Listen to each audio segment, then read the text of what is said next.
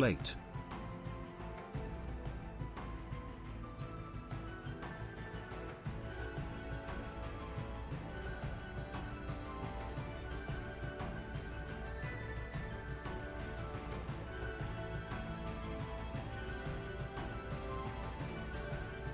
Alrighty, hello, how is everybody doing today? Hope you're doing well and you're ready for some more Beyond Fang gaming, though pretty soon we're going to be forming Dahui.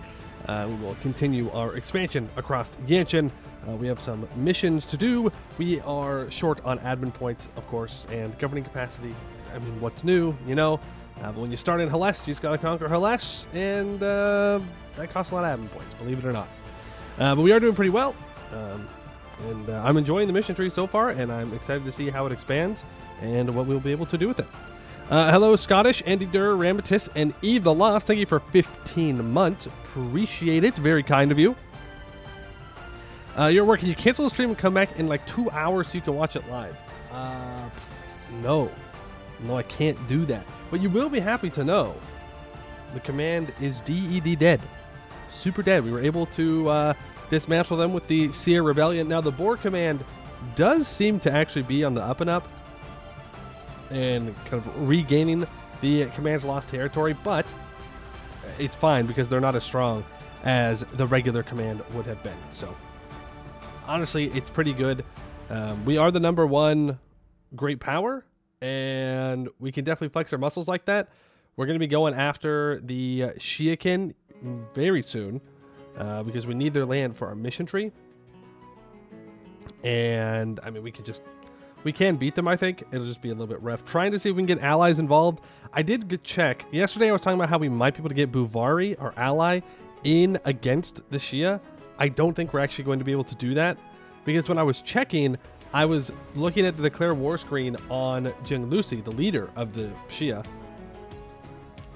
But we can't declare war on them because they can't get a claim on them. So I have to claim and attack one of their vassals, and Buvari won't join. So we may have to just do it on our own, which, hey, is fine, but I think we need some more manpower because we're kind of low at the moment. Dahui are better than Dahui. True. So true. We did fight dwarves yesterday because Verkal Ozvar tried to subjugate Kudet Kai, our ally, and got absolutely stomped. They didn't call in their ally. They just tried to 1v3, I think, against Lo Nagoan, Kudet Kai, and us. They did have a tech advantage on our two allies. Well, two allied war participants. But they did not out-tech us. So we walked in, we stack wiped his army, and we just walked away and let the AI kind of take care of everything else afterwards. So, El Dahui moment. Not good for them. Maybe next time. But, I mean, Verkal Ozvar always has that problem, right? Because they're an OPM. So, if you beat their army, if you stack wipe them, they're done. That's it. The war's over. Because they just can't build troops fast enough. So, they got rolled. And luckily, Kudet Kai only got like 3 or 4 provinces. So, that was nice. It meant that it didn't make it to where Kudet Kai is going to start snowballing too much. Which is good. Because eventually we'll probably want to annex them. And in order to do that, well, we kind of need them to, not be too big.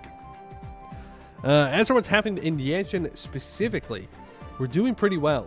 There are a couple of tags left. Lenshin Hui, Baik Dugong, and Jet Xiang, I believe, are the only 3 main people that are left in Yanshen. Bird Riders have a couple of provinces, and I think there's one other like small tag, Jin Quan, something like that. But they have like 2 provinces. So that's good. We'll be able to hopefully annex them when we get claims after we form Dahui, because there's no reason for me to push in there now. Because I don't have claims, but I will get claims. We recently took Tianlu, so that's good. We have to develop it once or twice to be able to form Dahui. The requirements are being Admin Tech 7, and Tianlu needs to be Development 45, and I need to own it. So once we do those 2 things, we're set. We're good. We're so back. Then hopefully we can get some more claims on everything else so we can continue to expand. Yippee! Oh, but yeah, that's the plan. That's what I got. I mean, nothing too crazy, to be fair. Just keep expanding. I don't know how big the Dahui mission tree is either. I would assume it's decent sized, but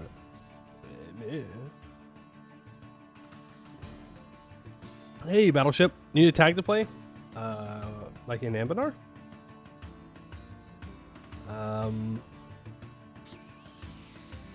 What are you looking for? Just like a random tag? Are you looking for a specific kind of game going on? Like,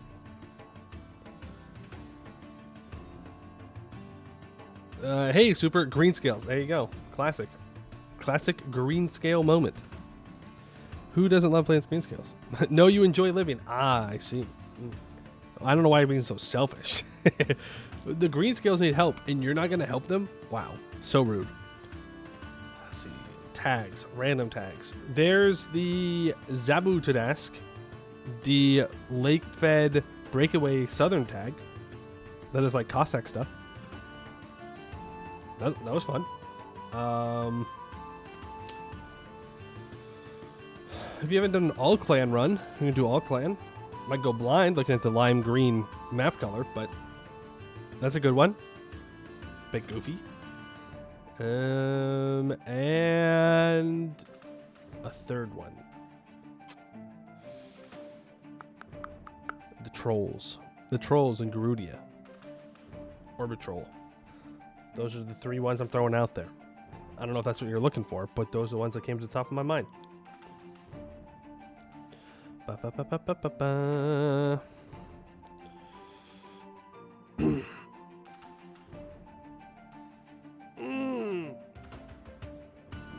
So I was looking at the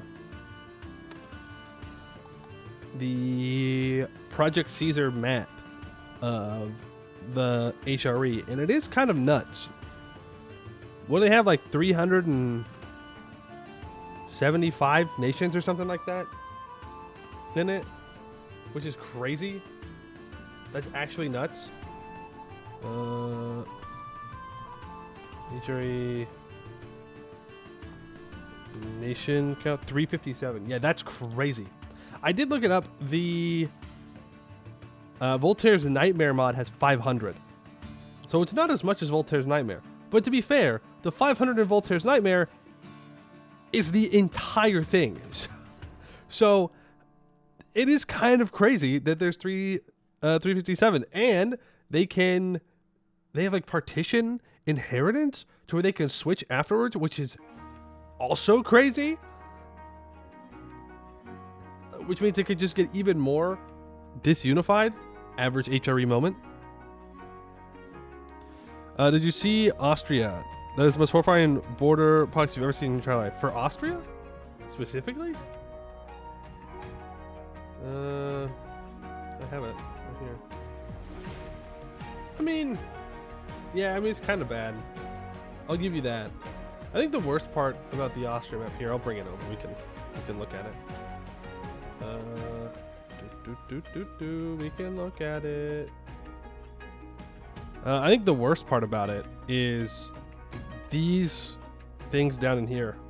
Bam, and it looks like Salzburg owns these two. They just, and then Sealy that just blocks Upper Austria from Lower Austria. It's just kind of funny. 5 X-Clans? What do you... Okay, so we have 1, 2, 3, 4. Oh, yep, 5. There it is. I didn't realize that there was one right down here in Switzerland. I guess it makes sense because that's where the Habsburgs start in CK3, right? It's down in this area somewhere. Oh, they also own one next to Ulm. Yo, Ulm moment. And you have this. Okay, that's a lot. Is that Austria right there as well in Strasbourg? Okay, maybe there are a lot of tiny little areas that Austria owns. I look at this. This doesn't look like 357 tags to me. I don't know. Maybe I'm just nuts. Maybe I'm just being weird. It just, to me, when I look at it, I'm like, nah, that's not it. It's like, where's Waldo? They're everywhere. More little Austria pieces keep showing up. I guess that you also Italy is in, right? So maybe it's because I can't see all of Italy that's in. Yes, the Lowlands is in, and I guess all the way up to Volgast. And I guess there are a lot of small tags over here in like Silesia. So I guess maybe there is 350, but it is a lot. I mean, it's a lot. I don't even know who I would want to play in the HRE. Like, I just look at this and I go, I don't know. How do you choose one? They're all like tiny little OPMs. I mean, maybe Brunswick. They've got some decent stuff. Lüneburg is all connected. That's huge. Fulda. I don't know anything about Fulda, but I mean, maybe them. You have Hesse in the middle. But I don't know. There's so many. So many. I just don't know how it's going to stay this disunified. I would assume it's going to consolidate pretty fast. I guess it just kind of depends on how the mechanics of the HRE work. Brandenburg, Austria, Bohemia, and Tyrol are the big four. Yeah. That's true. That's true. Trier looks pretty large, though. And they're an elector. So I feel like Trier is going to be a pretty important tag as well. I didn't realize it was big. And of course, big Luxembourg, which owns Bohemia at the moment. Mastani, thank you for the raid. Welcome in, Raiders. We are just looking at the Project Caesar map of the Holy Roman Empire, but specifically the more German parts. Just checking it out and looking at it. Also, Bavaria at the time period fractured, but they were actually the emperor. I think in one of the responses, it was confirmed that Bavaria has the partition laws. And so when they die, they're going to fracture. They're going to split into a bunch of smaller tags. So Bavaria is going to get tiny. Tiny really quick.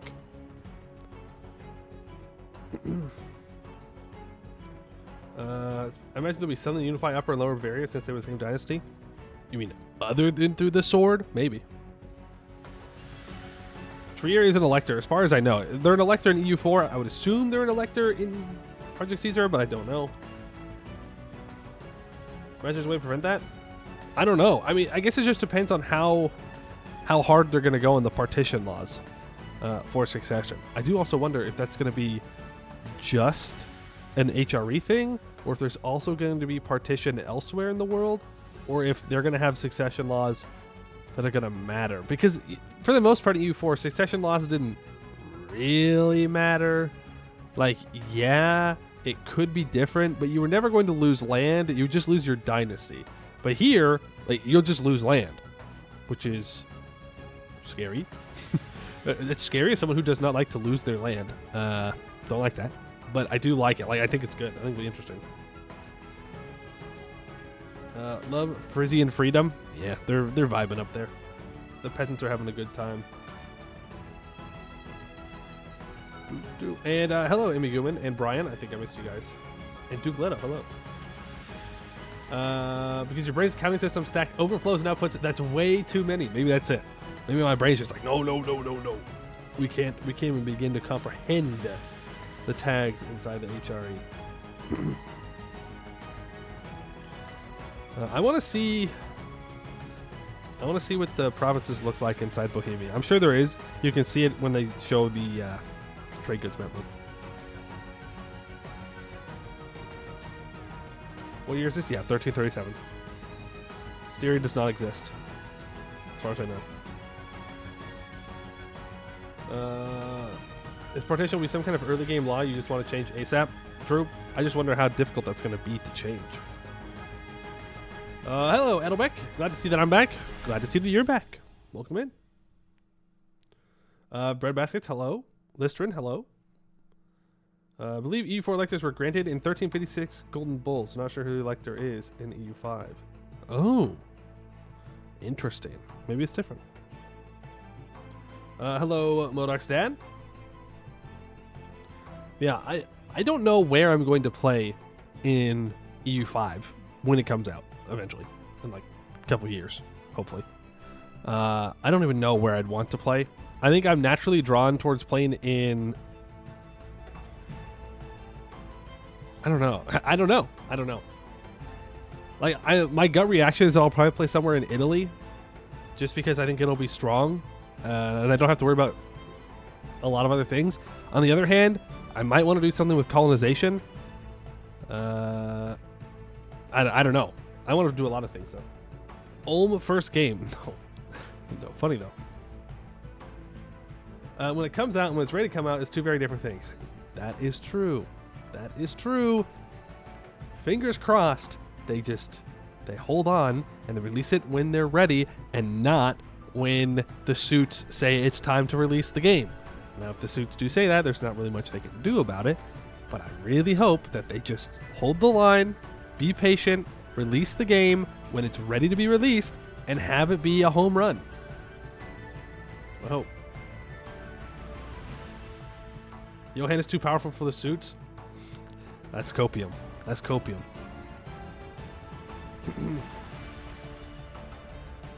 Don't think there's any real colonization at the start. No. Oh, God, I hope not. I hope that you don't even begin to really think about like overseas colonization until the mid to late 1400s. A dev diary day keeps the suits away. All right, fair enough. Paradox, so I'm going to wait 10 years or something, most likely play U4, then it won't be messed with DLC anymore either. Fair enough.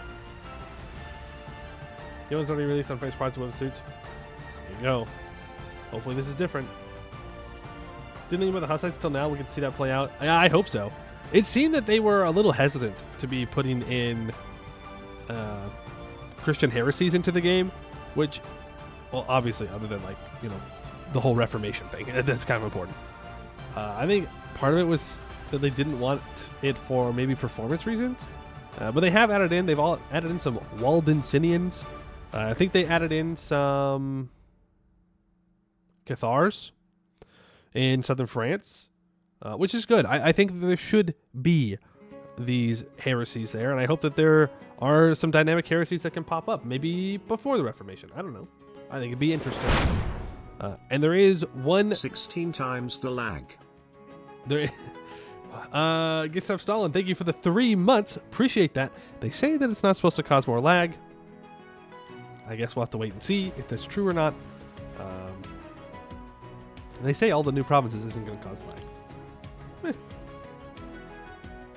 What was I saying?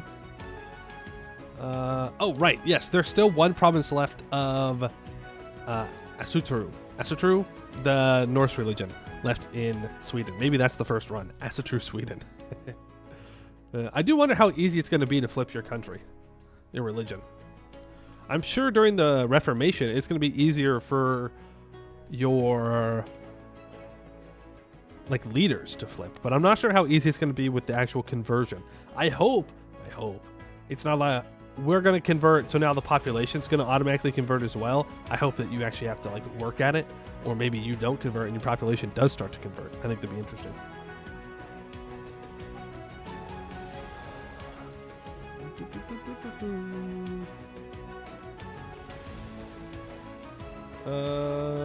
You can colonize early, surely just depopulate provinces. That's true, since it does actually cost population, as far as we know. Colonization will be expensive in that way. You can actually go to America with the ships that are started to be made in 1400. They have better sealing with better ship design. You want to get on a ship in 1400 and try and make it to the Americas? I don't. To be fair, I wouldn't want to go on any of those ships. Not a single one. But, I don't know. Part of the problem is that there's a long-running academic conversation about how much many heresies were actually different belief systems, not just local practice the church decided it didn't like. I mean, what's the difference?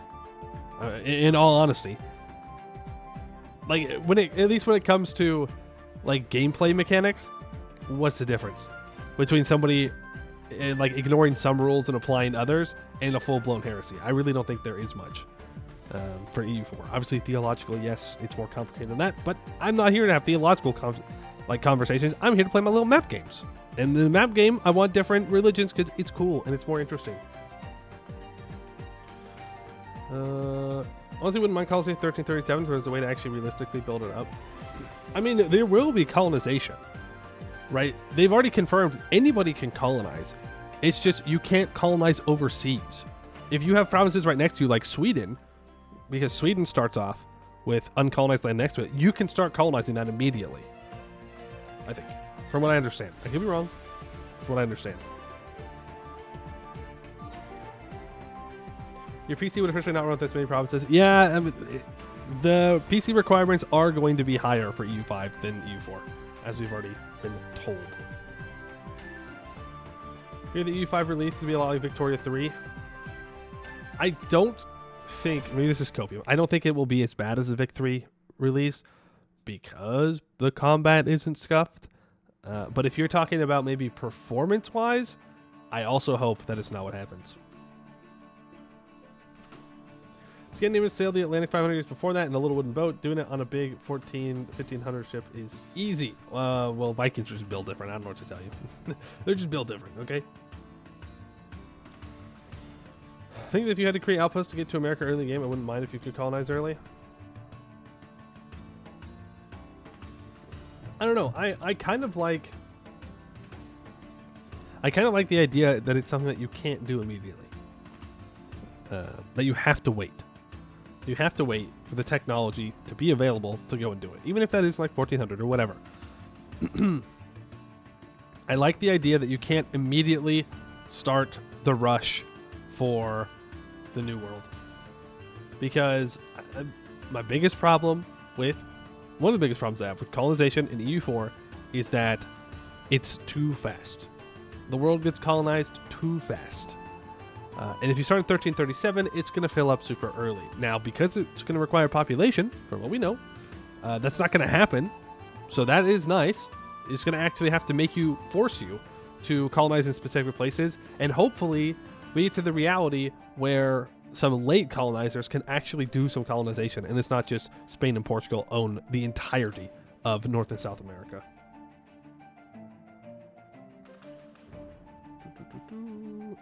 Performance and emptiness. I think a lot of things will be missing and will come through with DLC. I think it will seem super empty, or I really fear for it. I hope Paradox was wrong this time, though. That I would agree with. The feeling of emptiness is probably the biggest threat of EU5 releasing. Especially because EU4 is a very old game that has a lot of content. If you turn around and if there's not a lot of like special content and stuff, I feel like people are going to be really disappointed. But we'll see. Right? We'll see. We'll definitely try a Colonial Brittany game. Nice.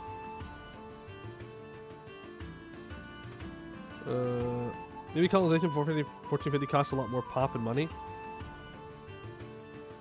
I don't know. I don't know, because I don't know how it's going to work, right? Like, I think we need to know how colonization is going to work before we can even be like, oh, yeah, I think it'd be good if it could happen before this date or this date. Just because we just don't know. Or we just simply don't know. Hopefully it doesn't have the CK3 to CK2 feel. That's also a big threat. I can see the launch being very fresh mechanically, but lacking flavor, which is acceptable. It's acceptable to a certain degree. But honestly, if it's solid mechanics and it's fun to play, that's better to me than just having only flavor. Yeah, I want good mechanics. Good, solid mechanics that are fun, that at first I'm not going to understand, but if I put the time in, I can really start to get a grasp on it and understand what exactly is going on. At this point, both CK3 and Vic 3 releases were disaster, not even about coping. No, you shouldn't cope. You should not cope. You should keep your expectations reasonable for what may or may not be coming out. Don't overhype yourself. It's not worth it. CK3 was fine, but stale at launch. It's still stale, in my opinion. So to understand EU4 trade 2,000 hours in, that's crazy for you. You didn't spend hours watching videos about how trade works? Not that you really need to know. I think the funniest thing about learning how trade works in EU4 is that you go from not knowing and you start learning how it works, and the more you learn, the more you realize you don't really need to know it. Like as long as you've got higher development is good, don't make everything into trade company and move trade downstream. Like, you've got it. That's all you need to know.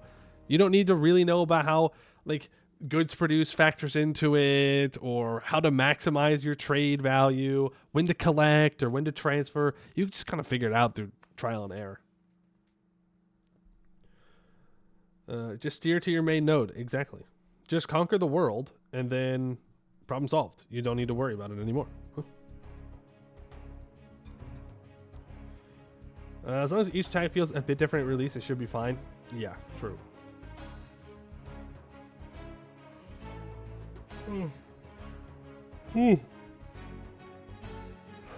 Looking at Paradox, how they've done things the last 5 years, I don't have high hopes, and also means I'm not buying right away. Then that's what Paradox games especially. That's fair. That is fair to not buy things immediately and to not pre-order things. We're probably looking at Dento Talk. Well, we're just looking at one of them. I was just talking about how it's crazy how there's so many tags in HRE. CK2 was fun, but still, launched was a big plate of great paste where it was a lot of content, but none of it had any distinct flavor or texture. I just don't think CK3 has that much content. I don't know. Maybe I'm being weird.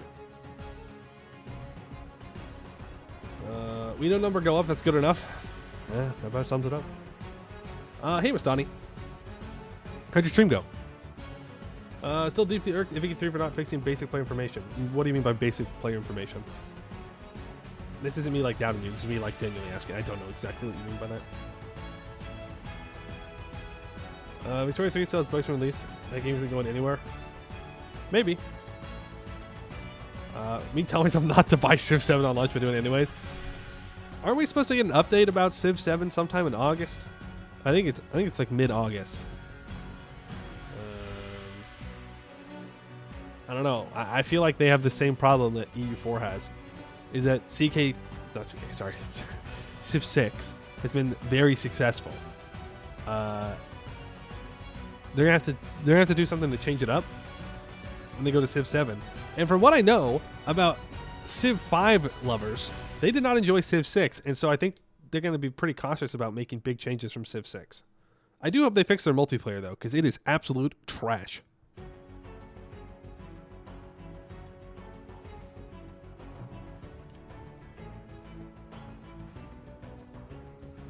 Biggest shortfall of CK3 was it didn't need you to be sneaky like CK2 did. Biggest shortfall of CK3 is that being sneaky is boring, dude. I'm sorry, intrigue in CK3 is so boring. I click button. I click murder. I sit there. I wait. I pay someone 5 or 50 gold. They join murder plot. They die. I move on with my life. It's like, bro. Like, that's it. Like, your options for being sneaky are pretty much murder, seduce, torture is an intrigue, but it's not really being sneaky. I guess you can like try and get hooks to change things, but you can only change the vassal contract once a lifetime. So maybe you go down the stewardship tree to get the money for hooks, and then you go down the intrigue tree to look for hooks, and you get money from people, and it's like, okay, it doesn't really, for me, it feels very contrived and very meh.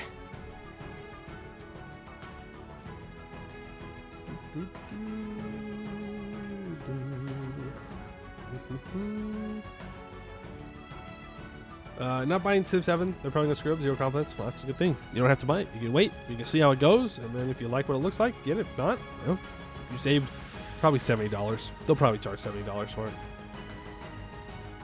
Out of all the E4 tubers going to Dento Talk, Lovely's drawing from actual source material when he talks about correctness and history behind the masters. You know? Yeah, see, I'm not too concerned about the correctness of them. A lot of other people worry about that. I'm worried about how it's going to play. That's what I care about. If you have to give up some realism for gameplay, like that is a trade I'm willing to make. Hey Maximilian, how you doing? Went well, showcased 2 games to give to keys for. Nice. Free games are the best games. One is very early and is light in content or context and needed balance. The rest is really on point. Graphics, humor, and concept. The other is very chill plane game. Ooh, I like planes. Nice. Well, sounds like it was a good time. Hope you enjoyed them. Anyone comes to CK2 is fucked. Exactly. Let's be real. Grand Strategy games don't really have too many newer people coming in to make new games success without support from older players from CK2. Kidnapping people's heirs for you, deck them was funny. That was funny. And then they nerfed it. Well, no, remember in the very beginning of CK3 when you could capture somebody while at war, and so you could like automatically destroy any large empire because you could just capture them? That was funny. Not balanced, but funny.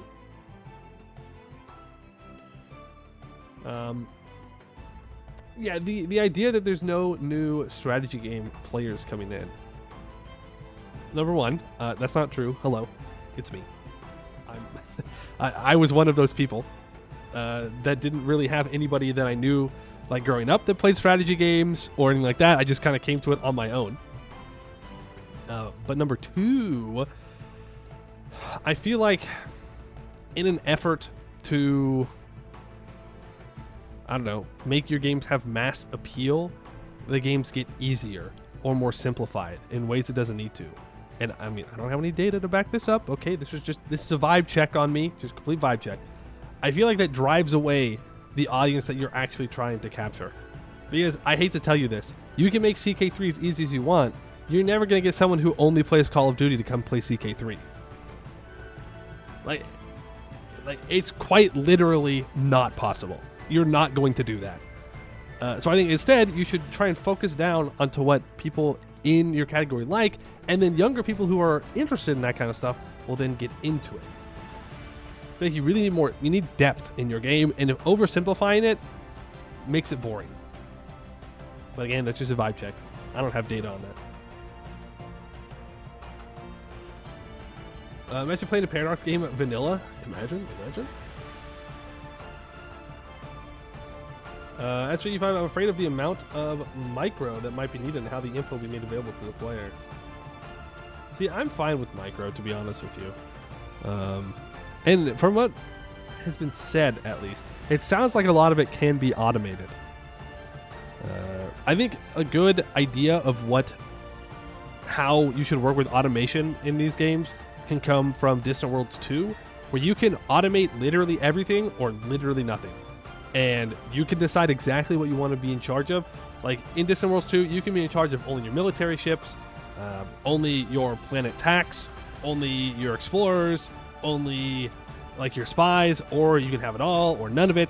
And I think that's a really good way to do it, is let people customize exactly what they want to interact with, and then just let the AI deal with everything else.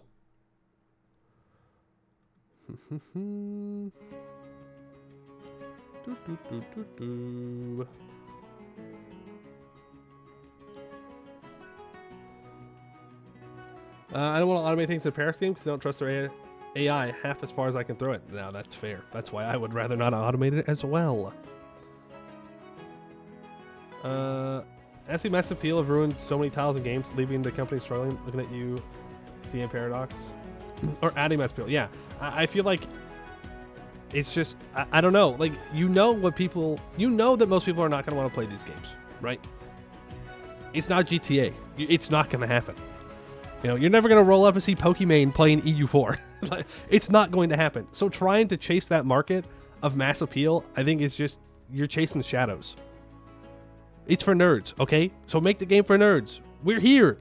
We want to give you money. Make the game.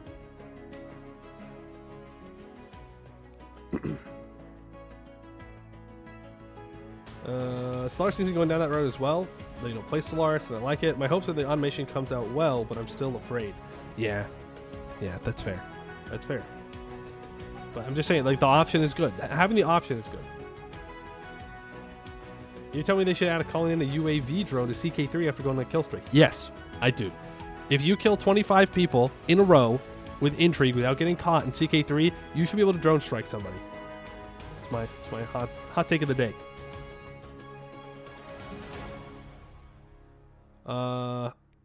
It would definitely be a what's the point question to ask if full AI could actually measurably outdo player performance. Yeah, but it won't, right? Like, we know it won't.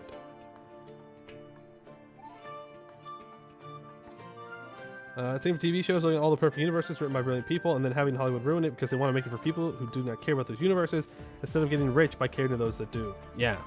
I don't know. I don't have a business degree.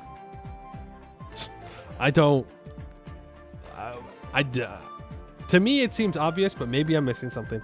Maybe they really do make more money that way. Maybe it was worth Maybe it was worth taking the game's potential, but I don't think so. As someone who wants to play those games, I would rather them be made, well, for me, right? Like, I would rather the games that I want to play be made in the way that I want to see them. And I don't think I'm that, like, crazy or far off of what other people would want to see in a game like this as well. AI could outperform some players, but would probably not be fun to play against. Yeah, I mean, yeah.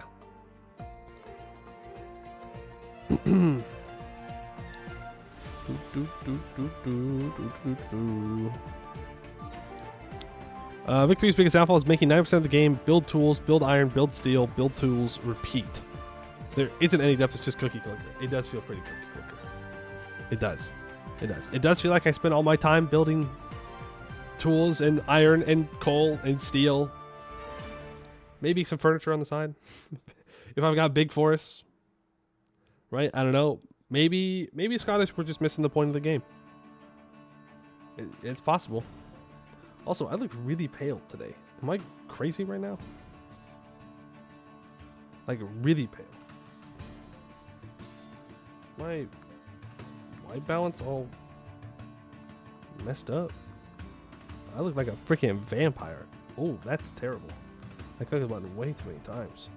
Way too many times. I don't know. I don't care. Elf Poe confirmed. Fun fact, elves can be just not pure white. I hate to tell you this. Pale today. Okay, I meant more pale.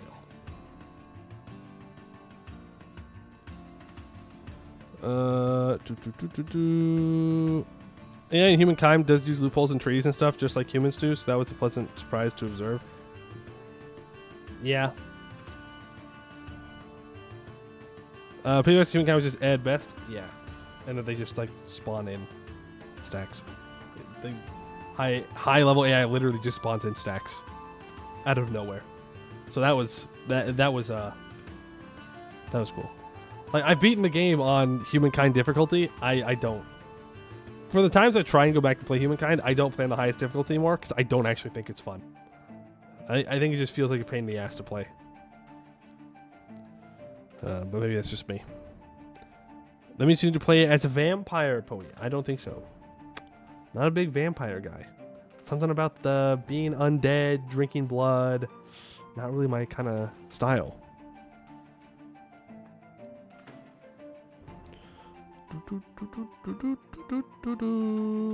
And the witchy? Oh, rip the witchy, you know? Rippy dippy the witchy. I think they had it in season 1. Making it a monster of the week thing. I think that was the play for The Witcher. They just lost the plot. Well, actually, they tried to add in plot. They tried to do crazy, sweeping stories, and it just didn't work.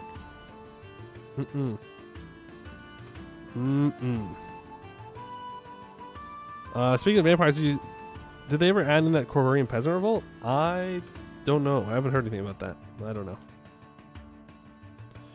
Hey, Duker's mom. Most strategy game difficulty settings gives the AI cheats. It's annoying. Yeah, I don't know how else they could do it, though. That's not me agreeing with it, by the way. I just don't know how else they would do it.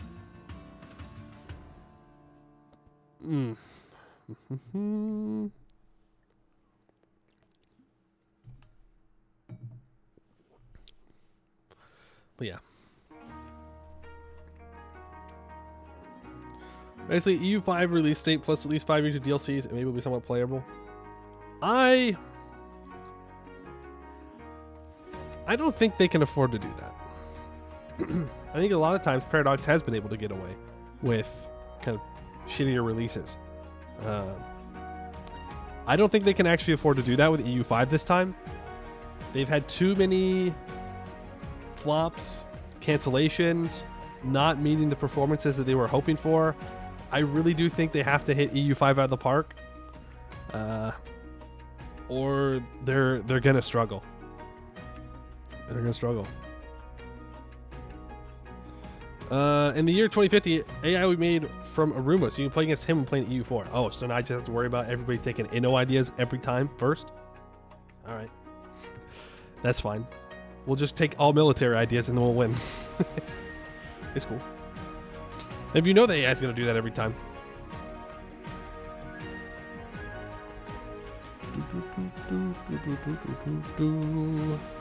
City Skylines 2 flopping is probably the biggest disappointment. I feel like it was a pretty big economic disappointment. I'll give you that.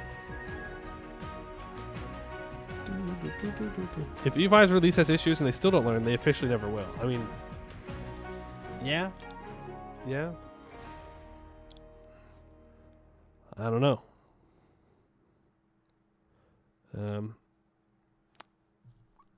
Yeah, I don't know. Releases have been rough, and I mean EU4 is kind of like the EU series is kind of like the last of their main series. I mean Hoi 4 does well, so I guess that's fine. But I mean EU4 is one of their flagships, and so if CK3 is not as successful as it could have been, and then EU5 is also not as successful, that's not a good look.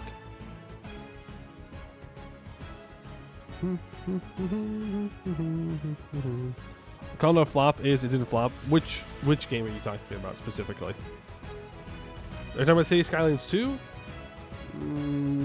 I don't know. I wouldn't call CK3 a flop by any means. I wouldn't call Vic 3 a flop. I would call City Skylines 2 a flop. Hoi 4 is the most concurrently played Paradox Islands? It is, yes. It is.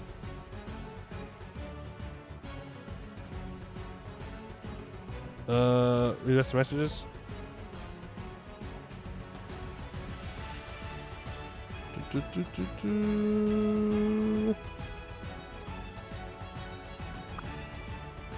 Okay. Although the first season in May did not know about it, and North Josh should be second season. Wait, what are you talking about for a flop?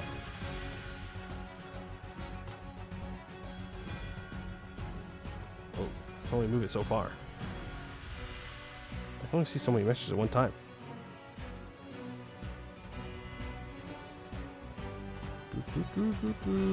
Chichos, yeah, okay.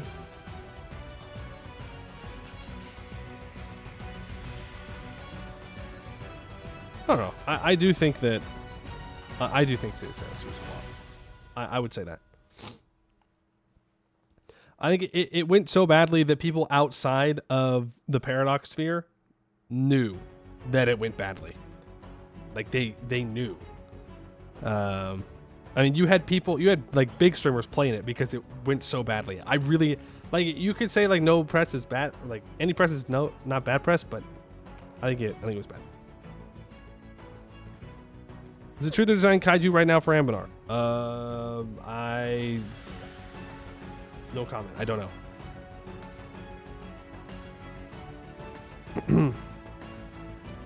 know. They are designing that area though. Insaya is being designed.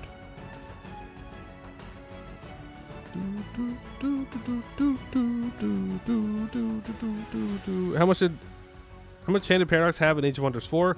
Is it a good game on release? I don't know. But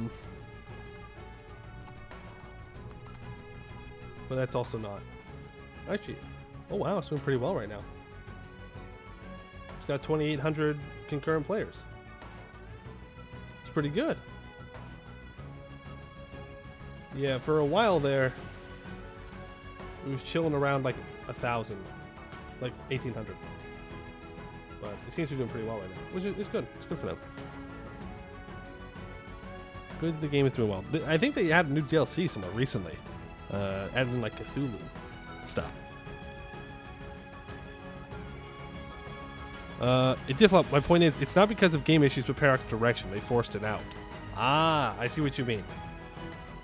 I see what you mean. You're making the distinction between flopping, being the game is bad, versus the actual release ideas of like how Paradox wants to do things. I suppose that's fair. That's fair. Gotcha. Yes, Age of Wonders is published. Yes. City Skylines. No, City Skylines I thought was in-house. Or did they put that one out? Did they outsource that one?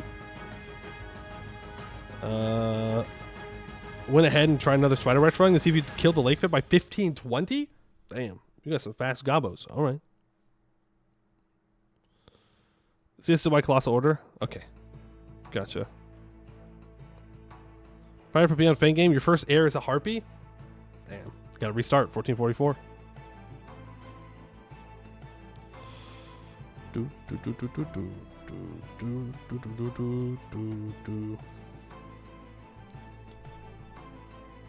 think about the company that makes City Skylines, but it's a still different company than Paradox, but Paradox owns it. Yeah, but I mean, if the problem isn't the game itself, which, I mean, there were problems with the game, but if it's not because of the game, but because of release schedules, then whose fault is it? I mean, to be fair, we don't know. Like, us out on the outside, like, we don't really know what went down or what exactly happened. But we can all have a pretty good idea of what's happening. I mean, patterns do emerge.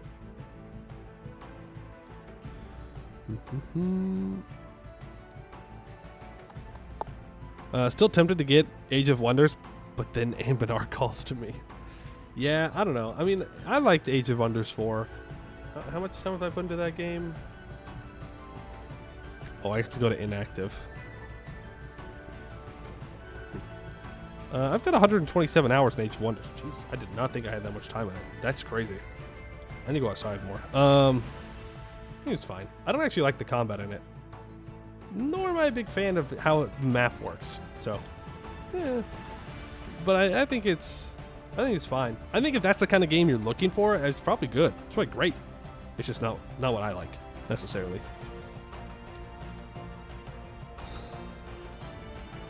Paradox 100% is making a Manor Lords type game real soon after the success of it. They could try that. Hard for me to learn new grand strategy after learning EU4. I'm curious why.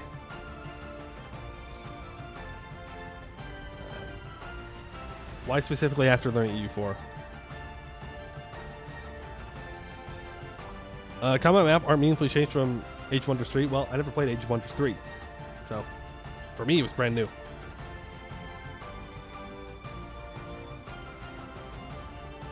It's because you know it'll be a huge time investment. I mean, that's fair. That is fair.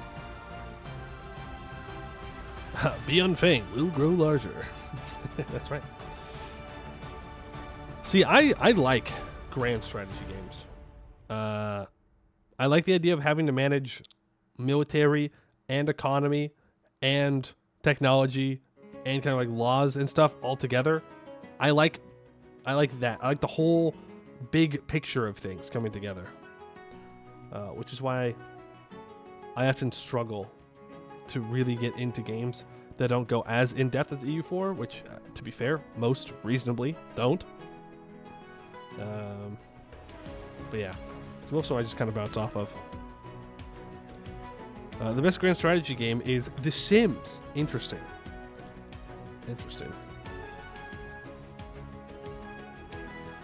Speaking about learning, I'm starting to learn Terra Invicta. Pray for your soul. Good luck. Get an advisor with High Persuasion, and get an advisor with High. What's the second one? Espionage. That's what you want. Not early. Early, you want to persuasion people, really. If you go to the advanced settings setup, you can choose the starting job of your first two counselors, which is huge. Good luck. Beat the aliens, unless you're being cringe and you're playing as the servants, which is super cringe. I've only gotten to Mars in that game, and then I just kind of like don't want to play it anymore. So I haven't even gotten into like the shipbuilding part of the game or like the actual fighting back part. I just get to like the build up. But yeah, it's fun. It's fun. Praise the Cube. Terra Invicta is great. Yeah, I'm not a huge fan of the whack-a-mole that is moving your counselors around all the time, but it's still interesting. Oh, rush to claim all of Mars. That would be my big thing. Don't worry about the moon. Put one thing on the moon, preferably somewhere that has heavy metals and water. Just one. Just get one spot and then get ready to go to Mars. Take all of Mars. Literally all of it. Take as much as you can. You'll do good.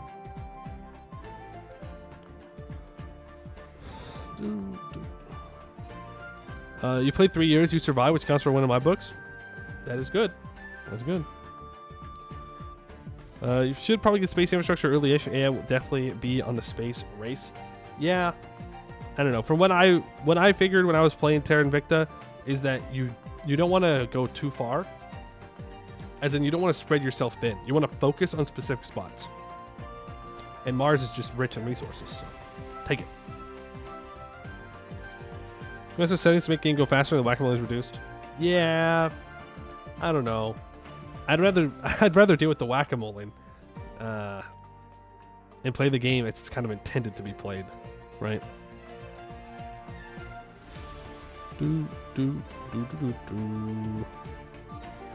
know the main thing you should never do while cleaning? Mix bleach and ammonia-based cleaners. That's true. That's very true. I hope you didn't do that. That would be bad. Not good for your health in any capacity. When do you have time to play again? Yeah, it is a super long game, to be fair.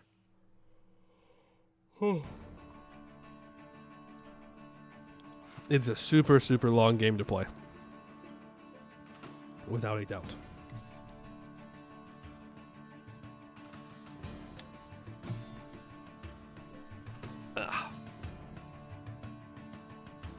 Don't feel like making a chemical weapon. Thank you very much. That's a good answer. It's a good thing to say. The government is always watching, always listening. I don't know what you got, what kind of laws you got over there on the other side of the pond, but I'm pretty sure anywhere you go, yeah, I'm going to make a chemical weapon. They're going to go, huh, interesting. How about you don't do that?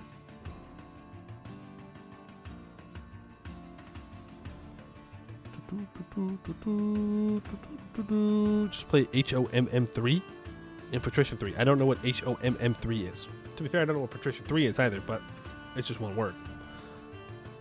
Look at the old Knights and Merchants. Old, but all of them still hold up 100%. Are these like old strategy games? Oh, here's the Might and Magic. Gotcha. We need to stop yapping and build Beyond Fang Empire one province at a time. Why must we stop yapping at the 1 hour mark? That's my question. We're not even there, technically speaking. We're at 58 minutes and 30 seconds. Must we rush away from the yap? Truly? Must we go and save Yanshen immediately? They'll still be there. The game is paused. Tell us a 2-minute joke. I can't do that. What do you mean a 2-minute joke? When's the last time I made like an organized joke? Right? I just do little hee hee ha ha goofs. That's it. Little hee hee, little ha ha. Like stand up like a whole comedy skit? No, I can't do that. Can you have a discount joke? What do you mean a discount joke?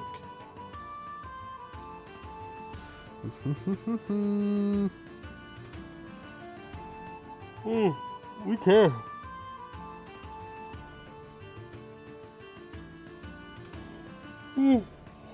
Wow, what a freaking yawn. Longest joke you've done was the whole town run. It was not a joke, it was very serious, but the punchline did land, I guess. Discount joke the US? Not funny. Not funny. It's very expensive, okay? You missed yesterday. How many times did you fight the command? Once. Then we dismantle them. So they're done. You mean a joke, but not full price. Am I getting paid to make jokes? Is that what you're telling me? You feel like the penguins are judging you? Only this one. This penguin is judging you. The rest of them are not. They're chilling. They're just hanging out, having a good time. But the pillow penguin is absolutely judging you. And me. All the time. That's all it does. It just judges. Alright. Alright. I suppose we can switch on over to the game.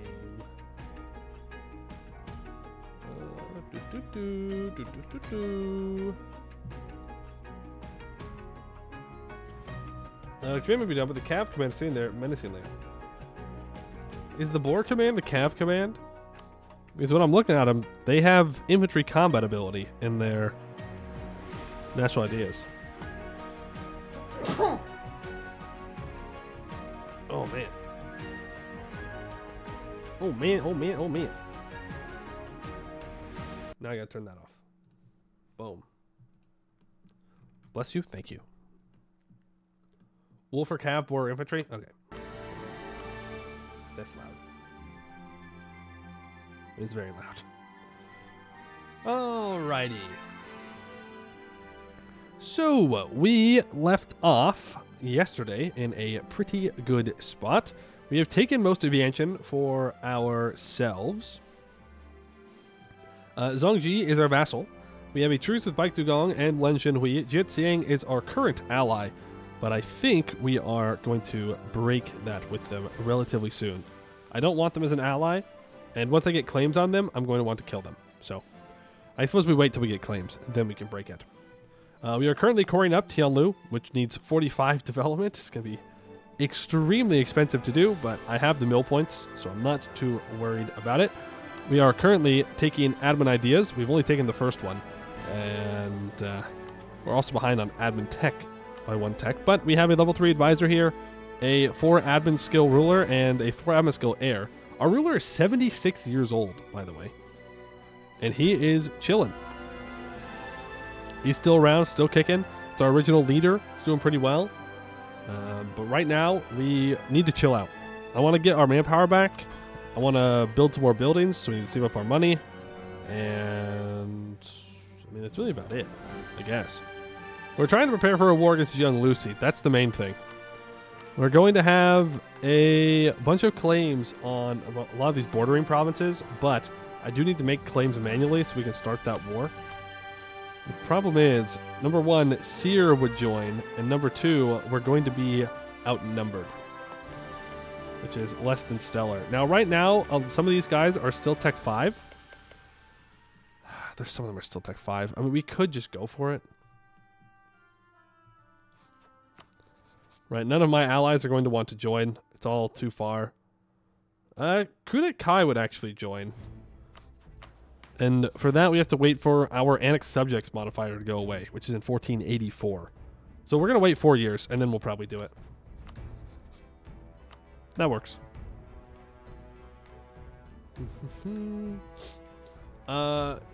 Yes, they did lose the Seer Rebellion. We helped out, and we were able to do it. The Boar command is coming back now, though, unfortunately. But at the very least, they're not as large as the command was at the start of the game, and that's what kind of matters to me. We're humans. You don't see any kobold advisors. That's not very inclusive. Well, we haven't yet accepted kobold culture yet. Oops. Sorry. We may get there one day, but for now, we don't really have a ton of governing capacity. And the governing capacity that we do have, I want to spend elsewhere. We're not full stating these because I need the admin points. Does the board command have the command's mission tree? I don't know, to be honest with you. Do not know. Now, where are we going to have rebels rising up? In here. Yeah, I do need to go to war with Nugan Sarai at some point. Again, I do think we just kind of want to chill a bit here. As for aggressive expansion, it is a lot. It's a lot with everybody that's Righteous Path. If they're not Righteous Path, they don't care, though. So, we don't really care. Philosophers demand restoration. The temple complex of Yanzhong has seen better days, and people know it. Those in the province have demanded that the state fund the restoration of the temples. This would be a huge drain on the treasury and our resources for little immediate gain, but perhaps it might be worth it, if only to appease the populace. It's 100 crowns and 50 of each monarch point. Yeah. What?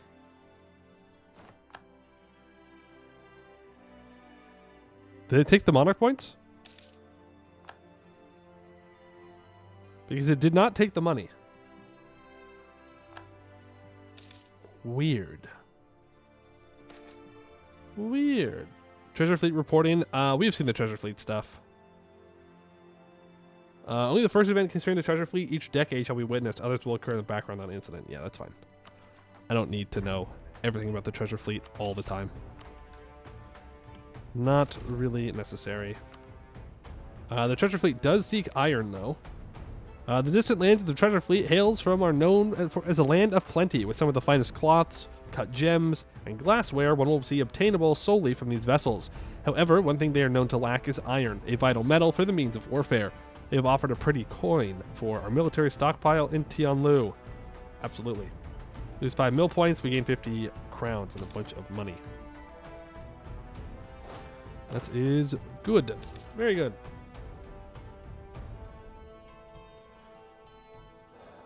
Moshi has another Kobold Closer province? Yes, they do. It's right on our border, too. Taking the nobility integration policy removes the Diplo debuff. Not the relation hit, though? Okay. Well...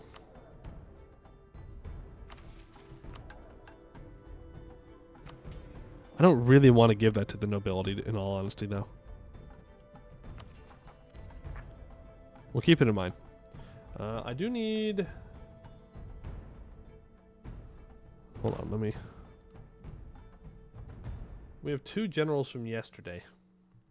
So we're going to get those today. Supreme Overlord, you are up. Oh, nice. 4-3. 4-3-3-1. Not too shabby.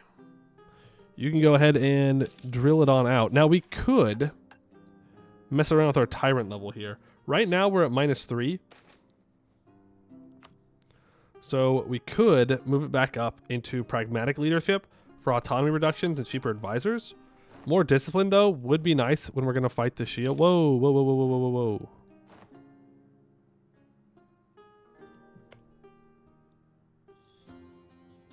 Let's,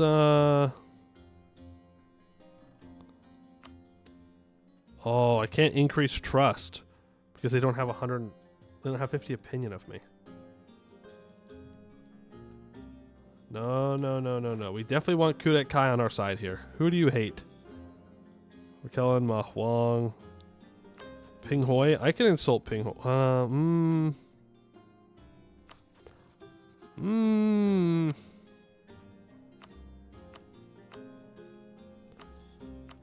We'll insult you. And then I can increase trust from favors a bit. Let's go. So if I wanted to max it out, it would cost, you know, all of them. Let's get 20 more trust. That should hopefully keep them as a solid ally here. Let's make sure our relations are maxed out. Keep improving with Zhongxi. Make sure our vassal is being cooperative. And General Eve the Lost has died. Okay. Emmy Guman, you are next up on the list. Boom and boom. 4 shock. Okay. Good enough.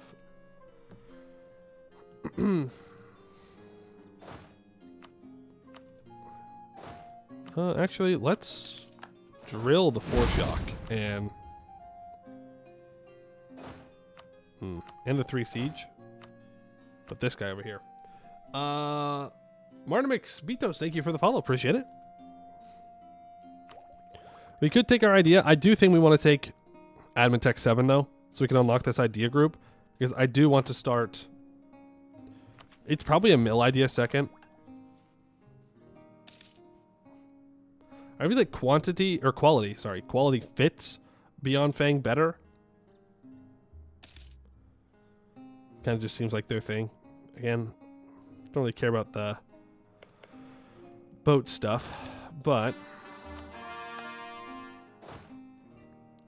don't know. Could probably be fine. Give me 1 cav. We're gonna move it over here. Combat width is currently 24. It's gonna be 24 for a while. So let's move you over. And maybe we could build this up into a second, like, full stack, which would be kind of nice. We'll go for 4 cav. That's fine. Because our infantry are really bad. They're, like, super, super bad. We are up to bomb pikes now, which does have 1 offensive shock and 1 defensive shock. But morale-wise, they're super weak.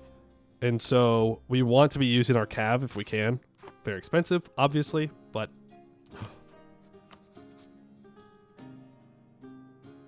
They might have just given me a blessing.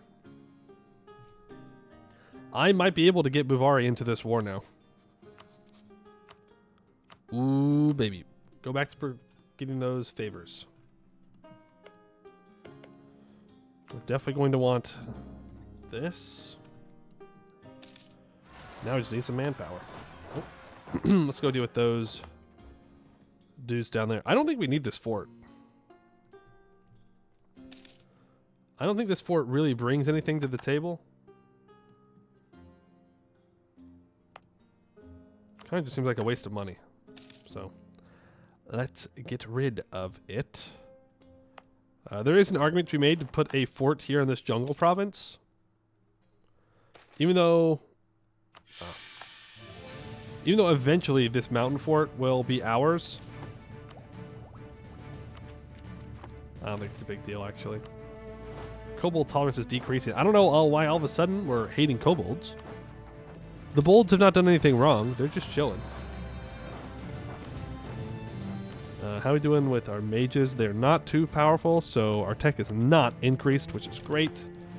That will allow us to take our next idea, which I do think quality is the play.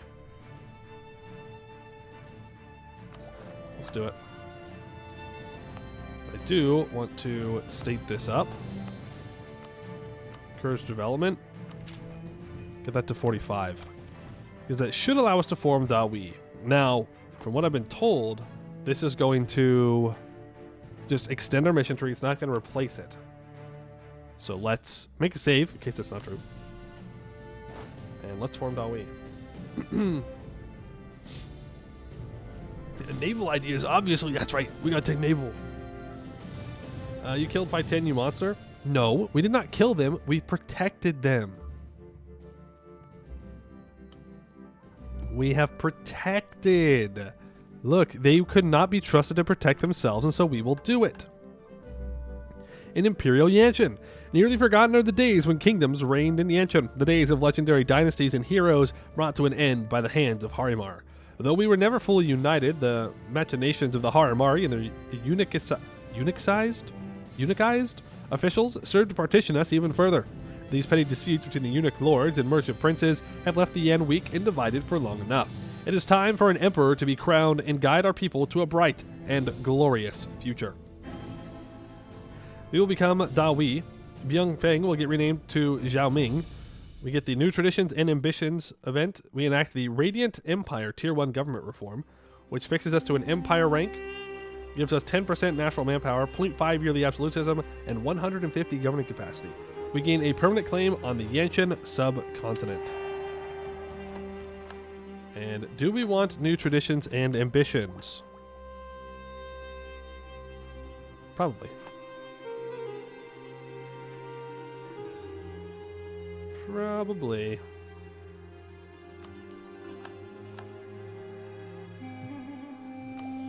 Alright, so our new... new traditions. We have -2 national unrest and plus 10% governing capacity. And minus 20% regiment cost. We have plus 1 yearly legitimacy, minus 15% advisor cost, plus 2 possible advisors, 5% discipline, plus 1 land leader fire and maneuver, 15% global trade power, minus 0.1 monthly autonomy change, plus 5% admin efficiency. Pretty good. The flag is also very good, and I like the map color. It's very strong for conquest, the ideas are. And we get permanent claims on everything in here, including on Ashikuma, including on the Boar Command, who we are going to have to go fight at some point in the near-ish future. Now, is there anybody that wants to become my vassal? Nobody that I want to vassalize. Okay. My Protestant regiment cost is amazing. It is very good. It is very, very good. It's going to make our military dirt cheap. Dirt cheap. That also gives us a bunch of governing capacity. Just so much governing capacity. Which is great. I'm going to build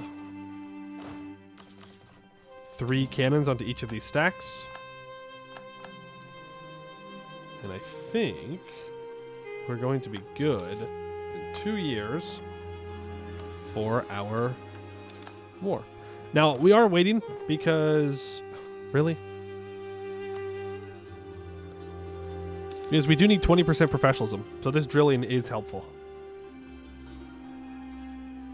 I will get that spine hour construction. The ecstasy of gold. Gold scale kobolds have long been regarded as a sign of good fortune and prosperity in Hellas, and so it is in Dahui. We have been blessed with a significant population living among us, and the people are greatly happy simply to have them around. Should we respond to this somehow? Celebrate this good fortune. We can get kobolds back to integrated.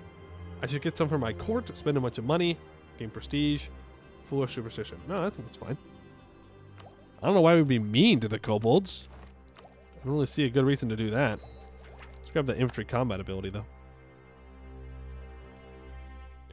Doo-doo. Let's use yet. Separatists are rising up. I do wonder... Okay, he's in the process of annexing this guy. This guy's too disloyal. Which is great. It's actually really good. Gold bullets are wholesome. They're just little guys. They're just little guys. They're hanging out. We do, by the way, need to be building a bunch of barracks. But there was another mission that I saw. Well, no, we just build barracks. Getting regiment drill loss reductions is so good. It's so good. It's so unbelievably good. We want it. Desperately, desperately, desperately want it. Temple complex is restored in Yanshen. Good for it. Are we going to transfer any subjects? I don't think so. I don't know. Oh, and there is our starting ruler dead. Well, he got to form Dahui, so he did meet his goals in life, I guess. Can't be too upset about that. We now have Dragon Emperor Kixu the First Long, a 413 Malevolent. Not the greatest. And I don't think I have anybody that I can royal marry except for my Harpy vassal. So we will go ahead and do that to increase the chance of us getting an heir. Time to drill him? No, he's fine. A new ruler. The ship of state sails under its own wind, and a new hand on the tiller can only change course so much. Whether commoners view Dahui's government as tyrannical, benevolent, or something in between, ultimately comes down to the laws of the land, the bureaucratic and judicial apparatus that administers them, and the local magistrates who enforce them. However, the occupant of the Dragon Throne still holds great sway. He can issue proclamations, appoint, dismiss, banish, and execute officials at will, and use his supreme authority as he sees fit. The realm anxiously awaits which direction the newly crowned Dragon Emperor Kexu Long will steer Dahui. In recent years, the people have found our government to be ruthless and tyrannical, compelling loyalty through fear, with dissent and weakness being cut out with a razor blade. Dragon Emperor Kexu I, with his malicious drive to gain power at all costs, has brought a dreadful resignation to commoners and courtiers alike, facing no chance of relief from the secret police and the myriad forms of torture at their hands. Watch your tongue, lest it be cut out. You're seeing it slightly more ruthless. Well, that's just not nice. How dare they say that we're ruthless? We should have a conversation with them about this. We should let them know that we're not ruthless. Me? Ruthless? No. But we can complete the first national idea as well. Emperor of the Yan. Yanshen is an immensely prosperous and wealthy land, long coveted by foreign conquerors. Both the Haramari and the Sun Elf chose our great land to be the heart of their empires. Okay. Any future invader shall have far more to contend with than ever before, for the Yan now stands united under a native emperor for the first time in history. I don't know about the heart of their empires, but they definitely wanted it in their empires. I will give you that. Ma Huang is attacking Verkal Ozavar. We have a 4 siege general currently.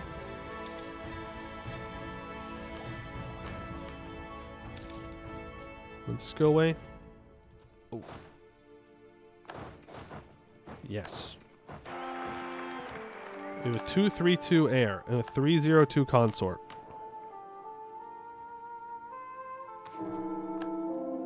The heir is going to go bye-bye.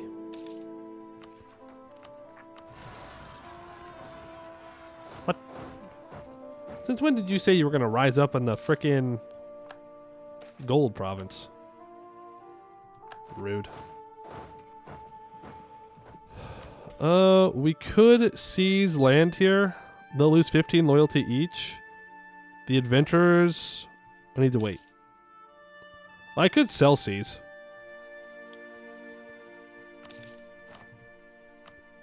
We'll do that.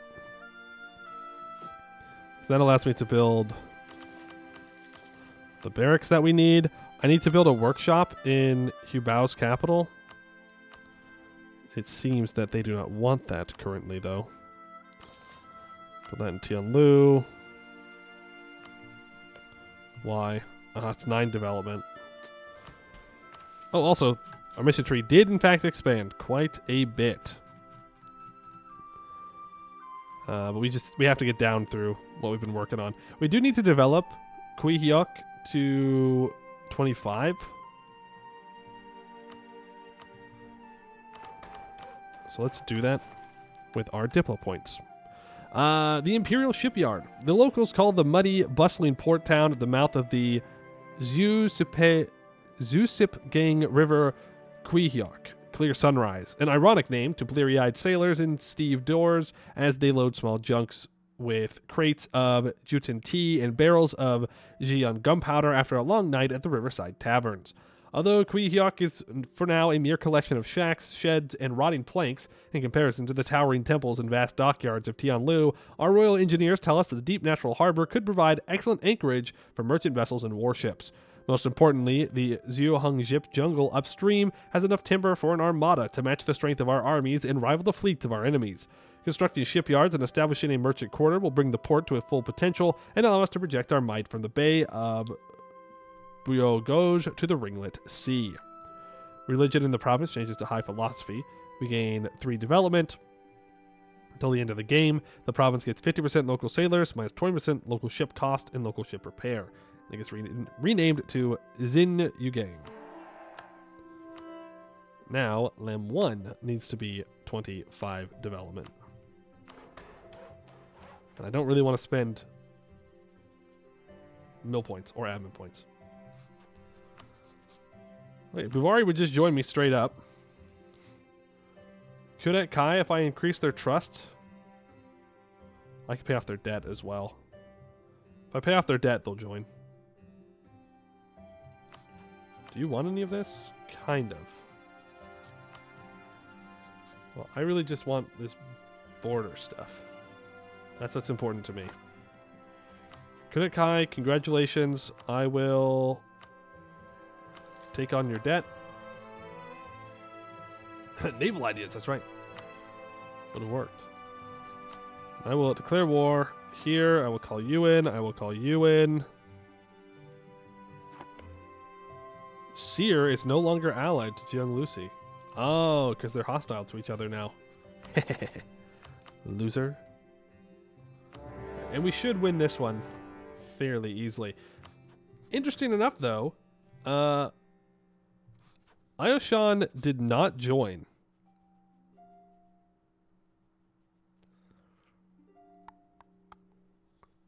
Because they're disloyal.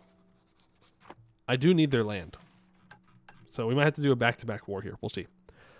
In opening, war has come to the Xianxi, and the first master of the Xia has called upon the righteous masters to answer the call. In the midst of chaos, there is also opportunity, and thus we must put our machinations into action. Already our agents embedded deep within the eastern Xianxi begin to scout the lands and sow discontent. We must throw the eastern fringes of the Shia into disarray and attempt to sever lines of communication between the eastern monks and the heart of the Shia, so that when it comes time for our forces to march, we march against a divided and ill-prepared foe. For 15 years, we get minus 10% province war score cost, minus 15% aggressive expansion impact. We get a permanent claim on a bunch of areas. So, yeah, we'll be taking all of our claims, and only our claims, in this war.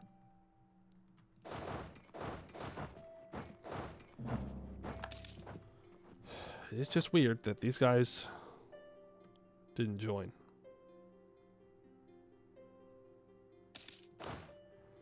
Okay, we're going to send the 4 Siege General onto Shia's capital. You guys move in here. Don't want a barrage or anything like that. Now, can I actually declare this war? I can.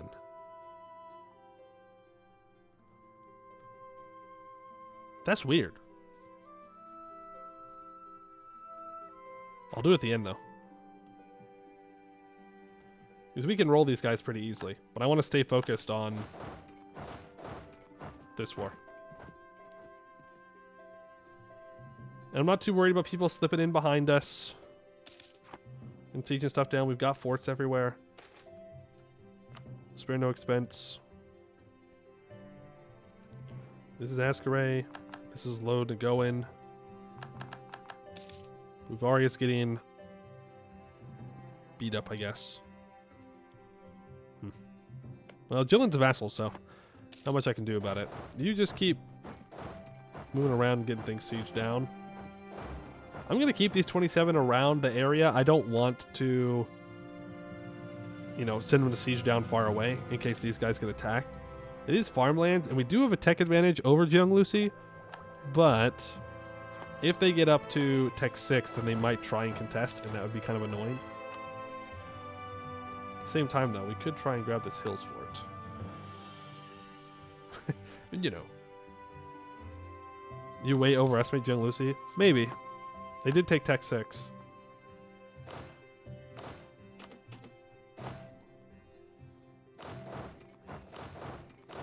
Don't really want the Cav on this siege, though. Full front line gives so much peace of mind. It does. It does. I don't have to worry about, you know, 2K stacks running around and just destroying my country behind me. I can just sit here. We can relax. We can siege things down. It's good. It's good.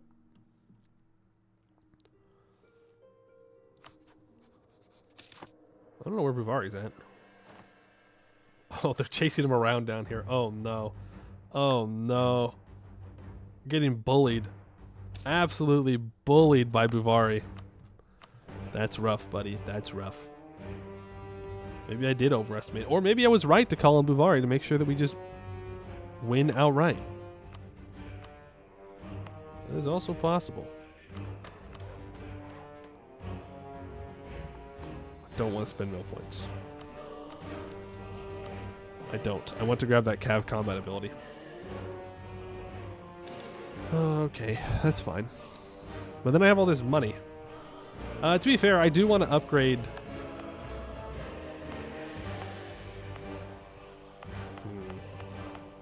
I do want to get a level 3 center of trade. This state is probably better for level 3 compared to our capital. But I would like some inland level 3 centers of trade. I feel like it would be very, very good for us. Really, Zhongji wants this. Yeah, it's Haramari. That's why. Okay. Let's bring you two together.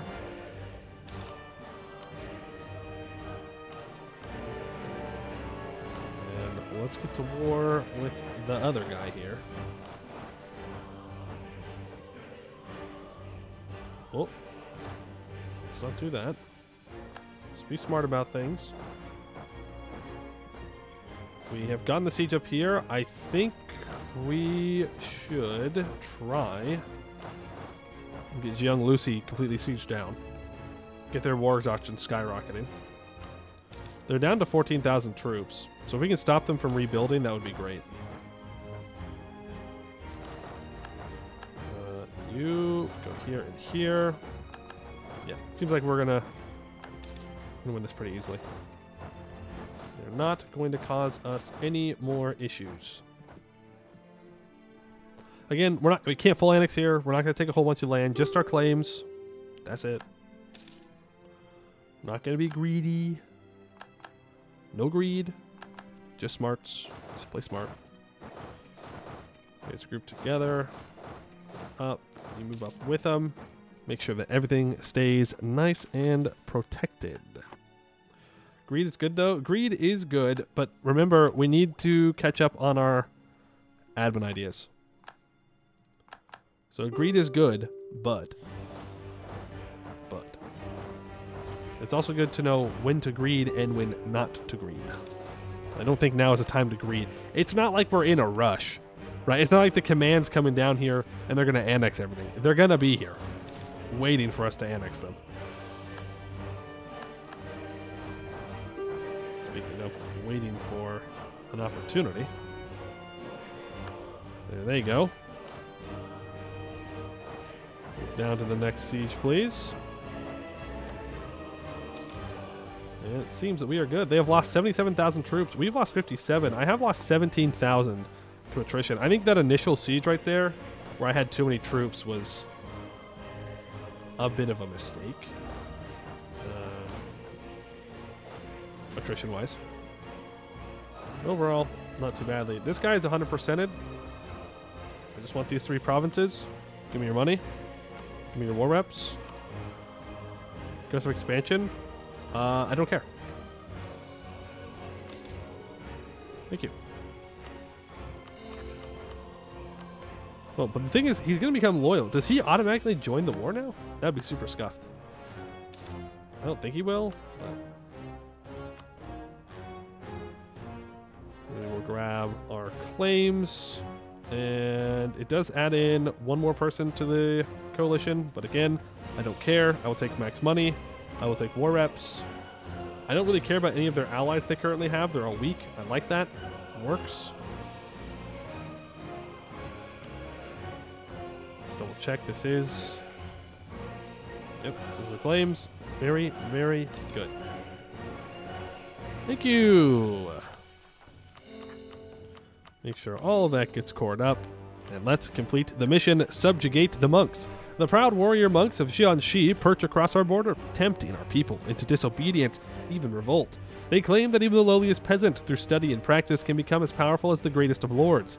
Despite all the knowledge supposedly stored in their temples and library, these monks clearly need to be taught a lesson in the error of their ways. Our teaching shall not be imparted with a pen, but a sword. Fate of the monasteries. Dragon Emperor Kektu Long stands as the great Mezzanine? I don't know. Of the Hanging Temple of Yanshen, the Proud Mountain.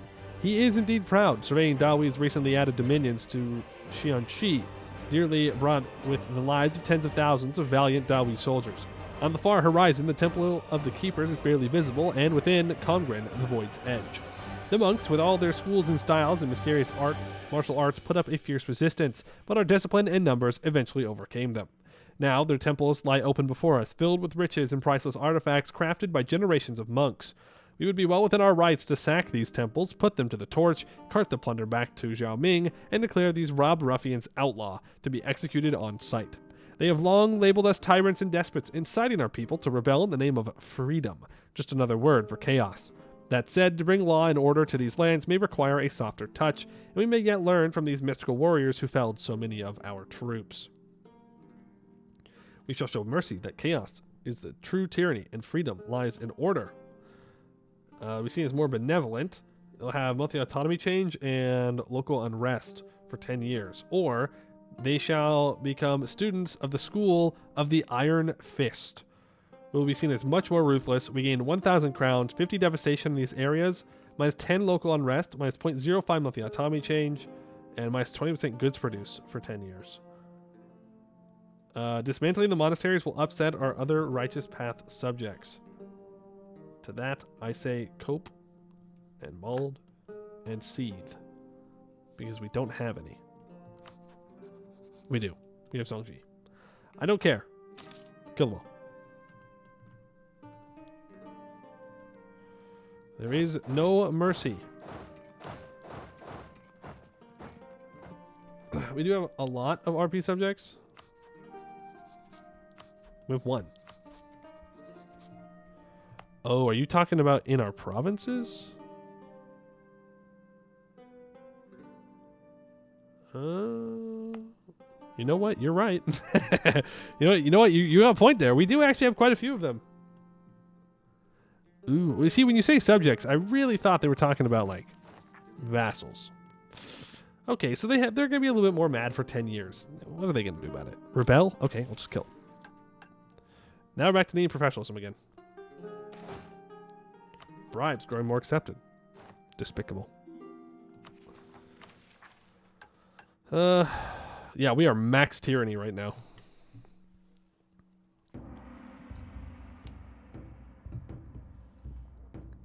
Max tyranny.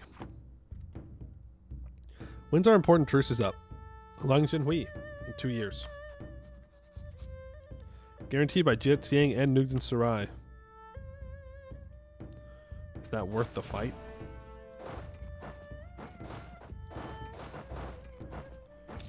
Show unrest map mode? Sure. They are a little bit upset. They are a little bit upsetty spaghetti with my decisions. A little bit not thrilled. Flight of the Keepers. A moonless night falls over Jianuxi, the Temple of the Keepers. The former stronghold of the custodians of Kongren, the Void's Edge, still lies in ruin after Dahui's siege. A cohort of guards surround the inner sanctum around the clock, keeping the sword under constant protection. The next morning, the court mages are to arrive from Xiaoming to discern its secrets. One of the guards hears a whisper of movement, but dismisses it as wind in the trees. Must have been the wind. Legend holds that the Keepers, creators, and supreme masters of the art of blade dancing, are able to kill with impunity within 20 paces, their swords impossibly swift and accurate. The cunning generals of Dahui devised a counter to this style: stay far away from the blades altogether. The armies of Dahui completely encircled the temple with mortar and batteries and regiments of gunmen. With shouts of storm, storm, storm, they hurled ceaseless torrents of shot and shells over the temple wall. The Keepers put up a nigh superhuman resistance. Dahui soldiers watched an Oz monk sliced hurtling cannonball clean through, or swept aside a volley of bullets as if they were motes of dust. However, their swords eventually shattered, their chi eventually gave out, and the gates of the temple were opened. When the mages arrive at the inner sanctum in the morning, they find the door swung open and the guards cut to pieces.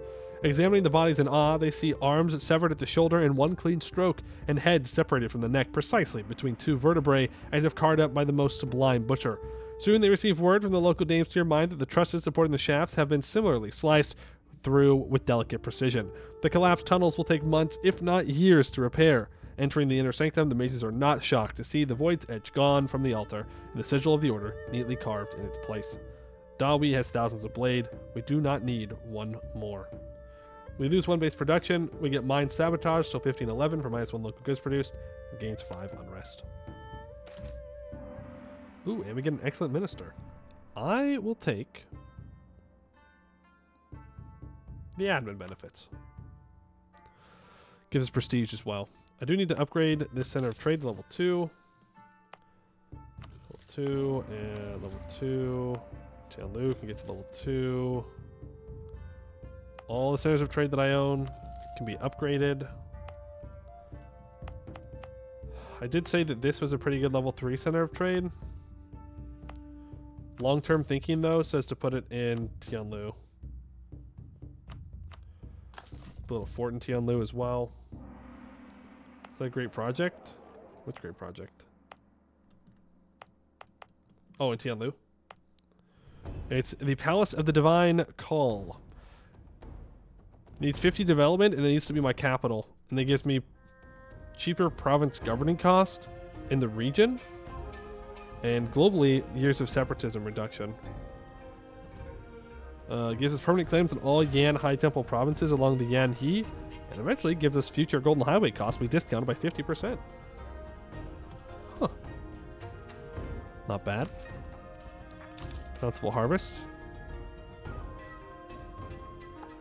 Haramari soldiers. scholars. Haramari have long been versed in legal scholarship, and a small group of resident Haramari have recently come forward with a petition to alter several laws in the state that they claim cause inefficient taxation and governance. Of course, the changes they propose seem to all provide indirect benefits for Haramari communities, often at the expense of established mercantile and landed interests. Shall we adopt their changes? Yeah, that's fine. Kobold's a great project? You have to be Kobold. Sorry, you have to have the teachings of Balrus. So you need to be a different religion. Provinces want even more autonomy? Sure.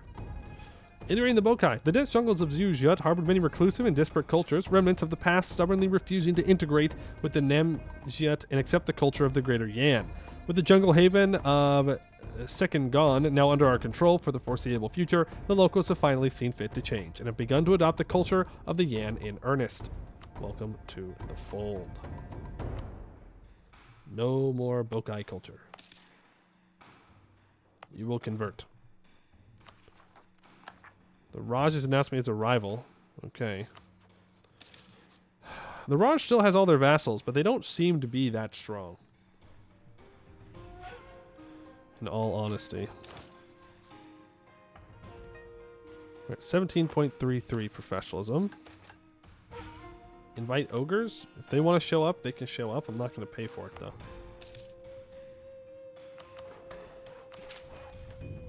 Fine, just get to 25 so I can complete the mission. The Waypoint Metropolis. Lam 1 is 25 development, has a marketplace, a temple, and a level 2 center of trade. The town of Lam 1 first coalesced around a high temple and has remained largely as a quick detour for academics and theologians on their way to the much grander high temples of Tianlu. However, travelers on the road between Xiaoming and our newly expanded harbor at Xinyugong have found it to be the perfect midway point to rest and resupply. We should capitalize on Lam 1's location by building toll roads and canals and expand the town itself to ensure a steady flow of goods and people from the coast to the capital. Becomes high philosophy, gains 3 development. For 10 years, we get minus 50% local dev costs. Xiaoming. And we can also get an imperial capital. Do we want to move our capital to Tianlu? Nah. I don't. As Yanshen falls under our dominion, Beyond Fang is growing beyond being the mere guardian of its borders. What was once a provincial outpost now governs an empire. The city smells of freshly milled lumber and baking bricks, and everywhere can be heard the shouts of construction and foremen mixed with the chants of drilling soldiers and spirited bartering in the newly consecrated Grand Market. Our geomancers have laid plans with auspicious precision for new districts to house the countless peasants and laborers flocking to the city, and the marshals who will govern them. To reign over it all, construction on a magnificent imperial palace to be clad in gold and porcelain has begun on a hill overlooking the Yanhe, a palace truly fit for the Dragon King. To be an empire worthy of the name, we must first devote the resources necessary to reshape Beyond Fang into an imperial capital.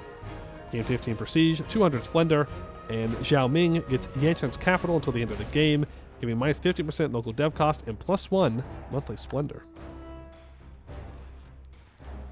Alright, Cries of Freedom, we need to own everything in Lanzhen Hui. Tianlu needs a workshop, a marketplace, and a temple. Working on a fort right now. Okay. The hills have eyes, they want me to own all the demon hills, including this province. That sucks. Because Azjakuma isn't going to colonize that. That's rough.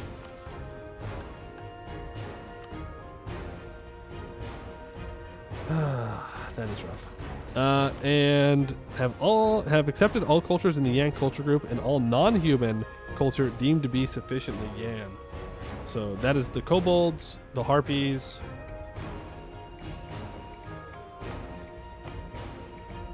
and the Haramari. So we gotta accept these guys. There's a bit at some point that colonizes it. Is it for anybody or just for them? Then we need to own everything in Yanshen.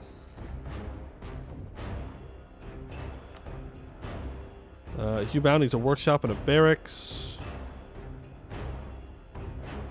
Okay. We build a spy network in Latakong.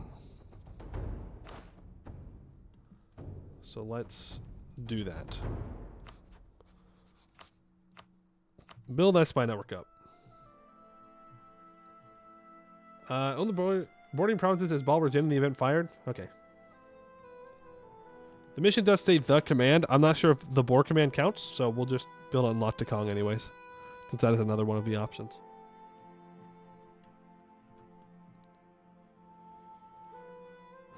Oh, Nugent Sarai has officially annexed their 2 vassals down here.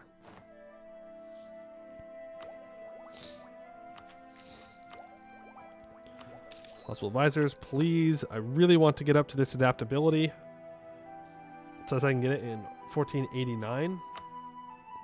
So let's just speed 5 the heck out of it. You need to stop drilling, because these particularists are going to require a little bit of group effort. A little bit of group effort to make sure that they can get removed. Hey, Emperor Armchair. Is the Insider Branch or New Master the one I should download on Bitbucket? I do not know. Do not know. I have not messed with the Bitbucket in a while. Magnificent Spirit Shrines.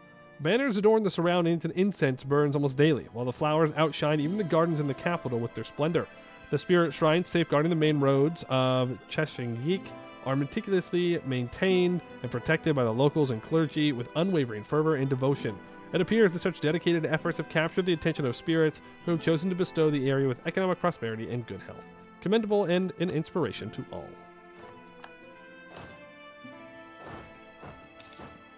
You can get back to drilling. We could build 6 more troops. Gain some core provinces. That's good. Okay, we're going to have noble rebels. Let's stop drilling for a second. We have to be ready for them. So needy. So needy. We can get rid of this too.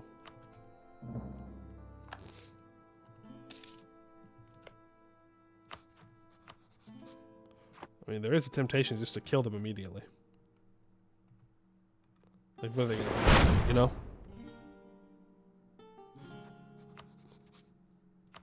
I think I'm going to. Just send these guys over. Shout out to the Boar Command for kind of handing them over on a silver platter. Oh, I don't want that guy. I'd like to change my answer. I don't want the 10% discipline event firing right now.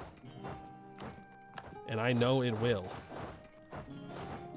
I know it will if I let that guy be hired. Nadia, thank you for the 10 months. Appreciate it. New Master is the one with the current new mystery in it? Gotcha. That's been dealt with. We're losing money now. Reinforcements. Okay, well, you're no longer guaranteed by Jitsiang. I could call in Jitsiang. The problem is he wants all this. As do I. Go figure. Go figure, we both want all of it. Drill, please. I think we wait for this war until our next idea here. We've maxed out relations with Zhongxi. Let me improve with you. Is there any reason to keep this harpy around? Any reason at all?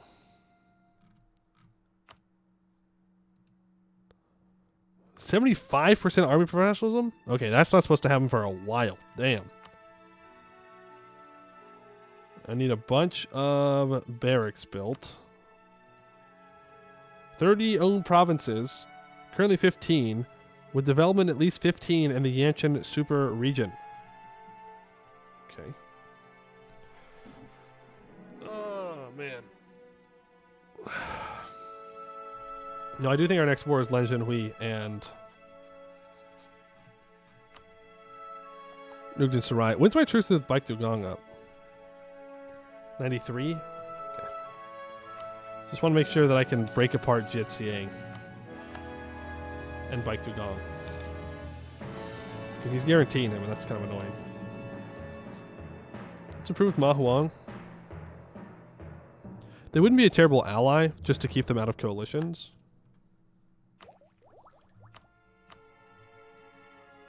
We can take you out. No one's going to really care. There we go. They're taken care of. 4-3-2 air. Not the greatest of all time. Won't lie. And we'll wait to core it up until we take the idea. No left-hand path Dahui, sad? No. No left-hand path Dahui. Yeah, you just done goofed pretty hard there. Have fun losing. That's not how this relationship works. You don't get to call me into wars. Just because I was not pulling the trigger does not mean that I was wanting to go to war yet. I will take that minus 25% core creation cost, though. That's pretty good. Ask mages to make a super baby? Why would I waste my money? Because that's all that really ends up being. It's a waste of money most of the time.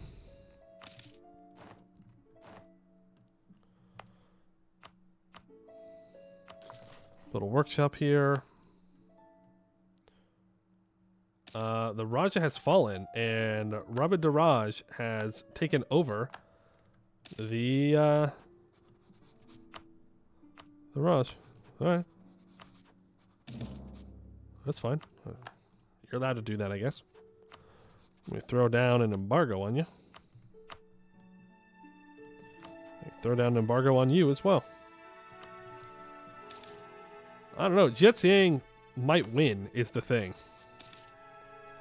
They might still beat Lan Zhenhui, but I was not ready to go to war yet.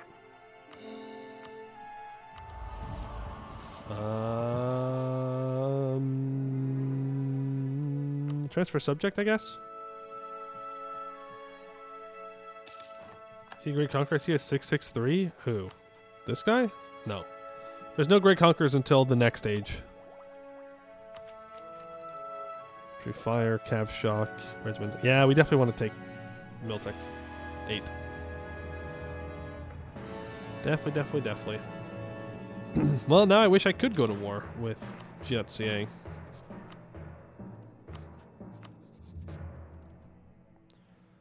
Guess we'll wait and see what happens. To be fair, I need to break this alliance anyways, so meh. There's the diet expired. Since we can't call diets anymore, that's fine. We're at 18.85 for our professionalism. Treasure Fleet visits Tianlu. That's great. You know what we could do? Number one, I can ally Ma Huang. Let's do that. Number two... Actually, I don't remember what I was saying.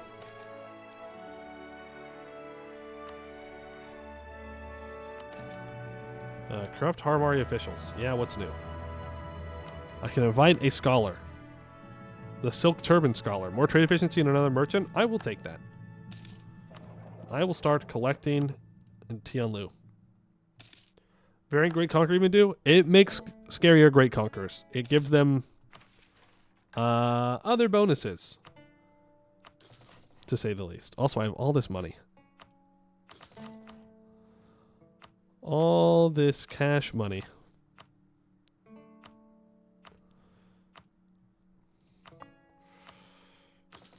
Barracks there.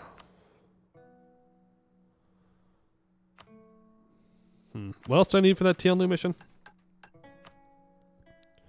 Workshop, marketplace, temple. So that's it. Okay. I'm collecting here, making a couple more bucks. Yeah, I do think Yanshen is actually going to win this war. It's alright, though. Buvari is going to attack Rebecca. So that's going to be attacking into the...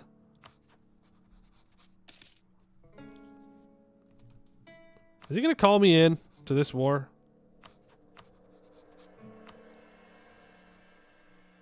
Oh. Wait. Why would all of his vassals not join? Hello? He is the Raj.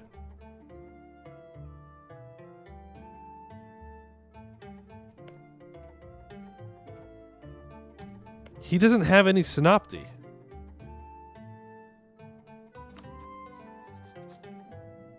Oh, all the synopti declared an independence war. Well, that'd do it. That would definitely not help. Great for me, though. Fantastic for me. Tier 4. Maintain balance of power. Expand temple rights. More local tax. You know I want to take maintain balance of power. It's just the best one. It's just simply the best one. I have the spy network, by the way.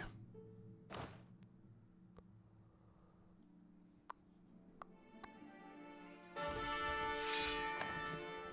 gonna fire them immediately. But I do want to get greater discipline. So, mighty as our army may be, our many loyal soldiers have been felled by the Xia dogs during our conquest of the outer reaches of Xianxi. Though for every one soldier we lose in battle, 10 loyal sons and daughters of Yanshen answer our call and take up arms to assist us in laying waste to the rest of the Xia that so desperately cling onto their so-called righteous path. But we cannot achieve such a goal without sheer numbers. They say the victorious warriors win first, then go to war. With our great army must come great discipline, and our warriors must fight as one. Weakness and hesitation must be purged from our ranks. Till the end of the game, we get the Dragon Battalions, which is minus 5% regiment drill loss, and we gain 8,976 manpower. And we can complete Monstrous Drill. The barbaric hobgoblins of the command, as savage as they may be, have not established their position they currently hold by sheer luck. Even by our standards, the military might of the command is something to be admired, and our effort to send scouts and spies to the region are beginning to bear fruit. Countless reports have come in over the last few weeks characterizing the command as an entirely militaristic civilization, and every facet of their society is to strengthen, aid, and reinforce their military endeavors. Seemingly, every hobgoblin is a warrior first and foremost, with everything else coming second to warfare. Scouts who have watched their training exercises write at home about how unified and cohesive they fight as a unit, no matter how small or large their fighting force is. As much as it pains us to admit it, there is much we can learn from their model. We get a moderate tolerance increase of hobgoblins. We add hobgoblin minority size to our capital. We gain 5% professionalism. The dragon battalions will be removed, and we gain the dragon brigades, which gives plus 25% army drill gain and minus 5% regiment drill loss. And now Hubao needs a workshop, a barracks, and 10 base manpower. We can build a bastion there. I'm half tempted to just take these guys away from being a march, by the way. Like, not really the most effective march when they're completely surrounded by us. Just saying. Just point out the facts. Right, now we need 2 iron provinces with 8 Diplo Dev and a workshop. They'll get 0.3 infantry fire for 20 years. And Dragon's Banner. 40% army professionalism. 25 barracks. Oh, okay, I'm not too worried about these then, because that's going to take forever to get there. Cries of Freedom. Tianlu is almost ready to go. Moving into the Demon Hills and accepting the other races seems to be the #1 priority.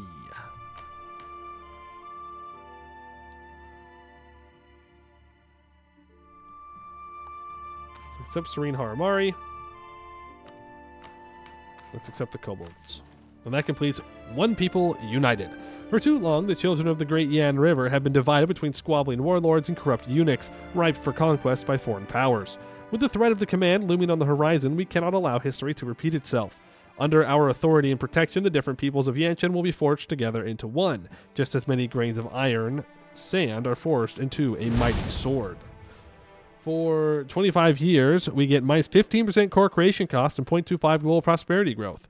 We get a tolerance increase of Haramari and kobolds, and we spread out their minorities around some cities that we own. That's going to make coring much cheaper. All right. That's good. Commander Faceless, thank you for the follow. Appreciate it.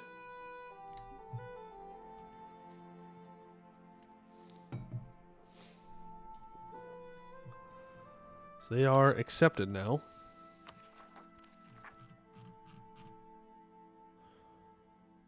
Coring 15 provinces will cost 280. We do need to start coring all this up.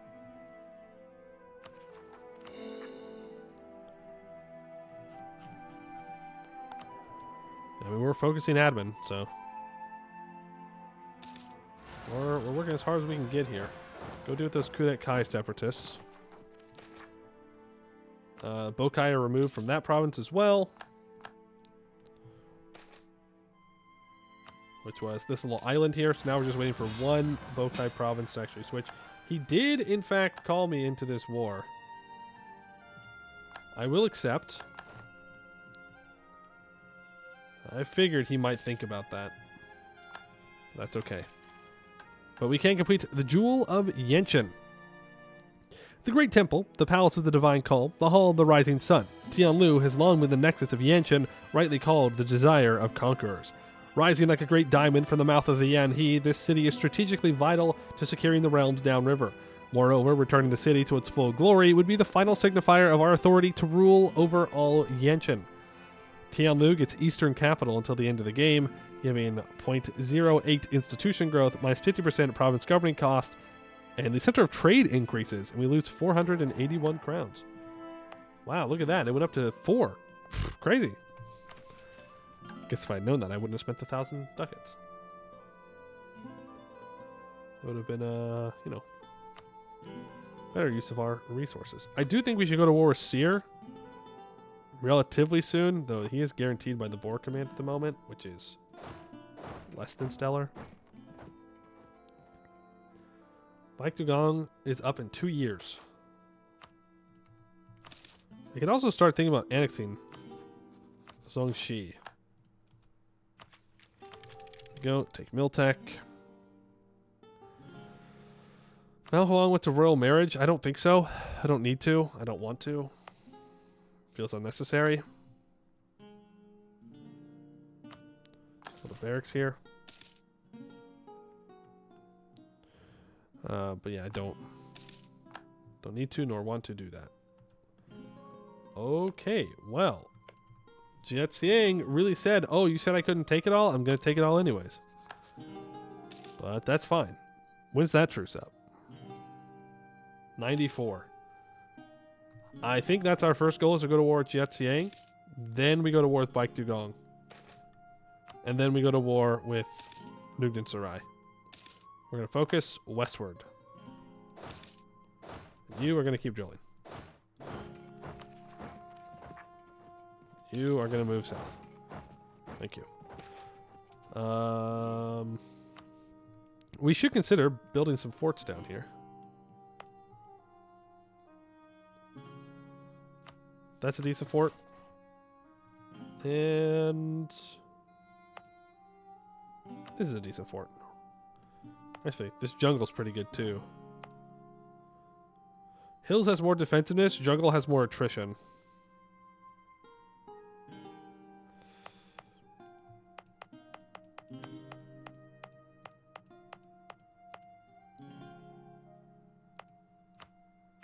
Building the jungle. Time to activate March. Yeah. I'm waiting to hopefully gain a stability through an event or something. So that way I can not go into the negatives and not have to pay admin points to stab back up. but we'll see how that goes.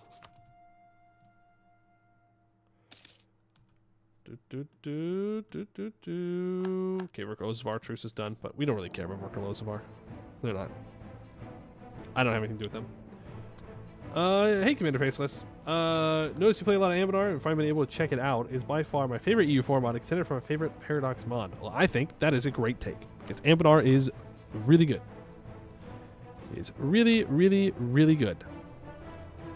I would definitely say it's my favorite mod, considering it's the one that I play, you know, all the time. I think that's a valid way to think about what I enjoy around. This is going to take us over our force limit by 3. That's fine. 853 a month. I think we're just about at the point where we can get rid of these mercs. We'll use them in these wars, and we'll use them very aggressively. We might try to do some assaults or something, and then just move on to only having regular troops. Hard to go back to vanilla after Anbennar? It is. It is. I will one day, though. I gotta get all the achievements. I gotta get all the achievements done, and that means going back. Like it or not, I have to do it. That means I have to do the 3 mountains still. And I do have room for more generals. Who wants to be a general? I need 2 of them. Actually, I need 1. Ooh. 1 general if you want it. When in 94 was it up? Oh, it's very close. Everybody over. And Jitsing has allied Mao Huang. Well, so much for that alliance. I can call in Kudet Kai, though. We'll send the mercs down to deal with Mao Huang. They have a war wizard. That is rough. That is super rough. That's just a regular... Oh, and they're a fierce negotiator as well. On one hand, I could sacrifice Kudet Kai here and weaken Kudet Kai.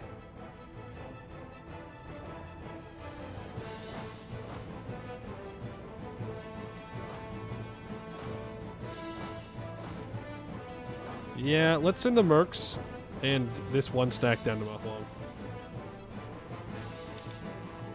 Probably kill someone, leave them to die. I have nothing to do with them. That's right. It wasn't me. The only other Paradox mods that can compete for me is Old World Blues for Hoi 4 and a few combined Stellaris mods. That's fair. I don't really play Hoi 4, so I've never played Old World Blues. But I have played with an amalgamation of different Stellaris mods. None of them quite get what I'm looking for, but some of them get closer. And I will take that Cav combo. Actually, I did ask for a general.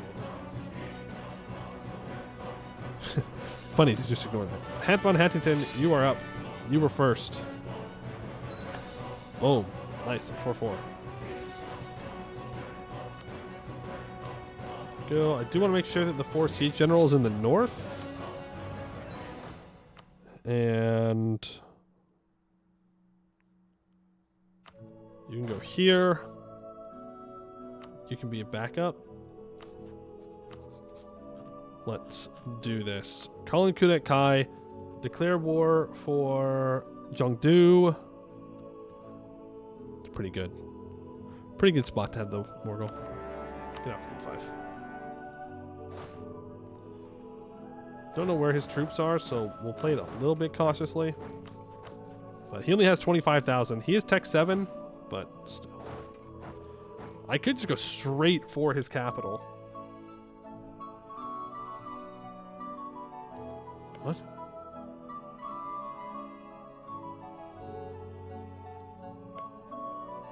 Oh, he's in the other one. I was like, what in the world? Be a lot of attrition.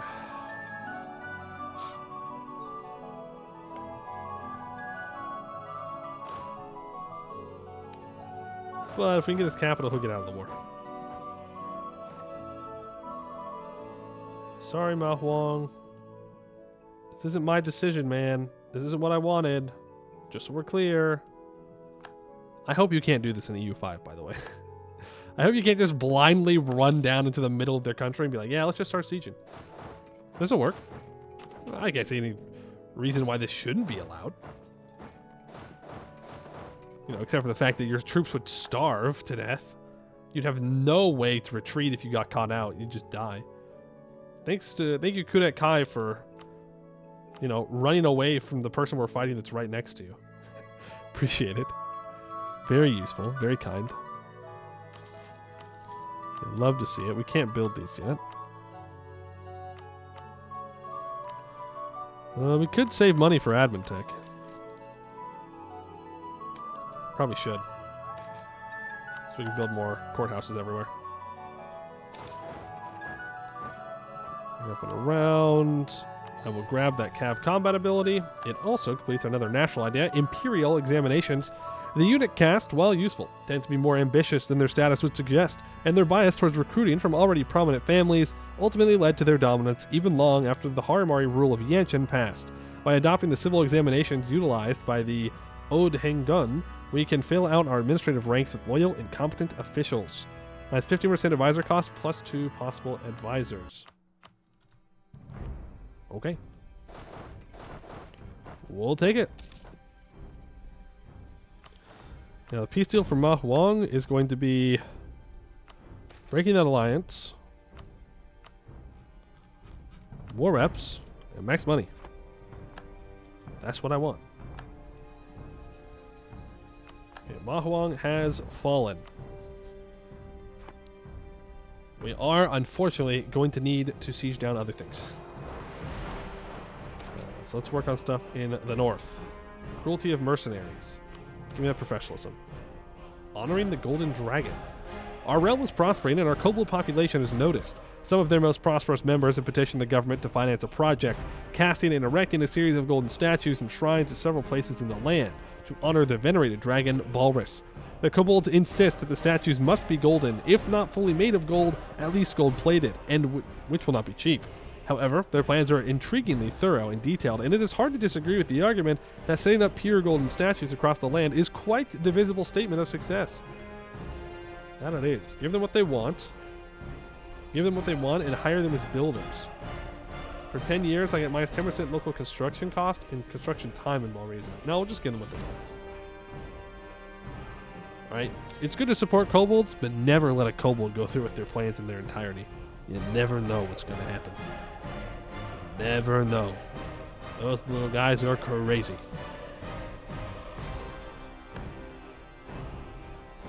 What are you doing? Let's not take stupid attrition here. Back off the siege. But it's fun? Yeah, you say it's fun until you see the bill. And you go, oh. Oh no, who let these kobolds cook? Also, the Raj has fallen.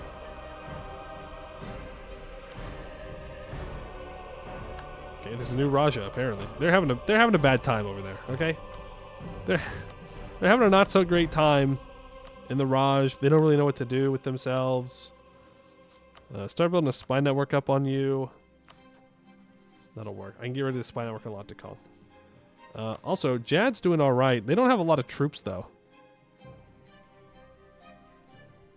Allied to Keterana, by the way. Classic. Classic. Everthill's doing really well. Well, he's fallen off that great power list pretty fast. Jad is being a bit chill. Jad is being very chill, considering that the Raja is falling apart over and over again. Man, all these people are picking up the Raj, and then they're just getting obliterated by the corruption that comes with it. Who would have thought? Dahui noble rebels. Okay, we have to go deal with those. But first, let's go say hello to a friend of ours who is sieging down our lands. Alright, Ma Huang, you ready to peace out yet? Nope. He's going to demand that we fully occupy. We're not fully occupied, but mostly occupy. Ooh, that's embarrassing. Well, so much for your longevity in existence. Minus 12. Let's get you guys moving south. Get some things occupied. I don't know where he went. Looks like Ma Huang's at war with Sertan.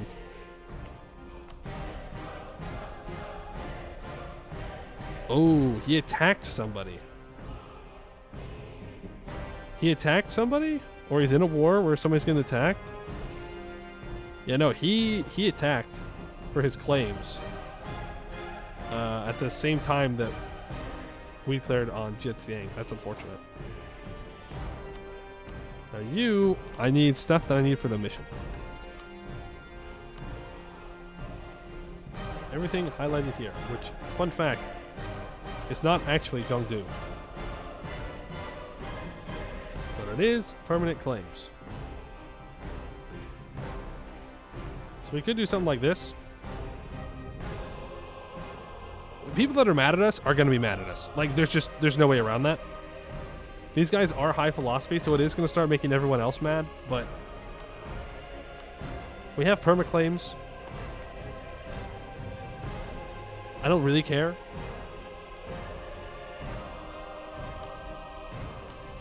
Like, we're going to jump on Baik Dugong here pretty quickly. In fact, they don't have a capital force. We may just send this stack to fight Baik Dugong, even though we don't have a cannon on it. I can build a cannon. I can just build one cannon. That's not bad.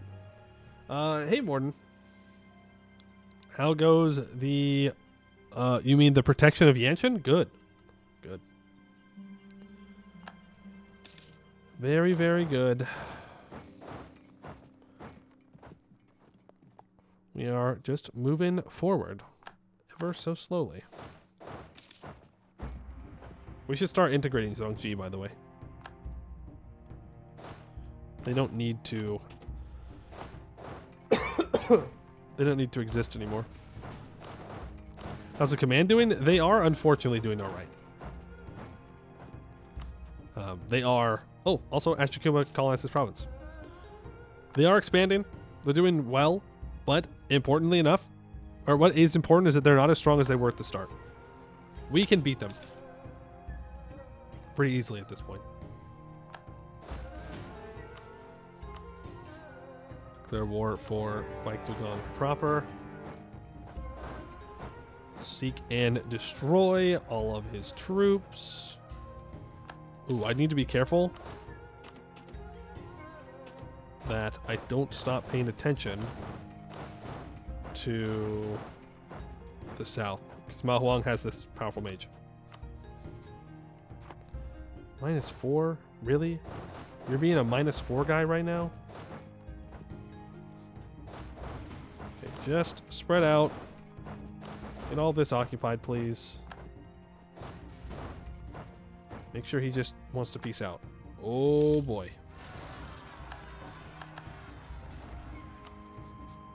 He's at 0. Come on, man. Thank you. Should all get black flagged, or not. Still walk up. Let's do it. I don't know why he has rebels. I don't know how he managed to get rebels. He has not expanded at all, but he has. It's kind of impressive. You all move up. We can take another admin idea. I don't want to, though. We have lots to core. Jin Quan is another person that we can probably... Yeah, we can just jump on these guys immediately.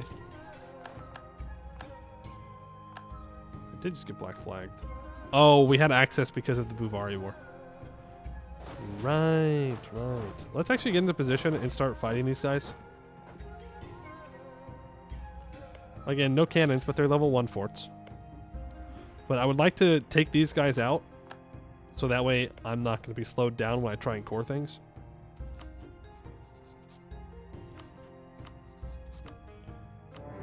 Wood dries, move in. We do have some... Hat von Huntington, you can get moved. You. Up. Good. That is something we're going to have to deal with. But we'll take what we need for the missions and a little bit more. And we will be set when it comes to... Actually, we just got a wall breach. And I did say that we were going to assault with these mercs.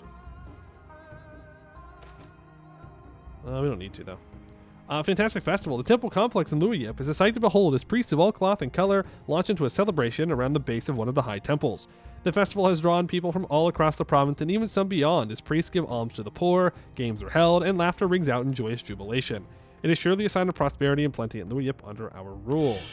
That is one stability that we were looking for.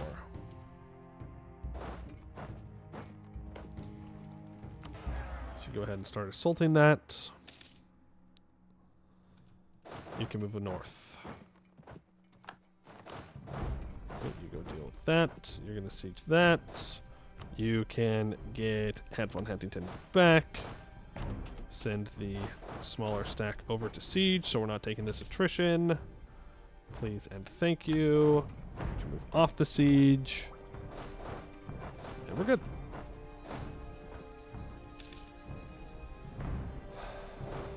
Move up here in case Kudet Kai tries to leave. I know they will. They have the chance to do that. I don't really want to deal with that. Alright, there it is. There's the war. Peace in our time. Let's get through this siege first, though. We've won the siege of Baek Dugong. The last Bokai province has been converted over. We're going to be overextended from this, by the way.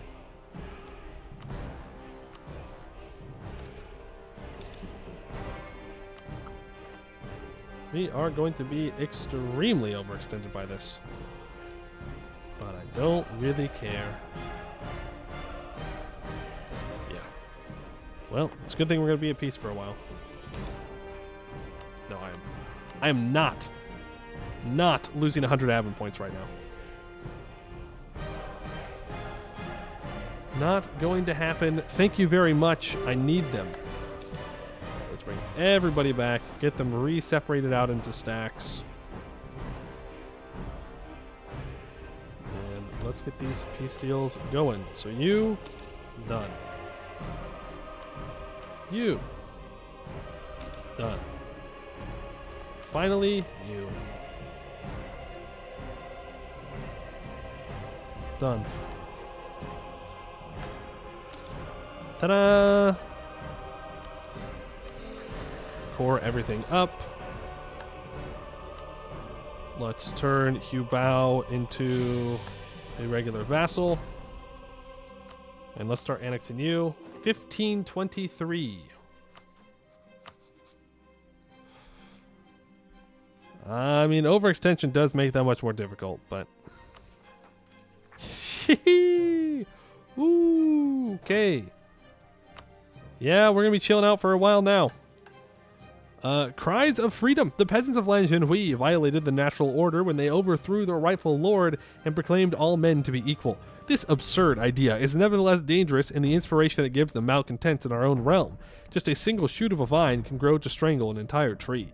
Lanzhenhui must be uprooted, and these so-called blue scarves must be torn apart, thread by thread. It is a given in Yanshen that a disloyal officer will occasionally stir a toothless peasant and greasy laborers into a frenzy with promises of liberation only to seize power for himself. In 1433, when Ziyu Longzhu led the Blue Scarf militia to take up arms against the Zhenshu Long's fellow warlord and rival Hua Huang of Zhongdu, the Dragon King did not envision that a decade later, the Ox Banner would fly over great swaths of eastern Yanshen. Had he known Lanzhenhui would plant dangerous seeds of hope in every commoner that they had a right to govern, he would not have dismissed the Blue Scarves as merely another peasant rabble. Astonishingly, Zhu Longzhu proved true to his word. He became not another despotic general, but a first among equals in the new peasant republic. The resulting confederation of towns and villages was an affront to the divinely given right to rule, owned by those of noble blood like the Long dynasty. Order itself called out for its destruction. By all that is right, these peasants ought to return to their station. 15 years of corvée labor as tribute for each household would do well to break their delusions of equality. We must note, however, recent reports from our marshals describe a peasantry full of vitality and vigor lacking in our own. They appear to be equally adept at wielding a sword as a plow, and nearly all of them read, gifting us a large pool of recruits to the lowest tiers of the bureaucracy.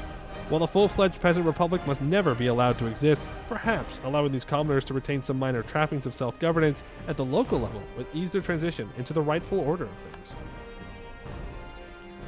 Hua Huang was a fool, a happy peasant is a loyal peasant. Or autonomy change and local unrest by 7.5 for 10 years. Or we will succeed where Hao Huang failed, crushing him. Yeah, I'm down with crushing him. Rule with an iron fist. The peasants will not serve us because they want to, but because they must. Because they have no choice.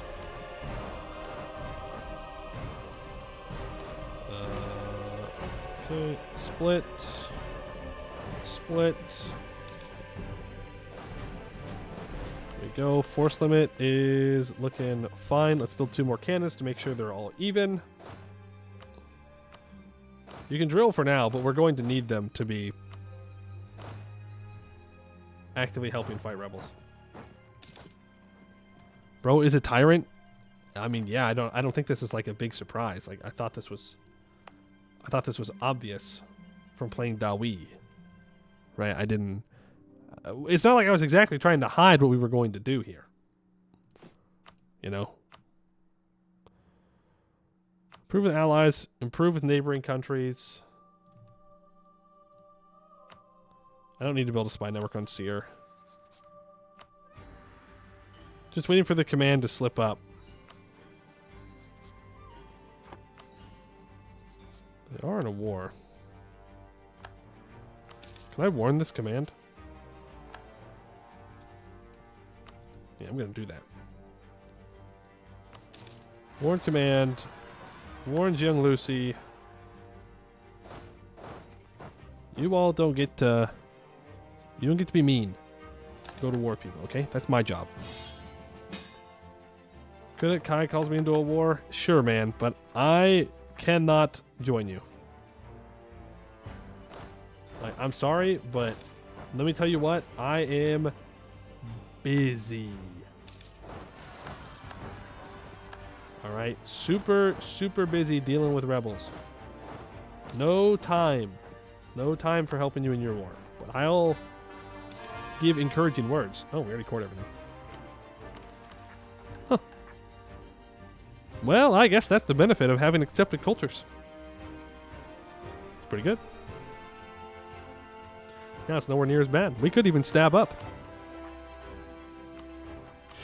Let's do it. Stab up. Start building prosperity. State. State. State. I only want full states. We can start coring it up. We're going to reach our governing capacity here relatively quickly, but that's okay. Take Diplotech. Get a little bit more caught up in that. There's a new Raj. What's new?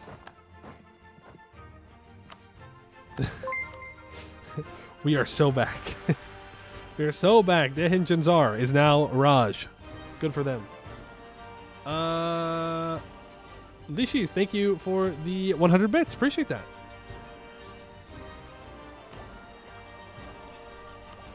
Zero separatist events? That's right. That's how good Dahui is. I do want to get this general back, so that way we can defend our country well.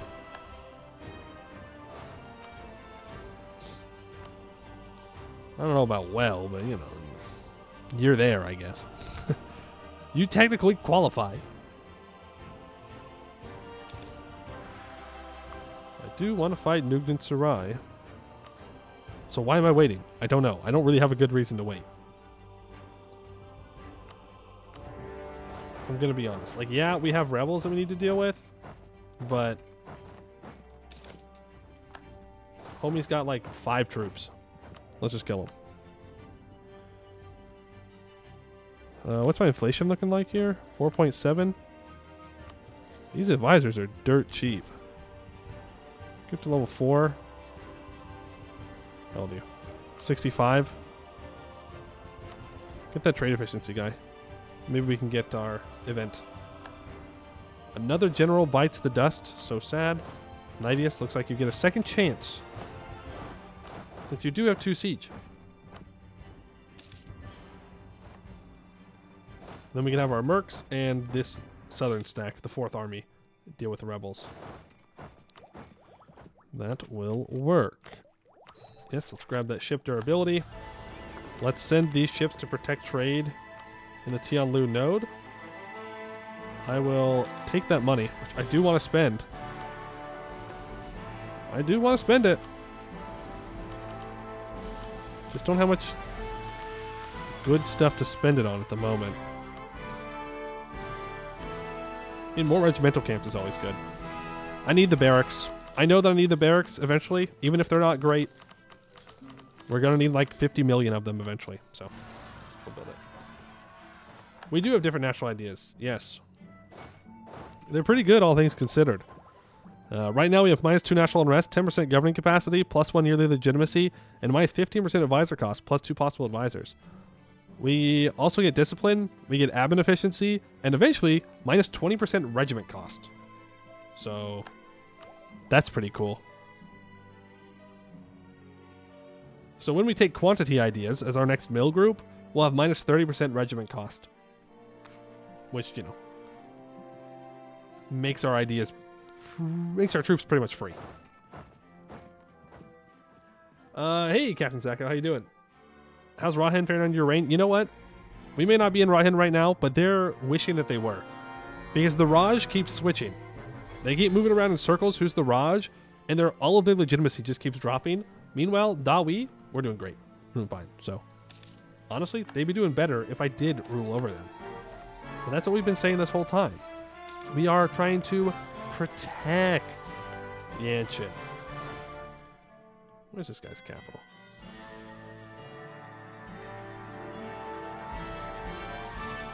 Where is this guy's capital? It's right here.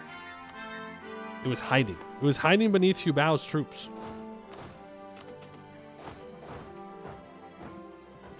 We have to walk all the way around. You're doing okay? Well, you know what? I hope it gets better than okay. You know what? Being okay is a good first step. I could call him Kudet Kai. I don't need to, though. What? Oh, hello, Amy. Sorry, I did miss you there. I did. All the names in a row were purple, so I missed you. Apologies. How many new missions? Quite a few. Quite a few. All the way down here. Right now, it's still focusing on a lot on Yanshen, and we do need to push into the Demon Hills, so we are somewhat working on that right now.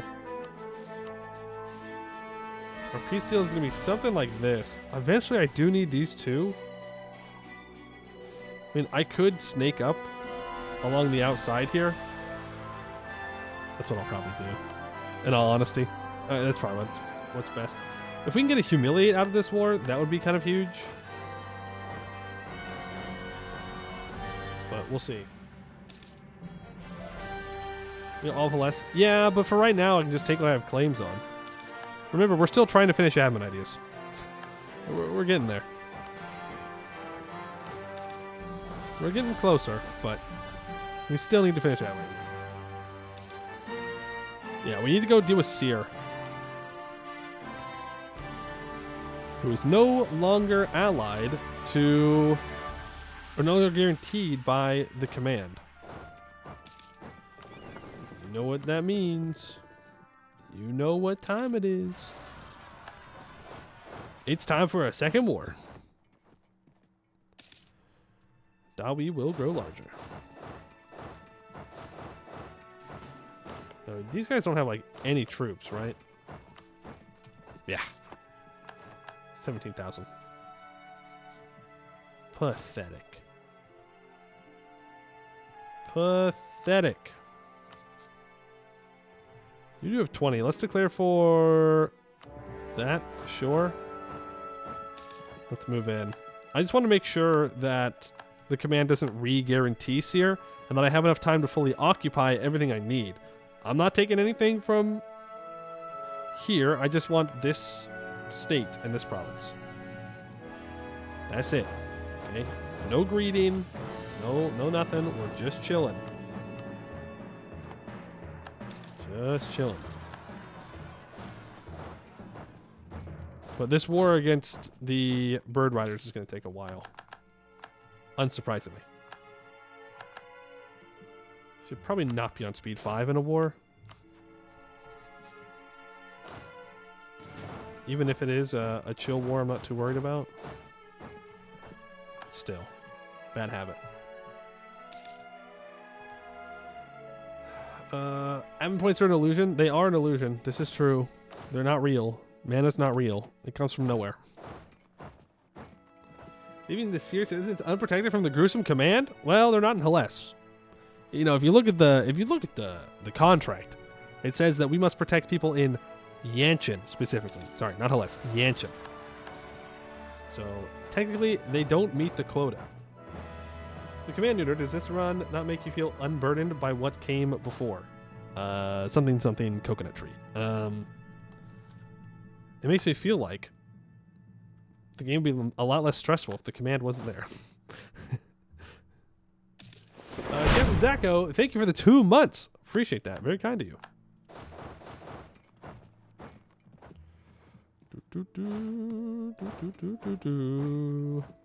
Like, this is what it feels like to not have to just like rush like crazy into stopping the command and containing them. We exist in the context of all the command regrowing before us. That's true. That's the actual quote. She said that. It was crazy that she said that, but she said that. No matter how much it goes, this one's like 10%. Exactly. Like, it still does not have as much land as the initial command does.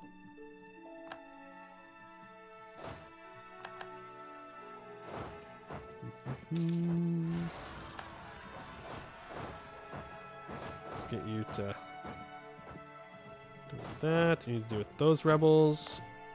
Throw this onto defensive edict. Unfortunately, they ruined the prosperity on my gold province, but it's alright. We have enough money.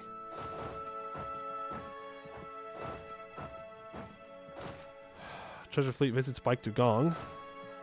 Actually, I don't think we had read that one before. I probably should have read it. My bad. My bad. I just kind of instinctively thought it was going to be the Tielmu one. Yeah, no bullshit vassals. National idea. They have killed the goblins, though, by the way. So, that's something. So, we just have command that integrated the slave states. That's good. I don't know. The goblins were kind of free war score for the most part. Are you disloyal? Yes, sir. You are very disloyal. Here's their troops. Let's group you two together and go fight them. Sale of tiles. I will take that stability. Thank you very much. Gets up to 2 stab. Taking Seer's capital.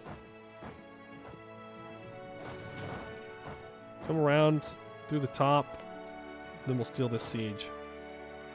Should win that. Use more gov caps, less land they can hold outside. Yeah. Most fun war, the wars where you're outnumbered 5-1. When you fight save wars with no risk, means T is whack-a-mole. This is true. But that's only fun so many times in a row. And that's where you get to the real tough part about fighting the command over and over again. It's fun the first time, but it's not the second time or third time or fourth time or fifth time. Not for me, at least. Did we stack wipe these guys? We did. And that's the problem. Is that it's just death war over and over and over and over and over and over again. But the thing is, they don't die. It's just you die. It's just your dudes die. They just chill out, and that's rough. Yeah, and it's every single game, you know. But I get it. If that's what you enjoy, do it. Like, all power to you. You are stronger than I am. That is for sure. It's just not what I want to do. And I do want to point out, it is different when you're like streaming it, right? You don't want to be doing the same exact war over and over again, which is what it is with the command. Because no matter how much you take with the command, they're going to be just as strong, if not stronger, until they are well and truly dead. I'll take more taxes. Bring the two together. Seer, I would like my claims, please. I could just walk away right now. Oh, look at that. I didn't even take money.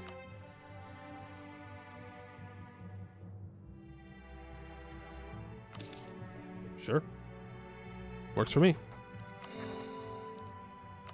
Core it all up. Now, it's the command. But I do want all of my troops here. I will not underestimate any command, even a weaker one. No way. Apparently there is a fort around here somewhere. Right here. Let's check it out. Ooh, I have anti-monstrous against the command. That's so nice. 421% war score, by the way. Yeah, it don't matter how much you destroy the command. They're still the command. Ain't that the truth? Ain't that the truth? Fun words, the new Kobold Wards. 12 million Goetti dead, while blue scale troops are still chilling in their caves, as Balrus intended. Command Death War Torture, CTD, is a player activity involving fighting a constant death war against the command every single game. Yep. Every single one. Over and over and over again.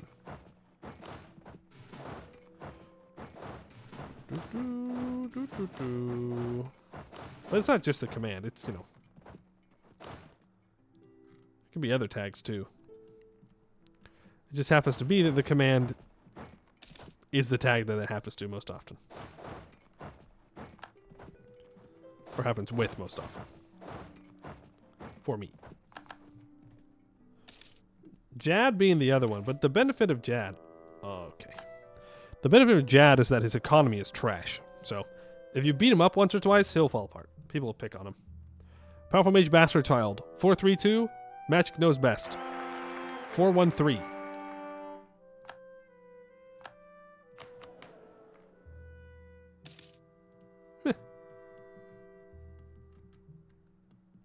I'll take it.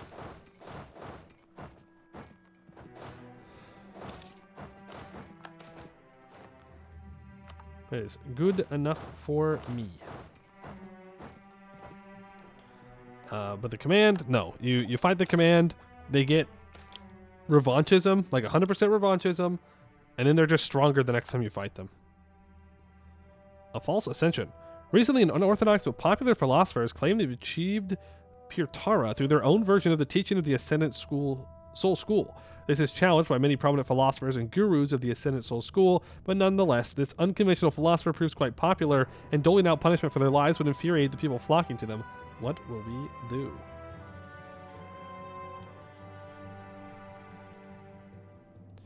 Get rid of him at once, or seek him out and see if we can learn from his unusual methods. Well, it's not Suhan Praxis, right? This feels like a bait to get rid of him.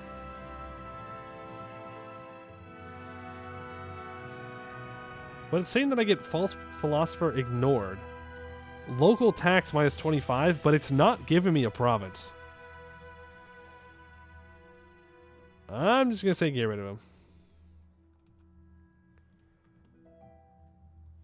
Some of the best games I've had until less recently were when the command lost revolt. Spices things up in the north. It does. It just has different people around. Kick him out. Anything less than 9 is Tulsabar. I bet all he knows is some parlor tricks and claims to be a mage. I mean, you're not wrong.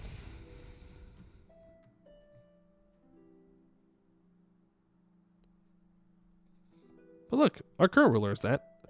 Though to be fair, our current ruler is kind of trash. So maybe we shouldn't rely on that logic. Maybe the logic doesn't quite hold up.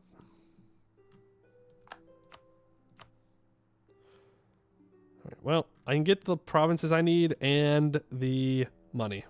So we'll take it. I will core all. And we are at our governing capacity. Funny. Remember we had like so much extra governing capacity? I remember. Start annexing this guy. It's going to take a while. Quality idea? No, I'd rather take Tech 9. If I get Tech 9 before finding the command, we'll definitely thrash him. Now he doesn't need ICA. It has land. Yeah, true. Needing ICA is for people who aren't strong enough to just take everything. And there's radical reforms. I will fire both of them. I will gain 200 of each of those monarch points. I will rehire them. Because they are pretty good. There we go. Take admin tech. That gives us 100 more governing capacity. And I can build courthouses. My beloved. My beloved courthouses. We gotta turn Dahui till it's totally blue when we look at that map mode. Played a Dark Text game recently where I was baited into magic layers for stats. After 3 in a row, I realized my country was starved on points that all the magic in the world could fix the lack of administration. Yeah. I do like magic, though.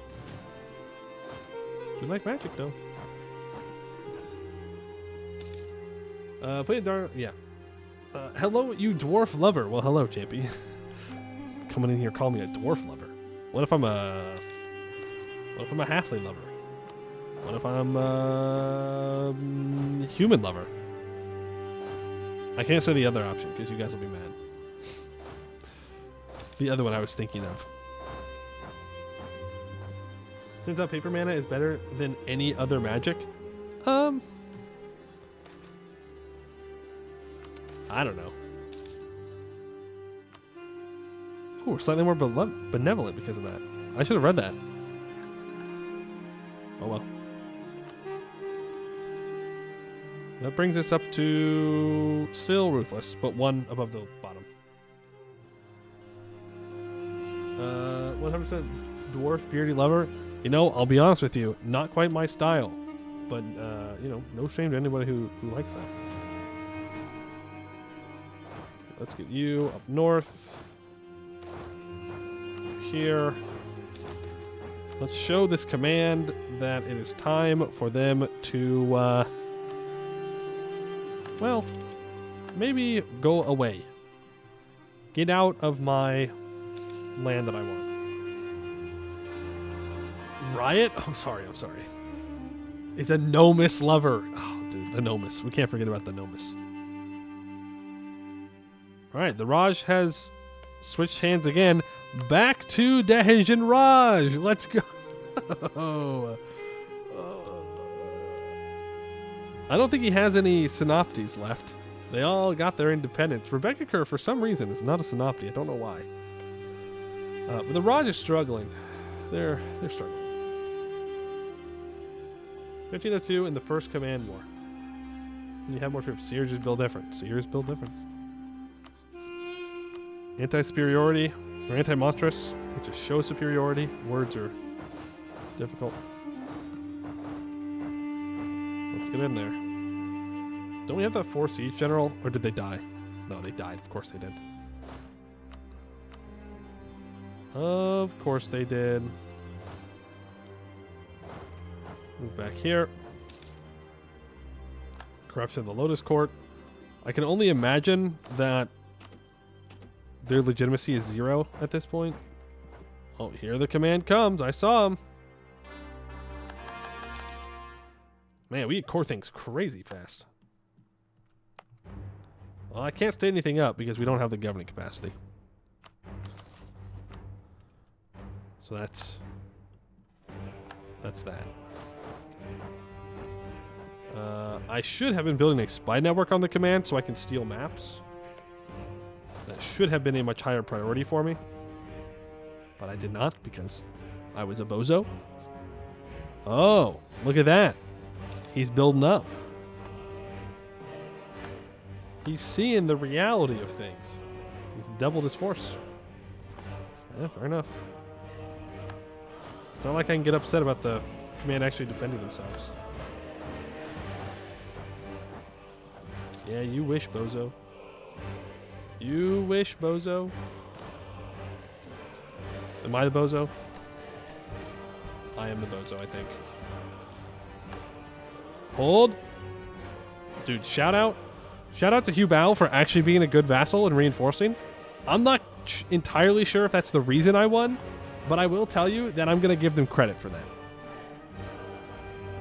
Also, we just fought a defensive battle on a hold, and we had equal losses on both sides. We lost a little bit more, but it's pretty much equal. So I will tell you this. They are nowhere near as strong as the regular command. Night and day. Because if that was the regular command, we would have gotten wiped, probably. Absolutely smacked down, destroyed, decimated. We would have gotten got. Verkal Dromac, it's taken. We do have to reinforce, though. This much is true.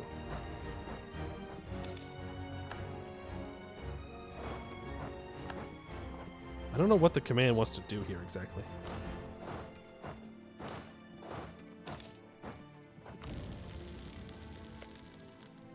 But if they want to try and get their stuff back, they can. Remember, this is war score based on battles, so I'm going to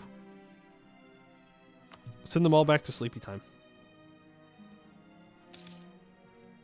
They're helpful in that fight, but for right now, I want them to not be up here. Losing me war score. And this is the peace deal I'm looking for. Land that I want. Max money, more reps. You know how it is. I just don't know where he is.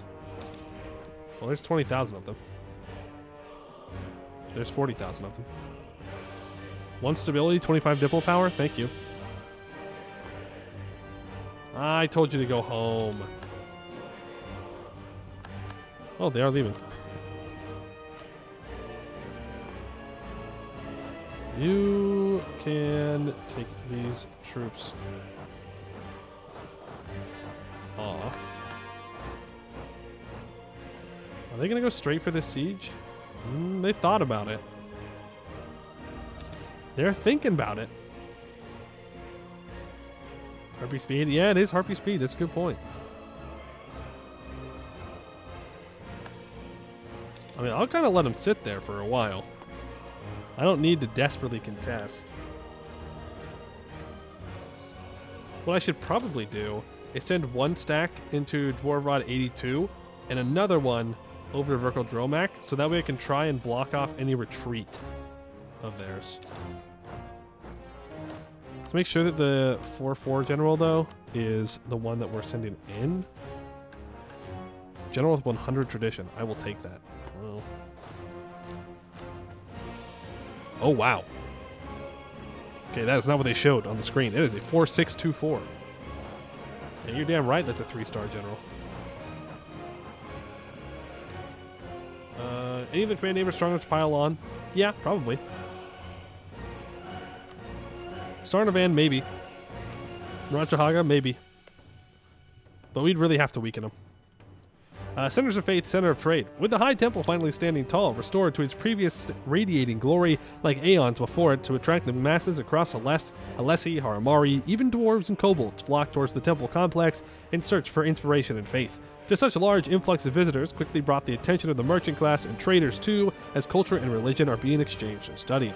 Along with that, plenty of exotic trade goods as well, and so a mayor of Jian Uxi came forth asking for Dragon Emperor Keksu to invest some funds to a local province so that they may set up a trade center in the process. Seems like the temples attract not just faith. 500 crowns, 50 diplo points. Something, it's time to go flip the tables inside the temples, something. There's a disease outbreak. They do not have a general. They're going to reinforce, but not very effectively. All right. Off we go. We do need to protect these 14,000 troops. Where are you retreating to? Where are you going, command? Probably going into Hanadi. The succession of Keksu. The lack of an heir apparent for the Dahui throne is a pressing matter, not only for himself, but also for the realm at large. It has been suggested that Shiming Dung, a young and promising scion of the distant branch of the Long family, could perhaps be introduced in the Xiaoming court. A 253.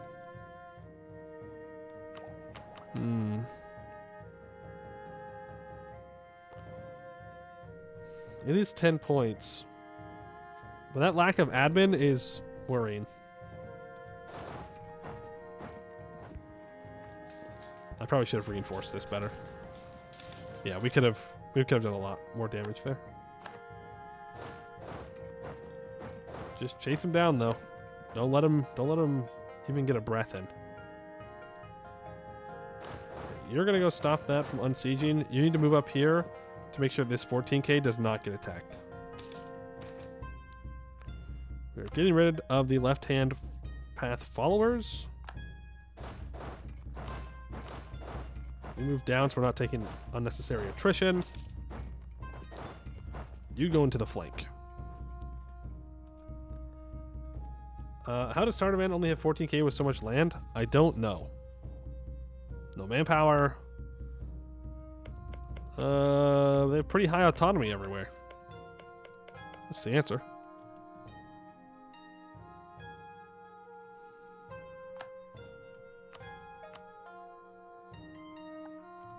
Diplo ideas time? I don't think so.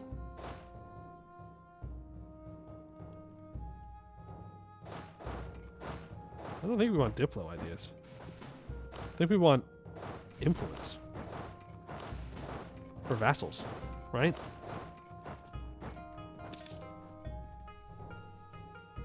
You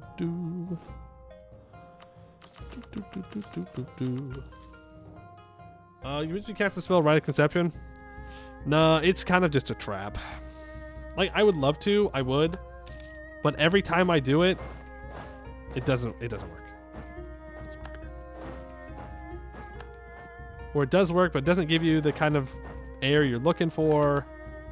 But I mean, we don't have an air, so maybe, but like the mages don't even have 15 influence, so I couldn't even if I wanted to.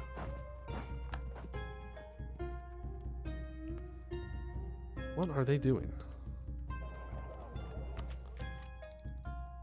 We do need to develop colonialism. That is something that we need to do.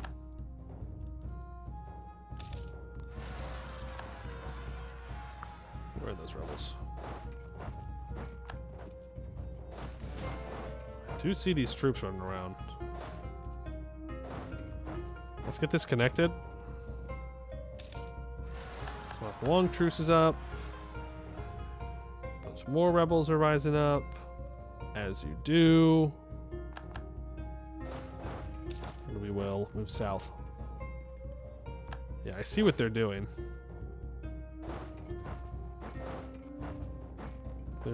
They were going to try and contest this siege, which I don't want them to do. Bunch of Oni rebels. All right, we have lots and lots of rebels. Lots and lots and lots and lots and lots of rebels. Are they going to try and go up into the mountains to contest Grunstad? Maybe. We have lost a bunch of troops in this war to attrition. I can probably afford to not have so many troops here, but I have to keep an eye on the command's armies. They may make a break for it. Ooh, they're fighting my rebels? Thanks, I guess. I guess they're trying to steal the siege, but there goes Grunstad. That's 66% war score.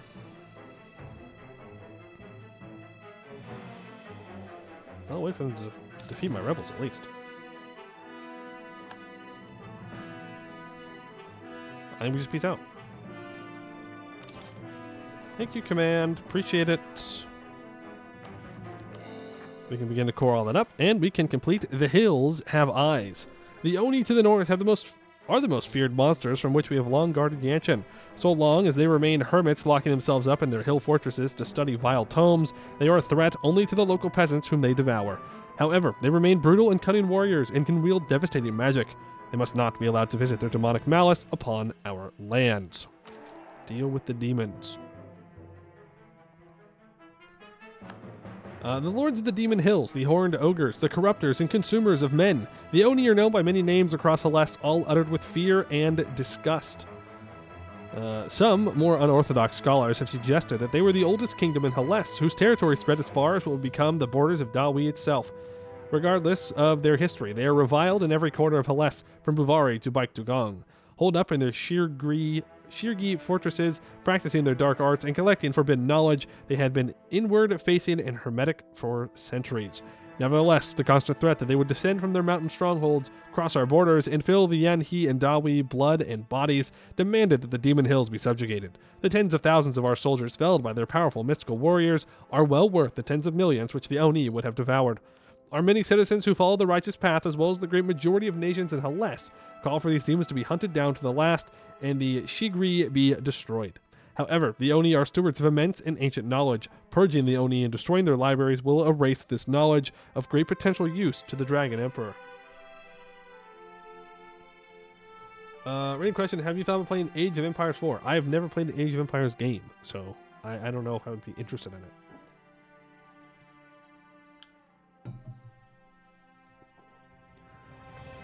Foul presence shall be cleansed from the land. We will drive the Oni from their fortresses and hunt them down to the last. We can expect fierce resistance from the demons and fellow practitioners of the left-hand path. Or our persecution of the left-hand path is unwise. Spare the Oni and their human followers. Lose 4 stability. No. Get rid of them. We're not in the business of mercy. I don't know if they figured this out yet or not.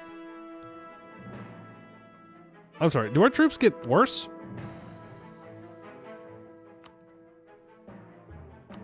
That's crazy. Well, I guess we go for a standing arquebus then.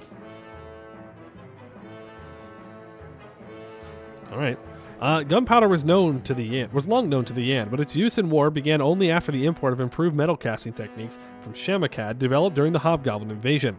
Beginning with cannons and progressively miniaturizing it, Yan armies made broad use of hand cannons and early arquebuses in their formation. Traditionally, these weapons would rest on a bident stand to stabilize the barrel during firing, the arquebusers dropping back and resetting the supports before shooting again. Alright, staying arquebuses. I mean, they are worse. They're just, generally, they are worse. Better for morale damage, I suppose, but... I don't know.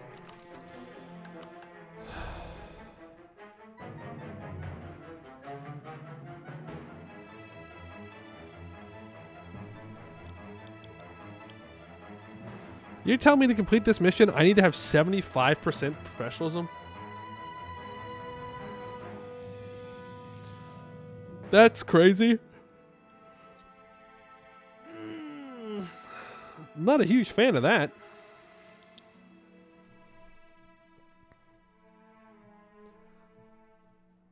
I mean, we do have to integrate our vassals, to be fair. But That's rough. When's our truce up with the Jiaxiang? 1512? Okay. Yeah, we'll have to start drilling. And you know what we're going to do? We are going to pass state firearm regiments. Well, no, because that just gives army drill gain. It doesn't give more professionalism. We're at 30%, guys. 30%. Not great.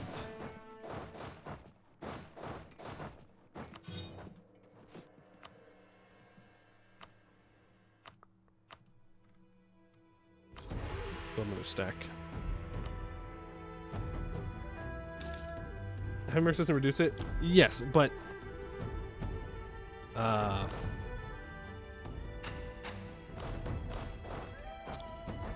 it's another stack that I can drill.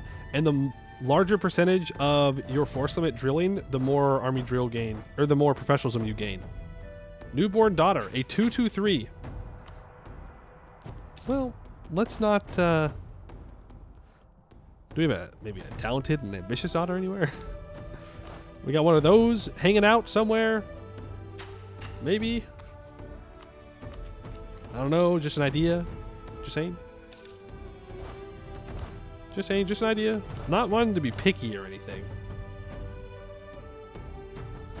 But I'm kind of wanting to be picky. Let's just drill 200% more force limit for a few decades. Yeah, that is what it is. Of course, we're also going to have to do with rebels that are rising up. Governing capacity. Looks like we're doing fine on governing capacity again.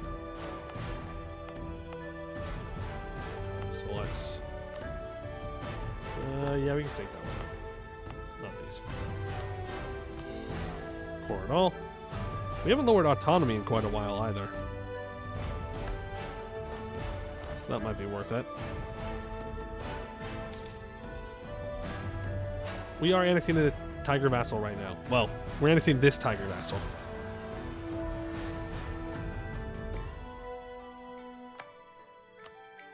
This one I can annex in 1507. The exorcism of Chumi Jamoa. The settlers of Chumi Jamoa knew that they were not embarking on an easy life when they left the familiar banks of the Yanhe to head north. After all, the Demon Hills had earned their reputation. Some sought fame, adventure, and treasure troves of enchanted items and forbidden knowledge. Some chafed under the rigid routine of toil and training that was life in the cities and farms of Dahui. But most simply had no choice in the matter, being forcibly resettled to build roads and bridges, drain cursed swamps, and terrace the hills to plant rice and millet. They had been told that the Oni are no longer a threat, scattered to the wind. The Ushirgi shattered by the might of our armies. A lie. Exposed once they entered the highlands and past empty villages once full of pioneers like them. Bodies torn to pieces, crushed with clubs, and feasted upon. As they left the wagon train and started pitching their tents, gathering firewood, and planting their first gardens, the rumors began to trickle in from their neighbors. Children devoured, brothers bewitched to turn their swords on each other, entire farmsteads vanished in a cloud of red smoke and booms of sinister laughter. Still, for each settlement the demons have wiped out, 2 more take its place, and for each company of soldiers massacred, the Dragon Emperor has sent a battalion. One by one, the demons have been hunted down and annihilated. Today, the Marshal of Chumi Jamoya happily reports that he believes the province has been cleared of its last Oni. 10,000 raindrops may quench a demon's fire. L.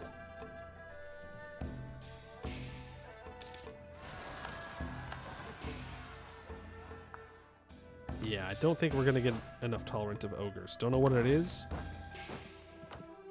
Hey, look at that. That was 1% professionalism from that Commandant. Huge.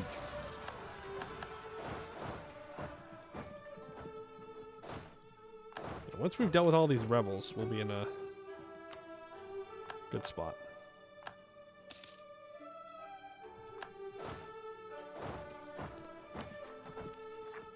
This is just noble rebels. With Jin Ki separatists. We can get rid of the Jin Ki separatists. These ones back here, right? We can't get rid of them. We're already suppressing them. Let's just deal with them. Just fight them. The Dahui noble rebels, on the other hand, can be dealt with. Go. Our Master of Mint has unfortunately died. Very sad, considering we were gaining in that. Do we make more from tax or production? At this point, tax still does slightly have the lead.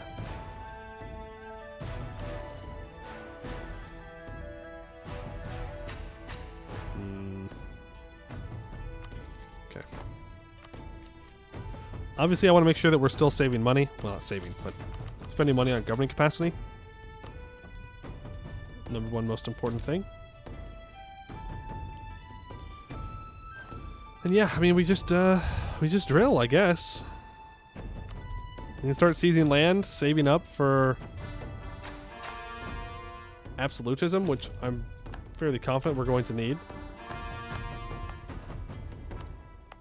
State that and that. Full core, thank you very much. We can get rid of this costly trade embargo. And we could take tech. We could develop institution. Or we could try and get the rest of admin ideas done. I think we should probably just do the institution development. Probably for the best. Let's make sure that our autonomy is reduced. 75% professionalism? Really? Really? 75%? This will help our economy quite a bit. We're going to need to build more troops. It turns out lowering the autonomy, people did not like that. I can build another full stack. What do you mean I don't have enough money? Rude. Okay, 315. I think the developer expected conquering all of Yanshen to take longer? Why? I mean, 1507. I mean, we weren't exactly fast about it. Could have been faster. We've been chilling. Hey, 315. That's what I need. Build another stack there, and that will get to drilling. Up to 32. Yeehaw. I'll tell the mission tree author should be 85% for balance. Oh, yes, thank you. That's exactly what I meant, actually. I meant that there's just, it's too low. Mission was made before the command was so relatively easy to break. That is fair. That is fair. That is valid.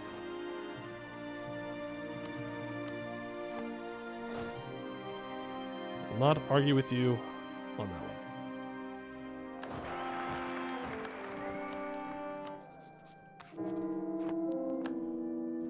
We just simply cannot get a decent heir. So sad. What does the world come to?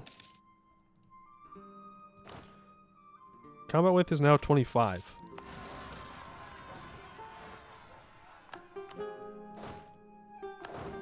So let's build 1, 1, 1, 1, 3.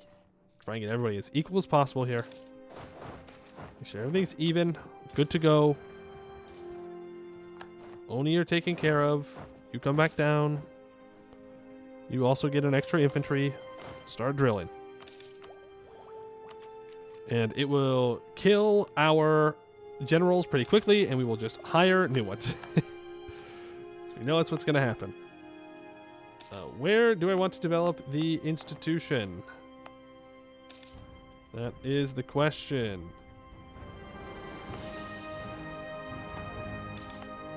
Gold province is somewhat tempting, I won't lie. Louis Yip is probably good. Oh, you're so right. Purge the officer corps. 0.5 yearly professionalism. Thank you for pointing that out. Supreme Overlord, thank you for your sacrifice.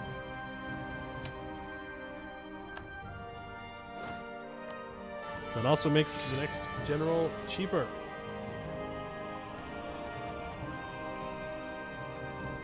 Kuglo, you are up. You are also very good.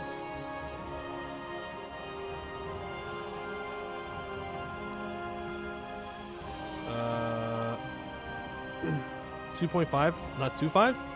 What? What do you mean 2.5, not 2.5?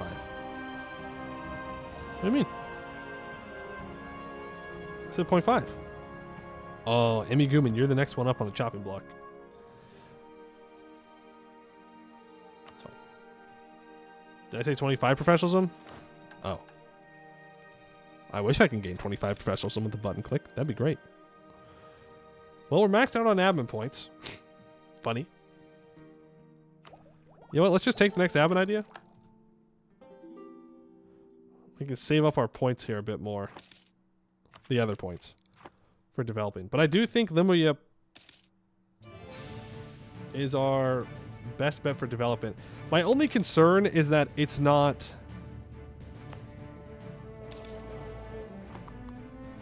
It's not close to our other high development provinces. Chatson is also not a bad idea. Right, it's paper, it's right next to our capital in Jincheng. It'd be good for spreading out for developing it. Chatson is probably better.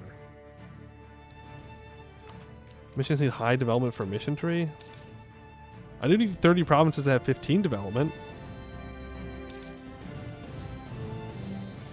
90% more professionalism. Jesus. Now give me some claims. 40 heavy ships? Dog, come on. Okay, there's Zhongji annexed. Hubao, you're going to be annexed in 1516. Let's get to it. Dog. That's crazy. They're like, no, you have to have max professionalism right now. Wait, anywhere I can lower autonomy? Yes. 2, 3, 4, 5, 6. Treasure fleet competes with local merchants. L. As always. As always, the answer is too bad, so sad.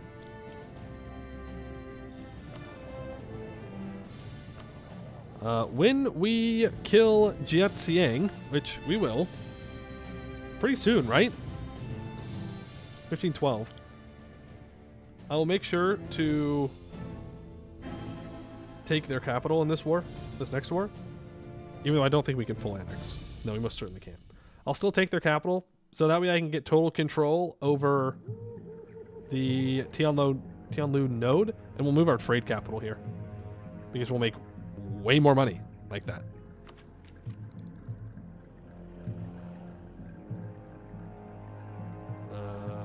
Are you in the Demon Hills, by the way? Yes.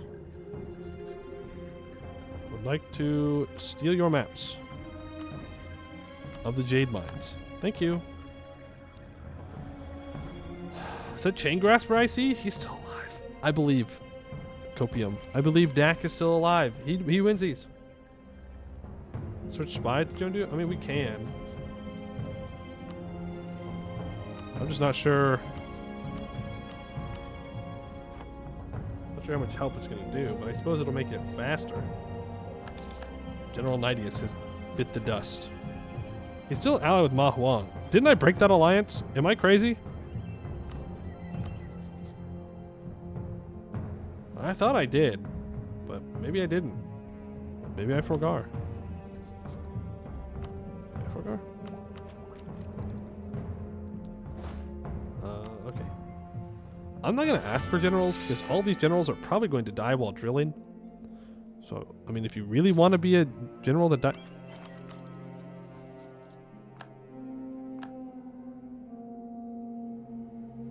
We did the thing. We did the thing. We went from making not a lot of money to making 80 ducats a month. Average Yanshen money. Yeah, average Yanshen income, by the way. We can rebuild the Golden Highway in the Yanshen coast. Yeah, let's do it. 900 crowns, 200 admin points. Okay. When Jahair conquered his way from Bulwar to Yanshen, he left a great highway in his tracks. It could transport goods and armies swiftly throughout his empire. These days, the Golden Highway has fallen into disrepair, however. However, it might be worth it to restore the infrastructure. It will prove great for trade and all the benefits that come with it. Oh, is it temporary treasure fleet money? Okay, that would make way more sense if it's temporary treasure fleet money. Okay, yeah, we're still making 47 though. But that makes way more sense. I do want the silk turban back, so I can continue collecting here. Jahair would have loved American highways? No, I don't think Jahair would have loved American highways. I think Jahair would have been very upset by them.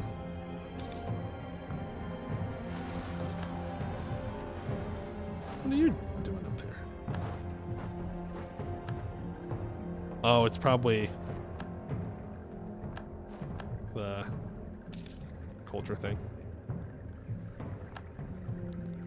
It's bike lane. Yeah.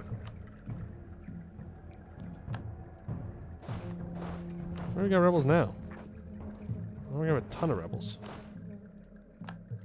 Okay, you're going to be in charge of dealing with the rebels, said rebels. So you just do that. Make sure these ones don't pop up. I need to build forts up here.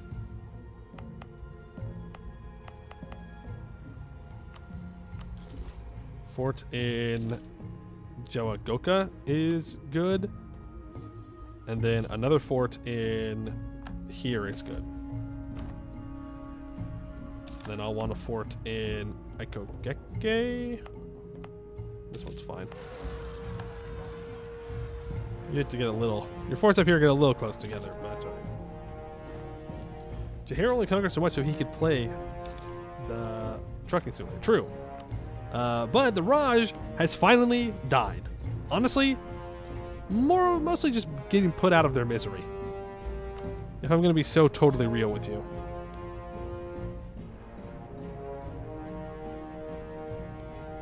How did you pull that one off, Jed? You're allied to Alizna and Kedarata?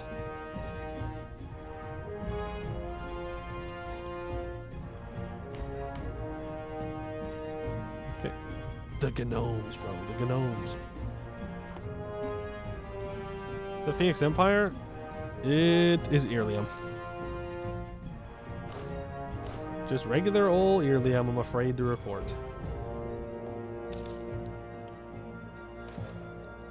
No, it's not 07 for the Raj. It's good riddance.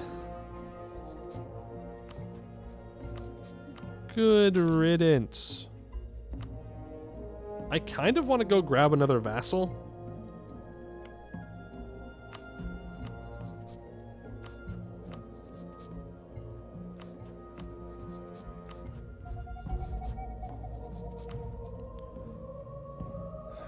Oh, no, I still have a vassal. We're fine. We're so fine. I don't want to lose my privilege, but we're good. We still have the harpies.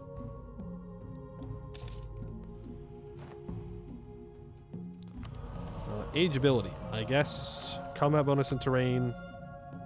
Capital, which is just these cities. Which, if these cities are being attacked, I've already kind of messed up. More Golden Highway construction. We should build a fort on this urban province, though.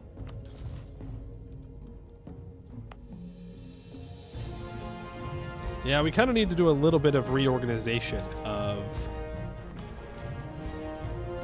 stuff. Let's get this thing developed. How are the merchants feeling? They're not very happy. Apparently the mages, though, can be happy. They have 1% influence, though. Do I even get anything from that? Because it kind of feels like they're just going to sit there. I don't know. Maybe they'll give me like 5% all power cost or something. That'd be worth it. On Bitbucket? No, I'm on Steam right now. We may make that jump soon, though.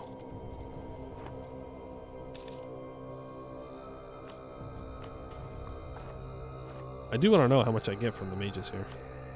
And buying down the inflation's not a bad idea. Simferong wants to be my ally. Does anybody want to be my vassal? Nobody that I want to vassalize. Oh, don't know, actually. They're not a bad vassal, necessarily. And they've got a decent amount of development.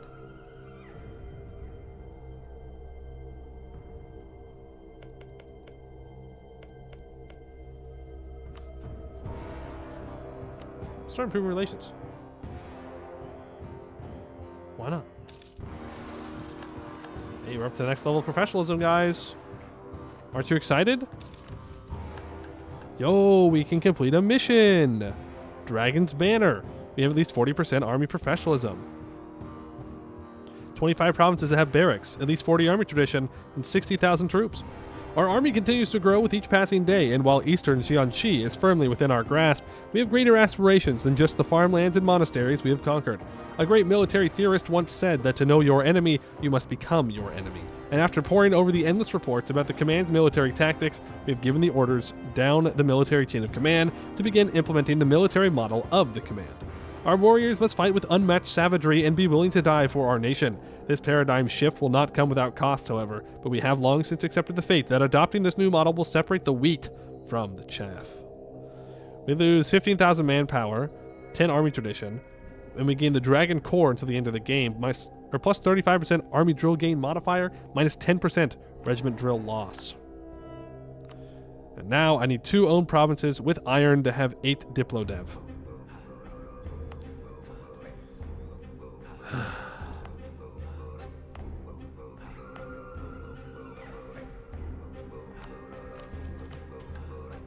Okay. We'll do that.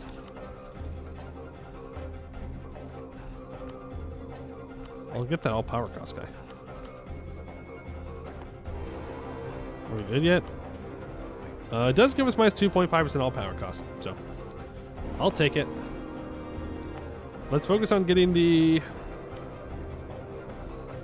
institution developed first. Expand infrastructure. I do want some Diplo Dev here. Get it to 10.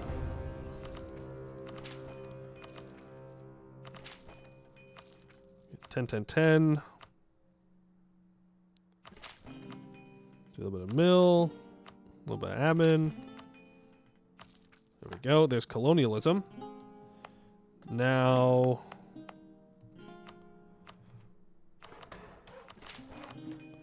I want to get that to 8. And, I mean, it doesn't really matter which one we get to 8 here. Technically, this is where I want to develop.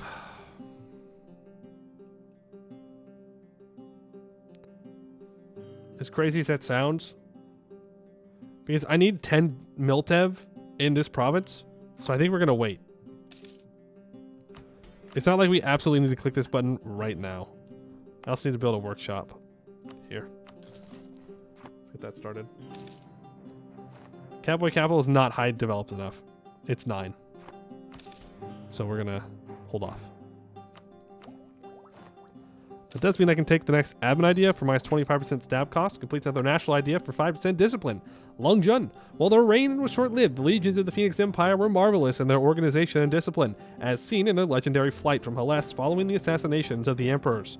The armies of a united Yanshen will be organized in their image as a steadfast force of professional soldiers trained to the highest standard possible.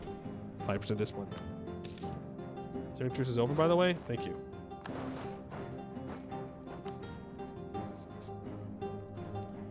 That means we need to stop drilling for now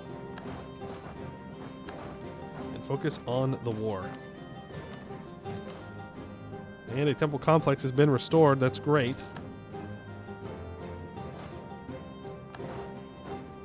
War means no drill. This is true. But we have to take the provinces anyways. 4 years? Should probably win. Dude, this guy sucks. He's incorruptible.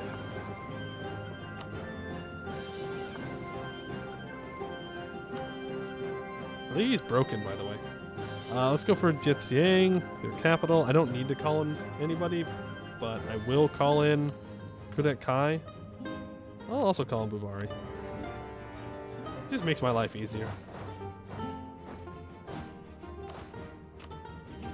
I do enjoy making my life easier. I think everybody does, to be fair. You go here. Here. You walk in. Yeah, he's definitely broken. He's doing that thing that happens to vassals, where he doesn't consolidate his troops and move them around.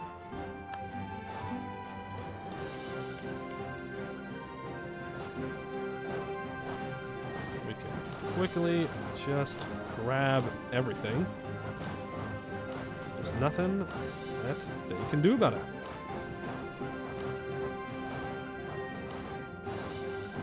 Here. Here. Good. Put you back into Tianlu, please.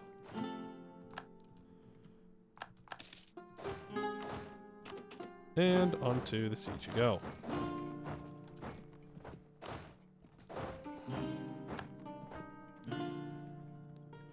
The Mall of the Phoenix Empire and the Command. We're the good guys. I think we take some of those ideas maybe a bit too far. Cave Ghost. In Lingkungan, mushroom collecting is usually undertaken by children. So when a little girl emerged from the forest screaming that she had seen an ogre, half the village rallied, arming themselves with weapons and farm equipment to confront and slay the presumed monster. However, they soon discovered that scythes and picks could take down a physical ogre, but they proved utterly useless against the apparition of one. Any attempts at reasoning with the ghost were futile, as it spoke a long-forgotten variant of the old Oni language and flew into a rage whenever anyone ventured into the mushroom clearing. Mushrooms never liked them. Tell them to eat radish instead, or find our most powerful exorcist. We cannot allow it to continue terrifying the children. I don't know why it ever spent monarch points, but yeah, I don't know. Take the unrest.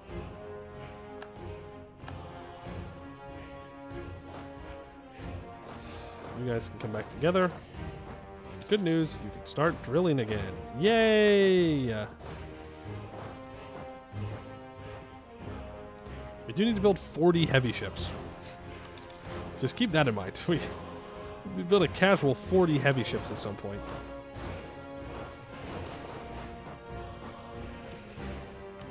Alright, that's good. I can get a cheaper Diplo rep guy. He's 56. Sure. It's a good replacement. He'll be annexed, and then we'll own basically everything in Yanshen. As I said, we're going to take his capital. Damn.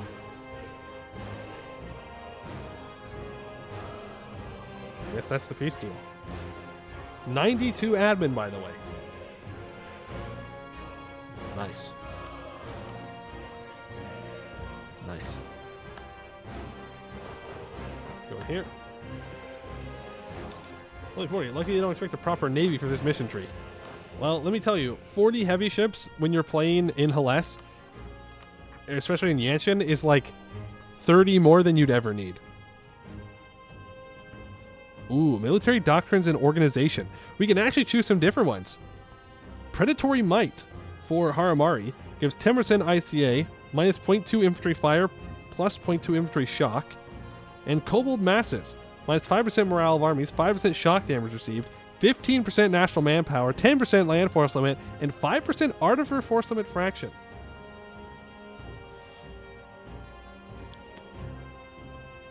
Interesting.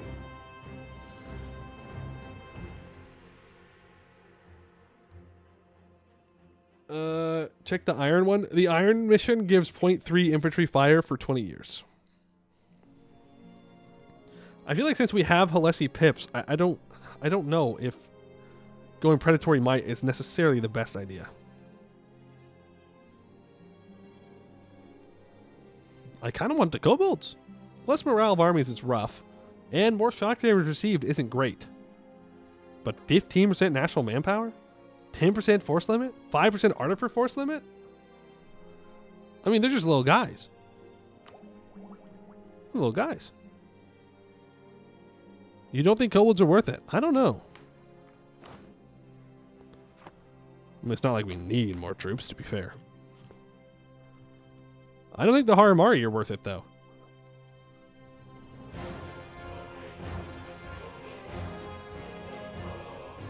I think it falls off. We don't have artificers. Not yet.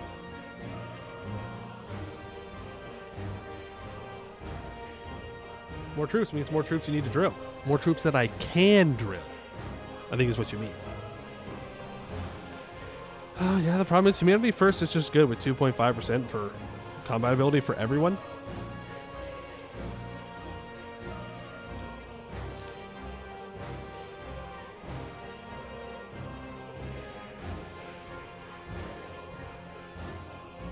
I mean, no matter what we choose, we're going to take a hit, right, in some way, shape, or form.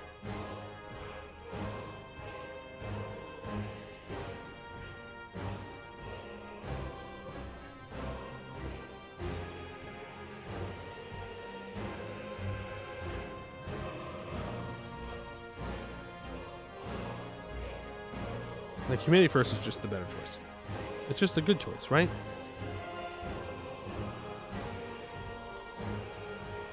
Real play is focusing hobs and integrating them. I mean, yes, this is true. Less land force limit, less recover army morale speed, but 100% army drill gain, minus 25% regiment drill loss, minus 10% morale damage received is good. But we don't own any hobgoblins. Probably should have phrased that differently. We don't have any hobgoblins in our country. We have 3 provinces with hobgoblin minorities. Can I focus them?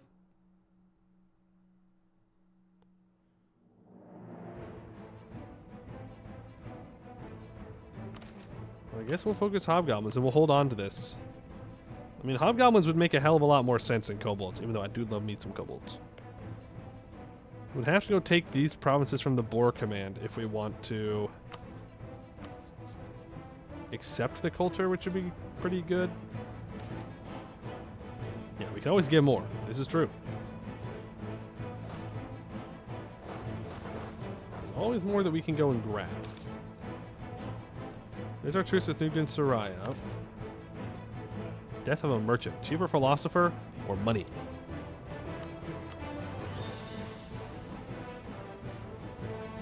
You tell me this guy isn't half off?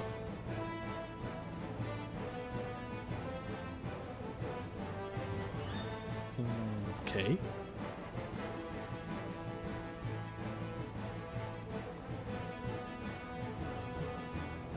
Yes.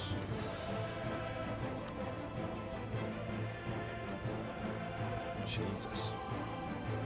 We don't even have... We don't even have espionage ideas. This is like playing it as a technocracy. That's dirt cheap. All right, sure. They lost a general. Time to get another one.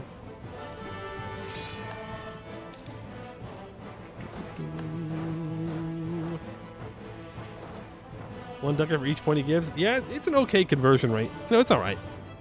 It's fine.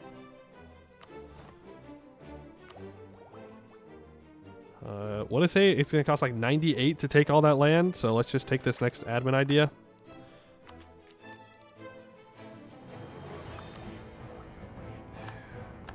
Yeah. We're going to get +1 land leader fire and maneuver from our ideas here soon, which is pretty good. Let's get these guys back to drill. I can turn off these edicts. Yep. We're 84% of the way through annexing the guy we're after. Do want to build a spy network up on you. Even if I don't have any direct plans to fight you right now, getting a claim for emergencies would be nice.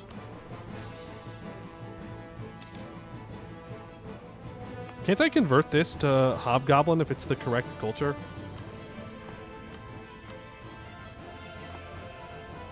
Or collect religion? Correct religion? If it has no separatism, I guess. I could. It's right next to it.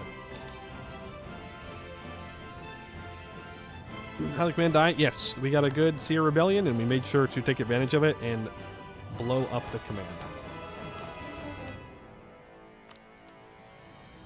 You willing to peace out?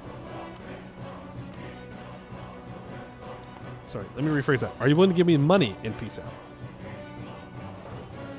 If the answer is no, then we're not peacing out yet.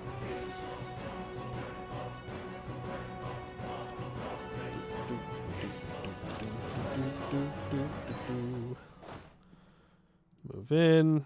Here comes Ma Huang. They have that war wizard still. Not that it matters in this case. They're long past being a threat. You drill. Thank you very much. We have lots of money. More governing capacity. We know that we need it. We always, always, always need it. I'm not thrilled with how large Ma Huang has become.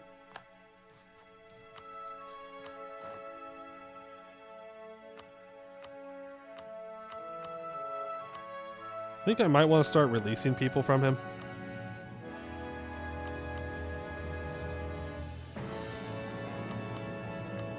Just kind of taking him apart piece by piece. Because he's at 504% war score.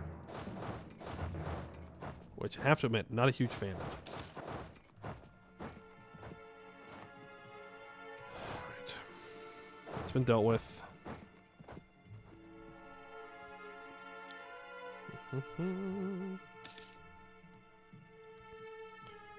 Oh, we can see the valley. Looks like Nugent Sarai is the one who won in the valley.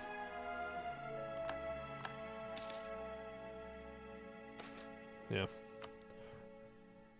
No one else has really been able to do anything there. I guess we just 100% him. It's not like we're in a huge rush. I can send these guys back up to drill. I mean, that really is the only downside, is that we don't have everybody drilling. There goes Hugh Bao.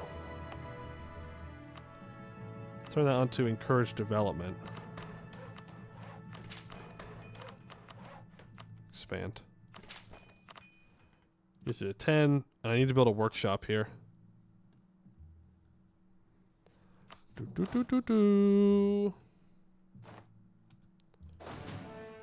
been saying that for years. It has not been years. Okay, they literally just got there. You're being so dramatic. They just walked from here down to here. They just got there. They've been there for years, bro. For years. Internal migration. Yeah, let's encourage and fund this migration. Get that tolerance up. We must tolerate the hobgoblins for our own means. It's not the greatest reason to try and tolerate a whole group of your population, but it is, you know, at least we're tolerating them. Better than we can say about the Oni. This is just base Anbennar, yes.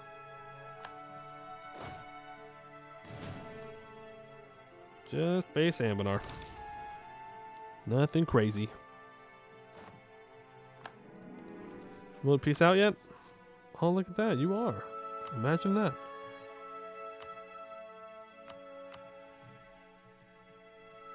Who is 200%? Hansai. Yeah, I mean, that tracks. That does track. But I'm not done yet.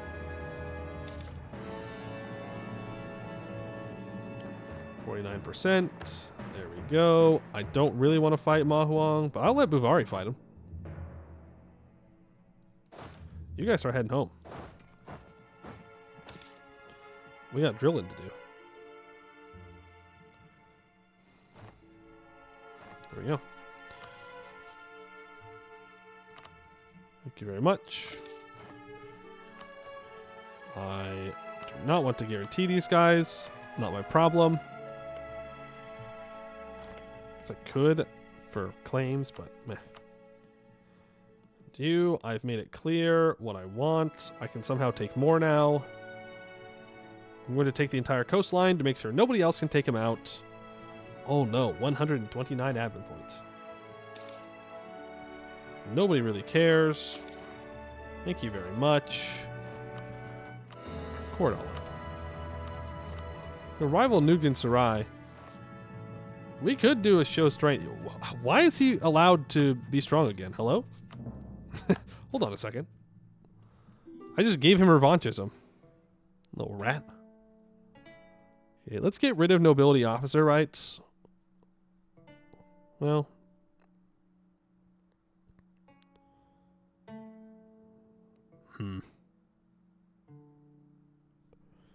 Is there anything I really need to get rid of from these guys? Not really. It doesn't really benefit me in any way. I could just seize land here instead and get up to 20% reform progress growth and +5 max absolutism.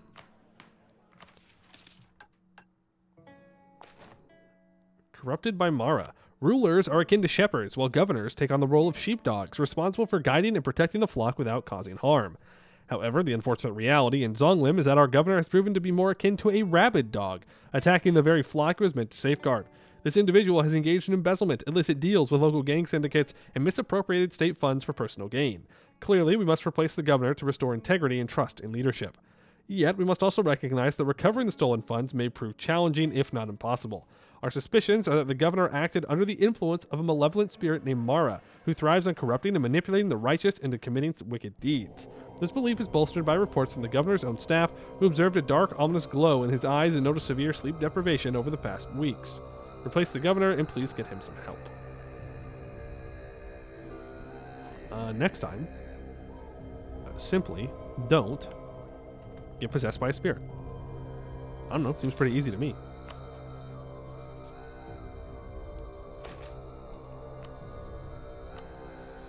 Okay, yeah, build that. Oh my god, build that too. Build in Hubal. Build those workshops up. Don't build that in Chatson, it's not worth it. I want to start upgrading these centers of trade. Make sure that they're... Who they are, so let's make sure we expand infrastructure there. 1 Inno for 20 prestige? I'm going to take the prestige. Yeah, since we can cap out, what, like 87? No, probably like 90 before we start losing prestige again. Should definitely get it higher. Yes, exactly. Time to execute another general. No. It's not. Tis not. Build 1 troop, make sure that we're at our force limit, and we are drilling. Well, now I don't know what to do. Do we really just sit here for that much professionalism? Really? For almost 30 professionalism, we just chilling and drilling? I don't know, man. Feels like a bad idea to me.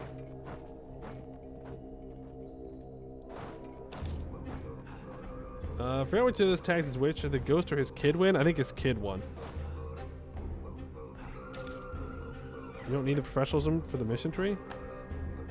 No? Yes, I do. I most certainly do. 75% army professionalism. I need to complete Imperial Army restructuring. I need to own all of Yanshen and have 75 professionalism. Unfortunately. I wish I didn't. Yeah. The arrow is a bit difficult to see. It's kind of weird how it like integrates in here. Like this one does it too, but I don't know. I also overlooked it. Drilling hours, that's right. Well, there's a truce with a command up.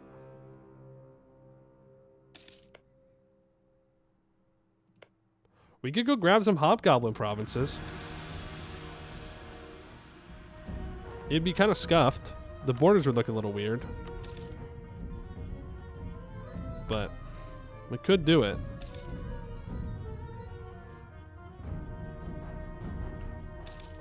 Why is it called the Boar Command? Because it's the Boar Command. The regular command died, and then there was a little civil war, and the Boar Command was the one that won the civil war.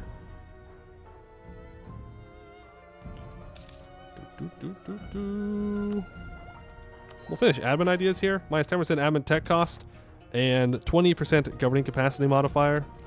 It's pretty big. It's going to give us a lot of governing capacity to work with. If I take this stab hit, I can become more benevolent. Let's do it. Key rebels. We might lose this. I didn't wait. Oh, we're good.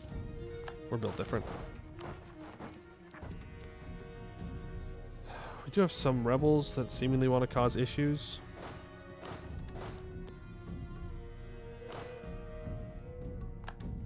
Can you please deal with them? Not that I don't want to be drilling you at all. Oh boy.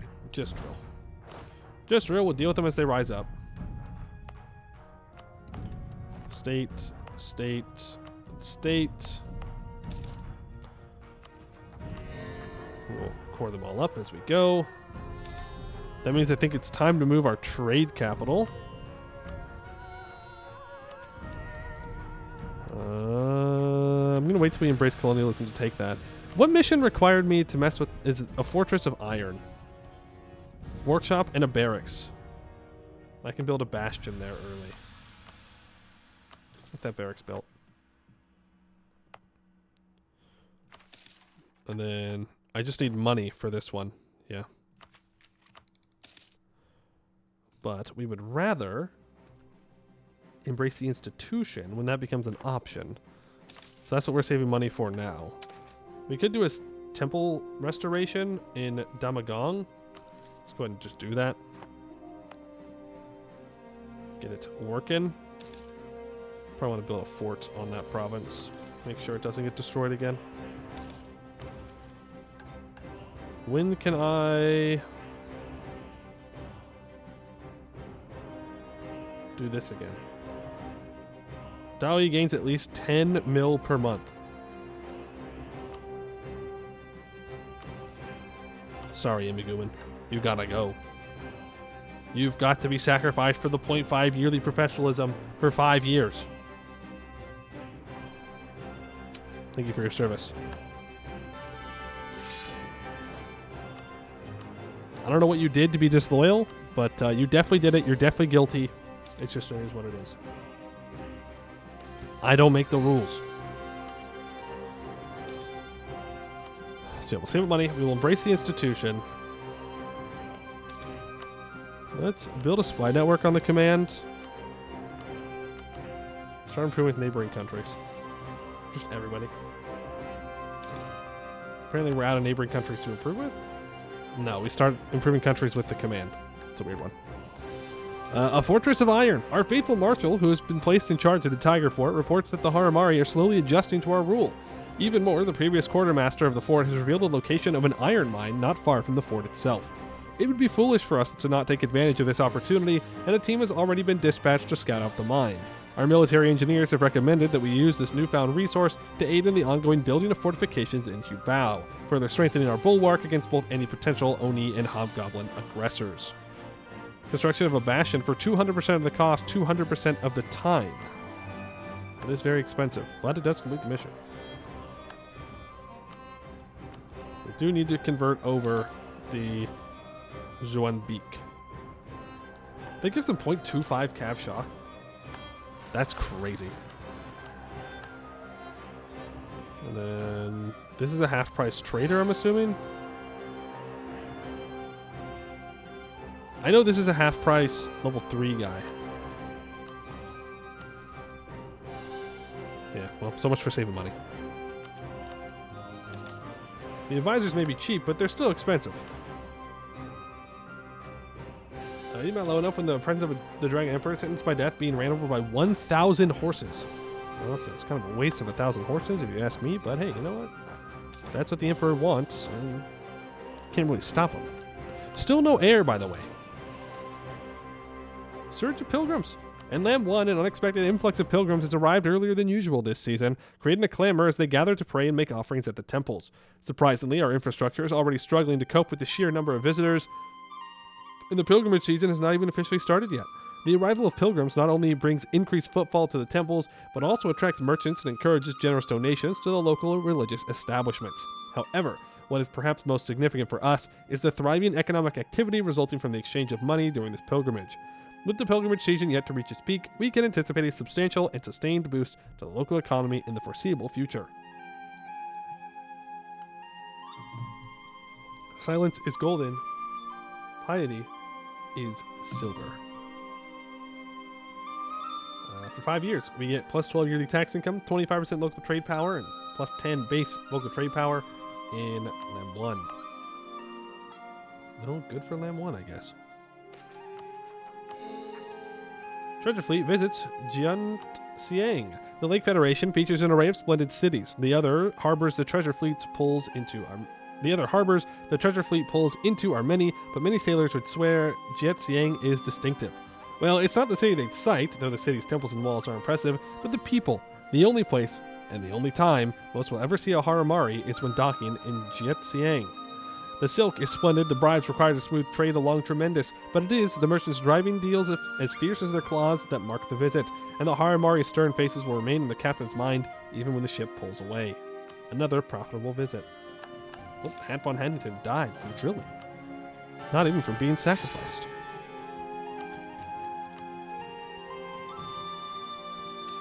Come on. Just spread a little bit more. You all have prosperity. You're all doing fine. Just waiting on you to be helpful. Another exorcism. This is good. This is very good. Uvari is calling me into a war. I will accept and immediately start drilling again. You're going to go deal with these rebels. You were going to fight these ones. Then you get back to drilling. More drill, more drill. You need a fort.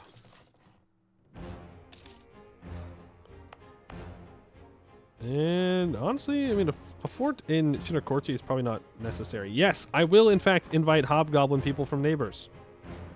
Invite the hobgoblin migrants. You are always welcome in our country. Absolutely. Welcome, welcome, welcome. Would you like to join the military? Just immediately recruit them. Temple of the Undying Flame gives morale of armies and missionary strength. Whoa. At the furthest northern edge of Yanshen, the Temple of the Undying Flame stands. Within its great pillared roof, its namesake flickers, riding in an ancient brazier engraved with cryptic runes, long taken to be obscure teachings of the high gods. The flame itself is thought to be a gift from Gunjit, high god of artisans, to keep the hearts and forges of men alight even in the darkest of times. It smolders defiantly at the sole source of light in the inner sanctum of the temple, shining as bright as the full moon. All candles and torches illuminating the temple are lit from this very flame. It is said that the Undying Flame and all flames started by it have the ability to stave off all but the mightiest of spirits, endowing the city of Jianxiang with tranquility and light, as well as its nickname as the Northern Beacon. Province owner is in the Raheni religion group, or you are Righteous Path, or Sonoric Edge. Eventually, it gives 1.5% missionary strength, 10% morale of armies, 25% local goods produced, and it projects strong wards across the Shavushti region. Are these wards about the disaster? I don't know, but I'm going to upgrade it. Move Captain for its monument? Nah, I'd rather not. Like, the monument's good, don't get me wrong. Like, it is really good. But I think I'd rather keep my capital where it is. Trade capital, though. I do want to move my trade capital.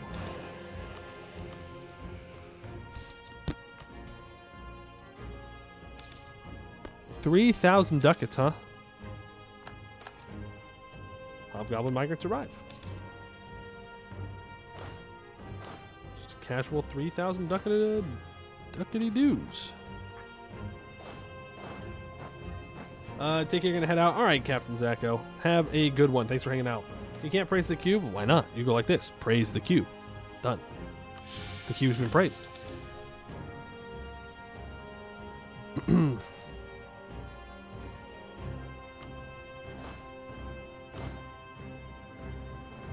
5 years of separatism. We need to conquer 3 subcontinents, though. I'm not too worried about it. I'm worried about the fact that we kind of have to stop until I get this. We might want to click Golden Age. I have to stop and wait for my mission tree to allow me to go forward with 75% army drill, which is, it's just so much. It's just simply so much drill. Where's Corin? Don't know. They're still slacking over there. I don't know what they're up to, but it's definitely not their job. Maybe the green tide didn't happen. Green tide is fake. And there goes our leader, and we have a 5-1-2.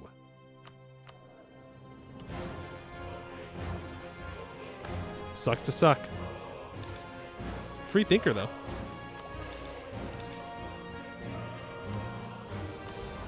All right.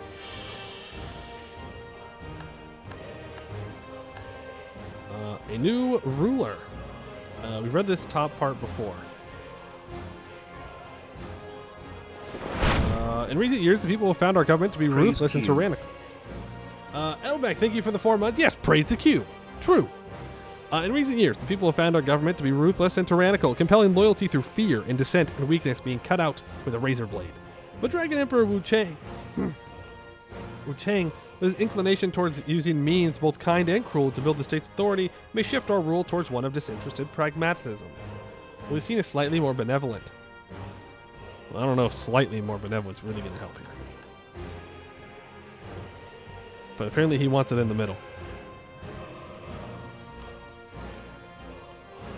We could seize more land. No, philosophers will get 2 men. Yes, praise the cube. The glorious, glorious cube. Monopoly company formed. As much as I want those Diplo points, I'm taking the money. And the temple complex has been restored. I'm not completing that mission. Hobgoblin Minister. Let's go for the moderate tolerance increase. That gets them up to coexisting. Close. Need a little bit more integration. Just a little bit. Take the rebels. Keep drilling. We did miss a month there. Sad. We're making 49 ducats a month. We're good. We're at our force limit. Everybody's drilling. Everybody's looking fine. What do Hobgob Pops give? I don't know, but we want to choose their government reform for their military. For tier 5. Which gives more army drill gain, less regiment drill loss, less morale damage received. Less force limit. Sucks, but I think we'll be alright. 3, 4. Can I lower autonomy anywhere? Yes. Yes, I can, and I will. Thank you, thank you, thank you. Selected the drill loss reduction mission tree. Yeah, we're going to have troops that are super cheap and don't lose drill. They're going to be fantastic. The missions for integrating the Hobbs. I don't know. Wow, that was a terrible general.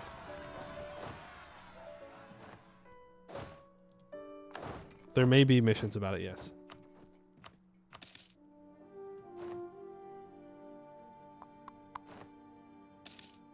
And we can embrace the institution now, which means we can take admin tech, diplo tech, mill tech.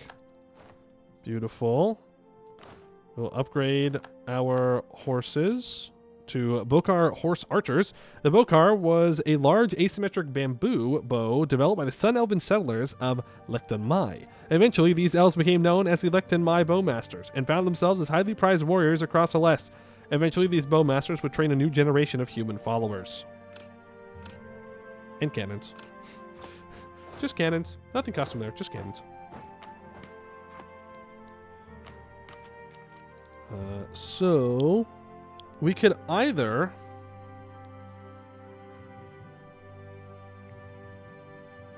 Okay, well, first things first. I'm moving my freaking trade capital.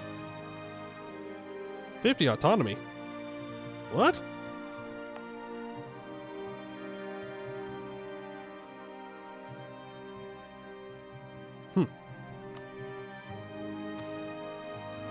They must have gotten some migrants or something. I just didn't pay attention to where exactly they went to. I'd like to move my main trading port here. Yeah, I do think Diplo Ideas is probably where we're going to want to go with this. Instead of pulling from Shamakad... Well, actually, we don't need to pull from the Beyond Fang node.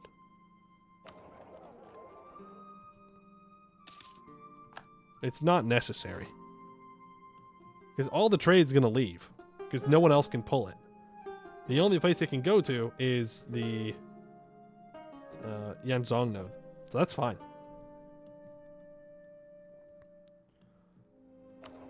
It's kind of the same thing here. Like, we're collecting here. We don't need to. I can go collect in Phi 10 instead. All the trade flows into here. It's all leaving. Bavaria wants to pay me for the thing. I will do that. I'm making 60 ducats a month, and we're still pulling 2.67 from here. Not bad. Not bad at all. I will take that admin tech. We will unlock another idea group, and I do think we want to go diplomatic.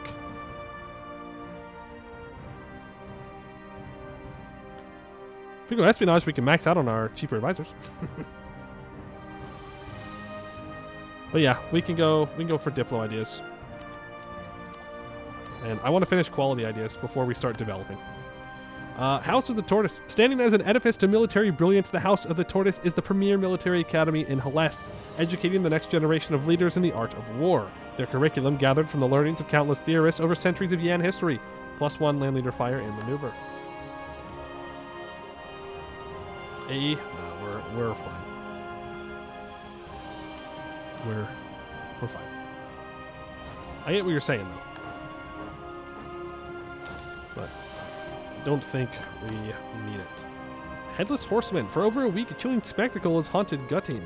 At sunset, Headless Horsemen emerge from the depths of the forest, galloping through the streets. These terrifying apparitions don jet black armor, their bodies mere wisps of smoke. Strangely, they seem incapable of causing physical harm, as reports suggest they pass right through people without any tangible impact. Nevertheless, the terror they instill in the residents is genuine, leaving them demanding urgent action to expel these ghostly figures from the forest. The fear and anxiety gripping the village has reached a breaking point. As the eerie nightly visit persists, the community seeks respite and a solution to end the haunting. The enigmatic appearance and seemingly intangible nature of these Headless Horsemen have left everyone perplexed as they yearn for a way to bring peace back to their lives. What if you think our soldiers can stop them if they're made of smoke? Yeah, who cares? If they're not hurting you, just simply don't be scared. Easy. Overflowing chi. It happened during a routine patrol by one of the local temple guard, which are usually done by soldiers in pairs and are normally uneventful. Though it's not uncommon that soldiers are spooked or see things as they do patrols, happening mostly after the sun settles and the area is bathed in moonlight. That's when one curious soldier wandered off into the temple, claiming he saw some faint yellow glow or aura leading into the temple, only to fall unconscious and wake up again in an outer courtyard of the temple. What really happened, he can't recall, no matter how hard he tries, and not even mages could help him recover his memory. He does, however, know that he ventured deep into the temple through the impenetrable darkness of the temple's heart before it all turned black. And whatever happened there, it loaded his body with chi and opened his inner chi gates, gaining not only strength but also a wealth of knowledge. We suggest that he's made into a wizard general, as he can be a powerful and loyal officer to our realm and ruler. Bless the spirits. Okay. Well, it's time to drill a war wizard. He's gonna die, but you can drill him. So I suppose that's good.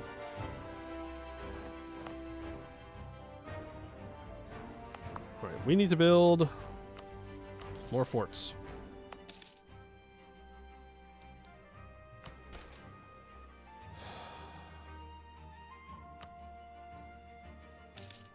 We lose 15. loyalty. No, I need everybody at 45 loyalty at least. Who wants to rise up now? Why? What'd I do? Another exorcism. It's good. We're getting there. Death of a merchant. 15 prestige and a half off philosopher or a bunch of money. We already have the half off philosopher, so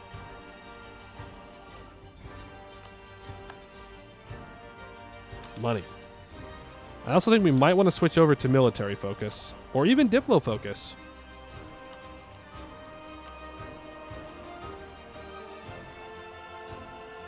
Let's go diplo focus.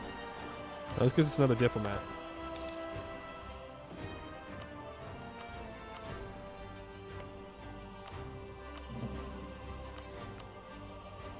He is so close. He is so close to accepting that threat in war.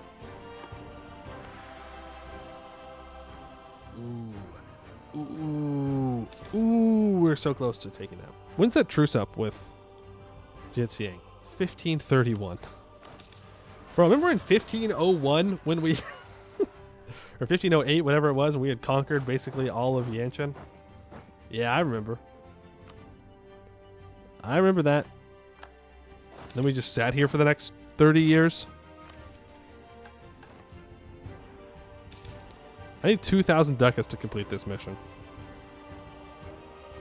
Alright. We'll save up for it. How much money will Celsius... Oh, Celsius is going to be 2,800 ducats. But I kind of want to just build up my crown land here.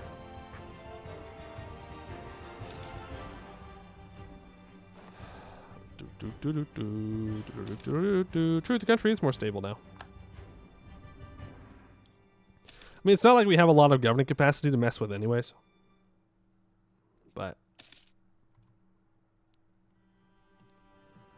But, you know, still. What do we do with Bike to Gong? Do we need to build a fort here? It's a good fort. Gets zone of control on everything. And then, I don't know, I guess a fort in Chakchiang. Which gets all these. And then a fort in Guangshui. Another one in Zhengbian.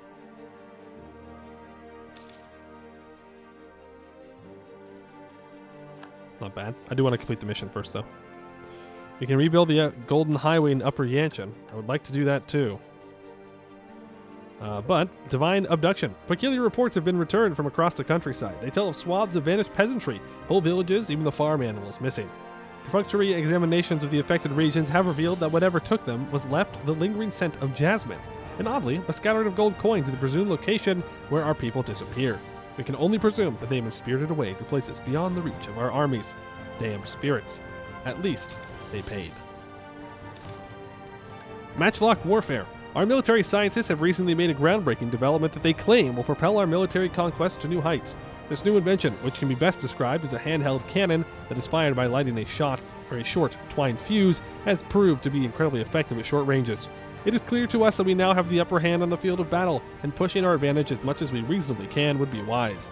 Therefore, we must quickly scramble to produce as many of these powerful weapons as we can before our foes can level the playing field.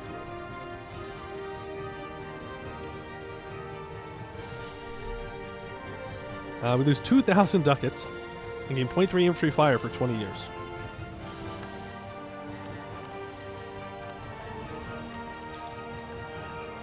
Now we're back to drilling.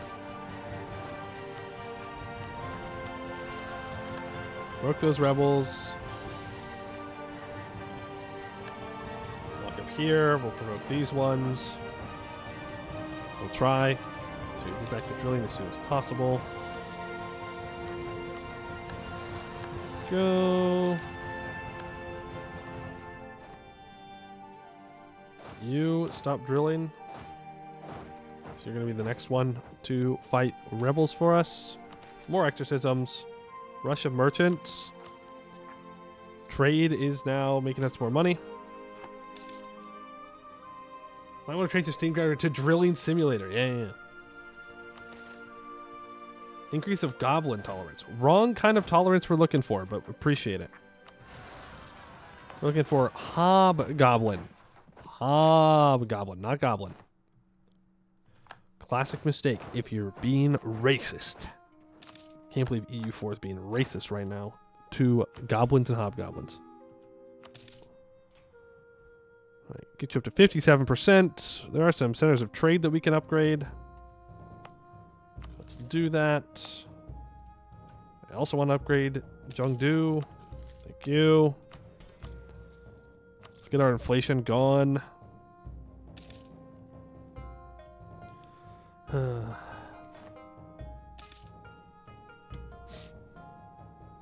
Yippee. Yippee. Minus 25% Diplo advisor cost is pretty good. Makes it. What the fuck? That's crazy, dude. That's insane. Okay, well. Yeah, sure, man. I think after you get a unique tier 5, like after unifying Yanshen, might be tier 6. I thought it was tier 7 that I saw something about. Yeah, it's tier 7, military administrators. So we're good. Hydrate, you got it. Shia formed? Yo! Look at that! Shia formed! Average Shia, by the way. Average Shia game plan. God. Absolutely fucking useless, dude. Always. Always, always, always useless. Without fail. We're gonna go take a vassal out of him.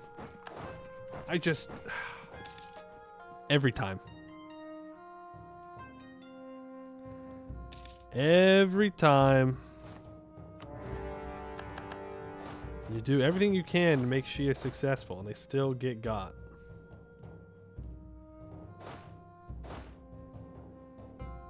You go occupy this. You just occupy everything else.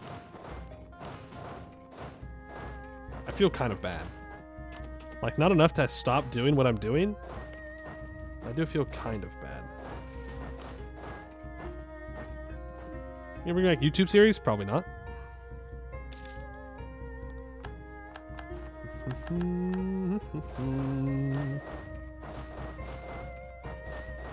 Okay. Everything be getting occupied, that's for sure. Not sure what exactly I'm going to take, but at this point it kind of can be whatever I want. Like, they're not going to be able to do much about it. They're just kind of chilling. Getting rolled. I mean, I'm helping siege this down. I could just walk back and siege, I guess, but okay. We can release Shun Yutian as a vassal.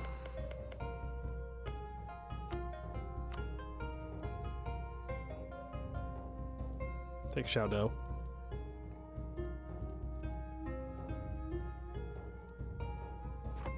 They say no to the complete occupation. For whatever reason.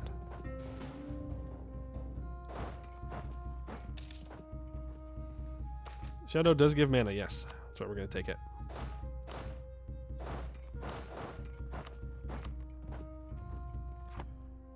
Dog, you can say no all you want to this peace deal, but it's gonna happen. Like,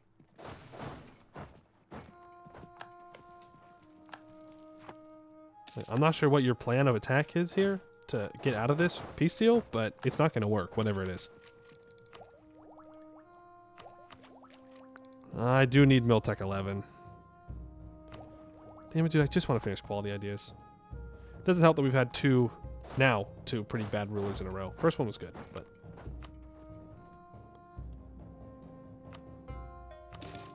There we go. Fall of Jiaodou. With the fall of Jiaodou, the legendary House of Meditation is no longer protected by the one Xia Wulin. The office has lost all relevance, and the Xia kin of Xianxi will no longer pretend to honor the wishes of the old first master. A righteous victory. And we will release you.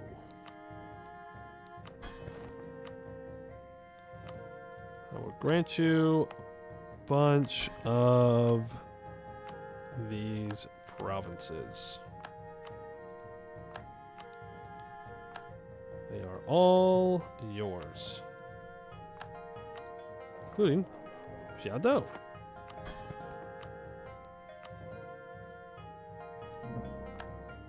There you go. Boom. Good luck. And I'm pretty sure that also gives them the 50 of each monarch point, right? Maybe not, because they haven't started coring everything up yet. We could make a second vassal down here, to be fair. One of these guys.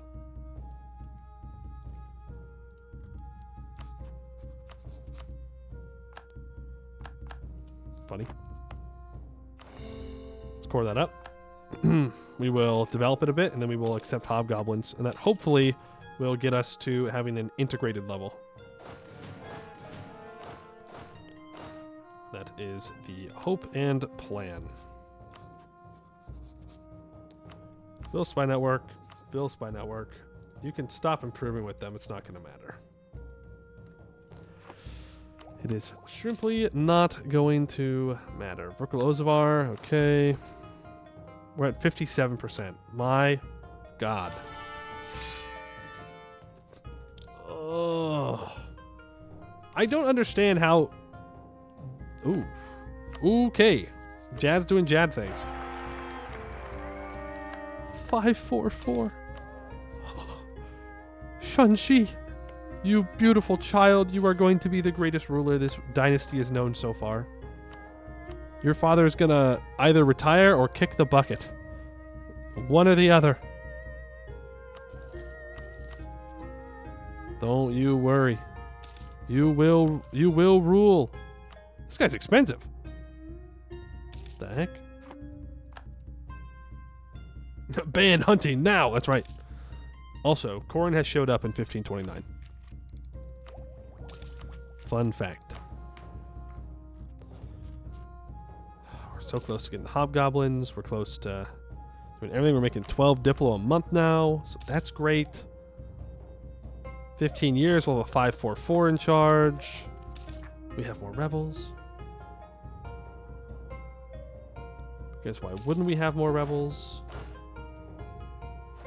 Let's try and convince some of the rebels to not do rebel things. You could not do that. I'd really appreciate it.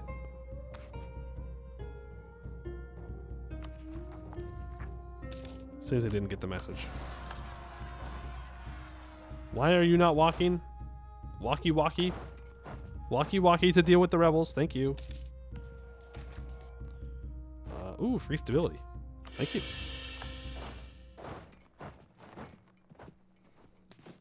And we just built a bunch of government capacity buildings. That really is what is in our best interest. Tianlu's down to 31 autonomy. This gold mine, which I have not developed, by the way. It's at 0.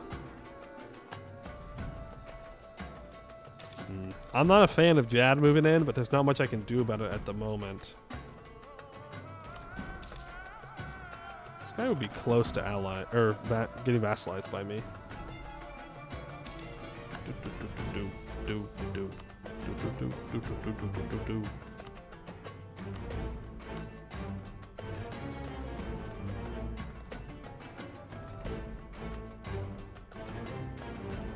Huh?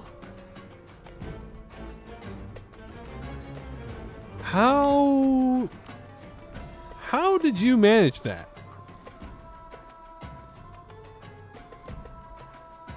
It must have had something to do with... Do they have a mission that allows them to vassalize if they have a larger army? That might be it. I think there is one, if I'm recalling correctly. And so when we sackwipe their army, Berkelozbar just got a free support. Here's the problem. They're going to ally Jad. That's unfortunate for us. Sorry, Rafa Kuglo. You must be sacrificed.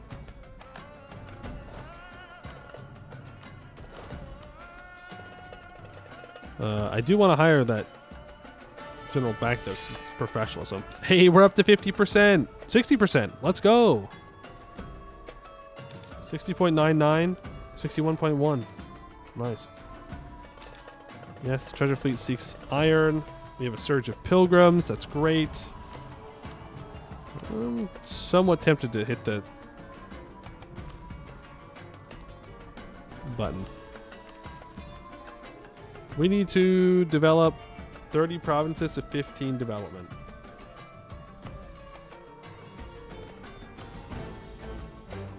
Here's 7. The easiest way to do this is going to be going to development. Sort by development, probably from the top.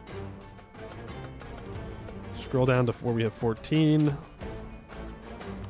Do some admin clicks. Speaking of Diplo, on that gold mine.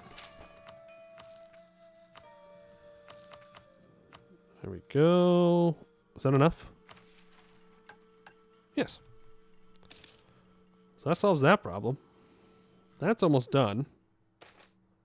Let's reach tier 6. No own province in Yanshen has unrest of higher than 0.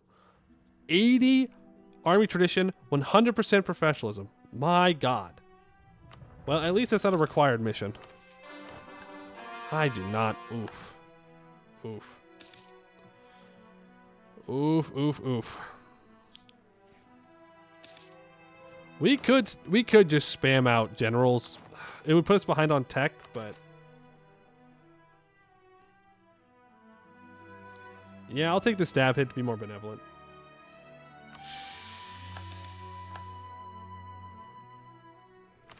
And try and get our tyranny level back up a bit. Disappearing dragons. There's disturbing news from the countryside of Yongdu. Gold-scale kobolds in outlying areas are simply disappearing.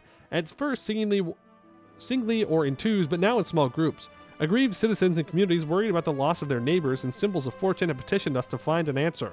The cause, according to our magistrates, is some of the backcountry bandits have begun kidnapping the gold scales. The exact reason is unclear, but are guaranteed to be nefarious, holding them for ransom, harvesting their scales, or worse.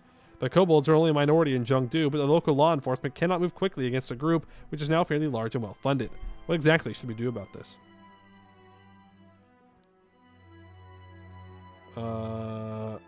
Make sure to return the goods to their families. And there goes the Silk Turban Scholars. Which seemingly I cannot get more of. Can't believe they're stealing kobolds, man. They're just stealing whole ass kobolds. Like they're just a whole kobold. Yeah, and I want to encourage development here. Wait, do I even have an accepted culture slot open? Yes.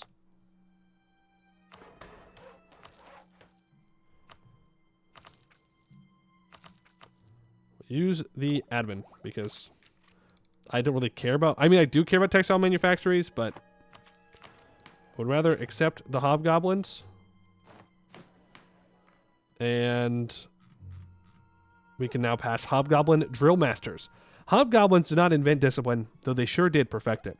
If the command teaches us anything, it is that hobgoblins live and die as soldiers. From the moment they can walk, they are trained for war and combat. This upbringing ingrains a discipline in them that has remained unmatched anywhere else and makes the hobgoblins of the command perfect military instructors. We would be fools, then, not to employ our own hobgoblin community in drilling our armies and making them more organized, disciplined, and overall professional. The harsh training regiments of the hobgoblins will make our soldiers more sturdy, reliable, and brave, though will also mean fewer men get through boot camp, as the weak will not be able to keep up with the high and unforgiving demands of their red drill masters. Nonetheless, our army shall be like iron and march against our enemies with unrivaled discipline. minus 10% land force limit, minus 10% recover army morale speed, plus 100% army drill gain, minus 25% regiment drill loss, 10% less morale damage received. Ta-da! We're almost to tier 6. And I need to fire a general.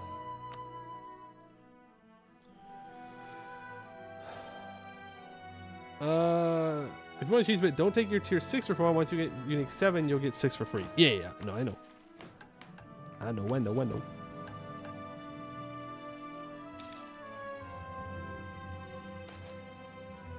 The Sunken Temple. Most of Gunjit's appearances in the High Temple see the High God of Crafters cast as a secondary character, as he forges the tools and weapons needed by the other High Gods. Within the upper levels of the partially sunken High Temple of Lake Tamakan, his visage can be seen in association with Normali and Depar. However, buried away within the dark waterlogged chambers is a small room with the telltale signs of Gunjit's craft. Our only account of the chamber comes to us from a small band of adventurers who, fortunately for us, recorded the room's layout and made a transfer of its central images. According to the account, at first the room was bathed in darkness, only a small blue orb could be seen through the musty air. Upon touching the orb, the darkness throughout the room was pulled towards it. Wisps of soot and ash swept past us wailing like the dead. Then, all was silent, and the glowing blue glass orb hummed at a low frequency. With the darkness dispersed, the scene was revealed to us. The orb sat upon a white marble podium surrounded by 4 images of the high god Gunjit, which depicted him at various steps in the process of making both. Above the orb was a mural of stars connected by constellations and spread out across most of the ceiling. However, there was nothing else in the chamber, and the narrowness of the previous passage prevented us from bringing the orb back. As Wu Cheng finishes reading the account, his eyes glance out at the nearby lake. As the sun begins to set, the water is painted with the vibrant hues of sunset. Wu Cheng ponders the story. Running is not just to give, but to teach and empower others. The province gets minus 50% local dev cost for 10 years. Display symbolizes death in Pertara. The stars hold the key to avoid true death. A 50% cheaper natural scientist. Or fascinating contraption. Maybe Gunjit is leaving a set of constructions, but for what? We gain 1 Inno. All excess innovativeness will be converted into 5 units of each monarch type. Because we're a free thinker. Sure.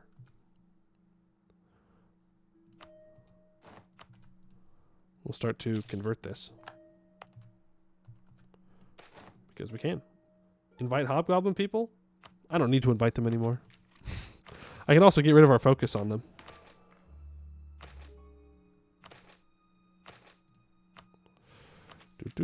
We got what we needed, so we're good now. 1444? Yo, what? 1444 money is huge. Fire you. We are over our force limit by 5 now, which is fine. We can afford that. We can start making money off of manufactories. Once we get the textile ones, we'll make even more money. For now. Jiaxiang is up in a couple of months. Let's stop drilling. We only need one army. We gotta go help out up here. There's a truce to the Mao Huang up. Hobgoblin migrants do in fact arrive. A general is dead. A new one. Alright, and let's do this war. We'll be very quick. We can keep drilling with everybody else. They're not going to be affected. Through, boom, boom, boom. Just make sure everybody's taken care of. Take that, take that, take that. Nice, easy, quick little war. No problems. You can get back to protecting trade in Fight 10, I guess. Are we doing this for more drill? No, we just needed to choose something, and the hobgoblins made the most sense. For our tier 5 government reform. Alright, taken care of. Boom, boom, boom. Get rid of all your cores on me. Thank you very much. Have a nice day. Apparently our corruption is growing now. Alright, so now all we need is 10% more professionalism. I'd like to have a conversation. I'd like to have a conversation with whoever said that I should need professionalism for a mission.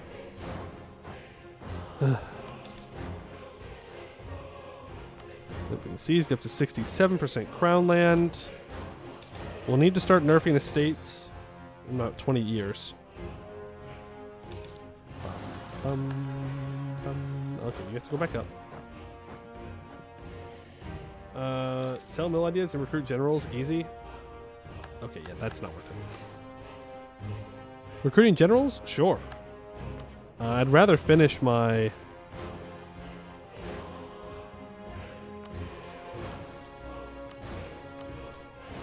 ideas. Huh.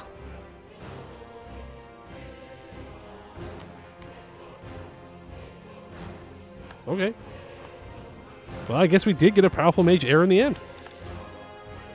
He's not going to be good at anything, but he's there. He has it. Lich? I am not turning a 3-1-2 into a Lich. No, thank you.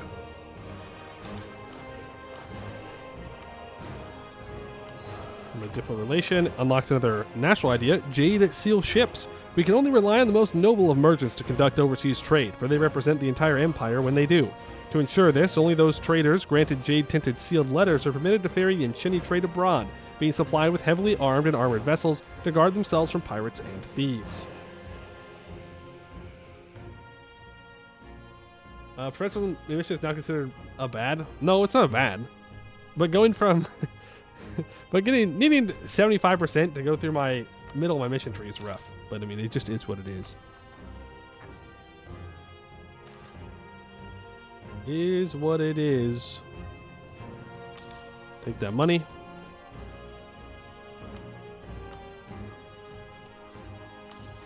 Build those manufactories. Build that workshop. Build that temple. Build that courthouse. Def not China. No. We're definitely not China. Nope. It's Dahui will grow larger. Dahui will grow larger. Okay. Core that up. I don't know if that puts us above our governing capacity. Right under it.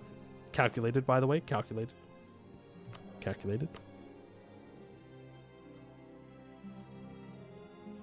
Reinforce speed. When we have money, we will get them to level 2. I just want to finish quality ideas. I just want to get my discipline. Please. Please. Please.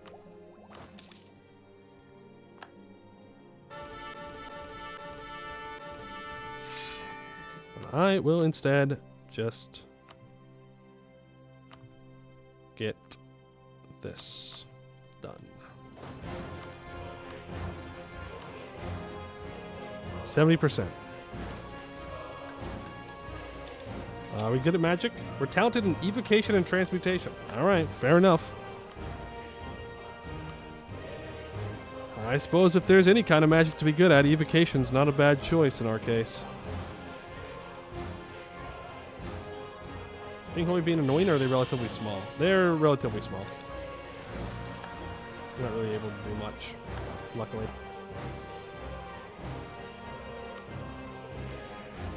Shoot, level 3. A truce with the boar command is up. Not that it really matters to me. That also was, of course, one of the provinces that's not covered by a fort. Funny.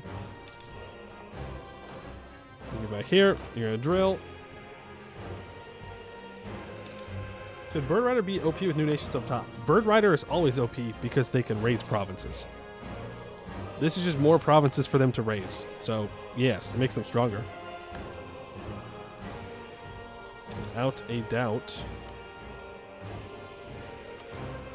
Fortunately, she's going to be down there. And we're now 1 under our force limit. Build another troop. Troll refugees. Sure, man. We're so close. We're so close. Imagine command exploit is for Serpent Spine. No. Tolerance offensive. Would be funny, though. More troll refugees. It seems that Nugent Sarai is not a big fan of trolls. Mao Huang is an autonomous vassal, so they're trying to offer me a royal marriage. No. You know what does sound good, though? Like, we could... We can't transfer them. They're too big. But... Did that just improve my War Wizard? I'm going to be real. I didn't even think you can improve War Wizards with drilling. I mean, it makes sense that you can improve their other stats other than shock. I just never really thought about it. Weird. I also usually would not risk drilling a War Wizard. What if you annex the dwarf?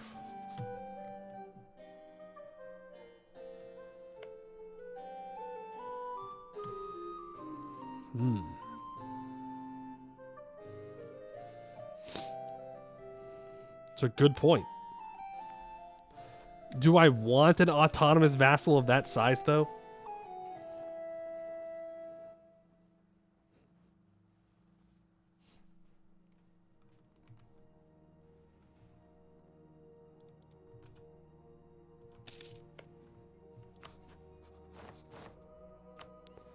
I mean, it would be a very cheap way to gain a hell of a lot of land.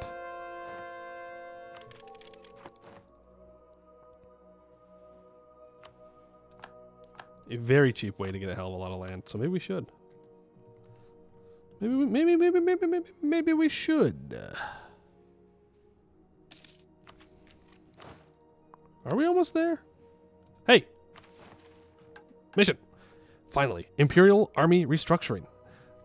Centuries of frontier warfare have honed our armies as the most disciplined and effective of all Yanshen, capable of defeating individual foes of greater prowess through superior tactics and cohesion.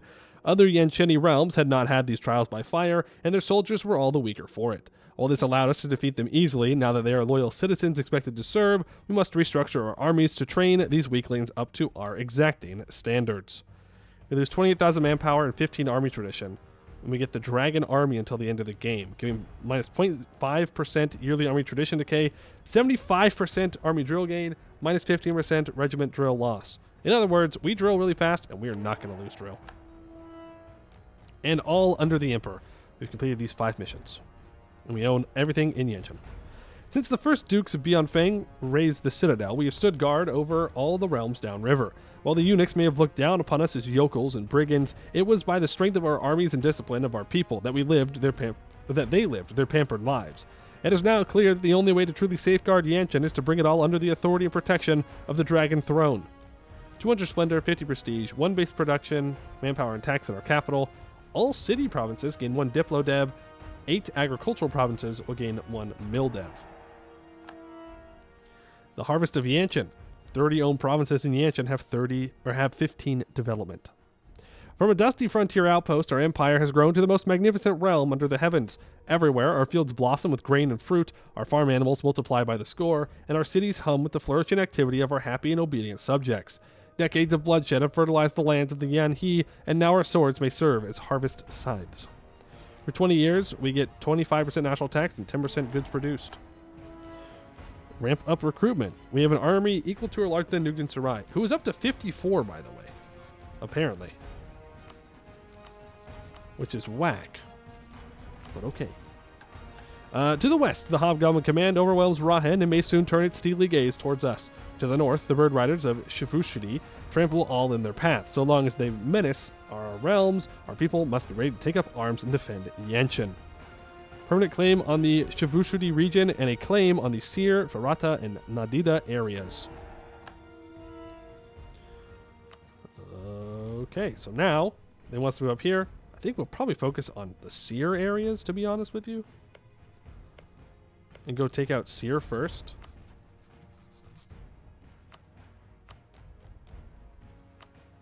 I guess we're going to do it all. I don't think we can full annex Seer. No, we cannot. But we can take at least one of their states. We probably take these 2 states. So that way I can get up to taking this core back I don't know. We'll see. What other missions are we doing here? 100 admin points will give us the tier 7 government reform. And now it wants the 40 heavies. Yeah, I'll be so real. I just don't think it's worth 40 heavies. Like, need a bunch of shipyards as well. I mean, my naval force limit is currently 40. I need 20 farm estates. Okay. That gives us access to the Yanification Edict, which will convert provinces to Yan cultures. Yeah, we definitely want to do that. So we need to start building farm estates. This mission requires us to complete quality ideas, have 90% professionalism, and 70 army tradition. Okay, sure, man. Sure, dog. Which gives it plus, we get plus 200% in total for army drill. Gives us claims on Shanxi and Rangadevi areas. Owner of non-tribute subjects own the eastern part of the Shamakad region.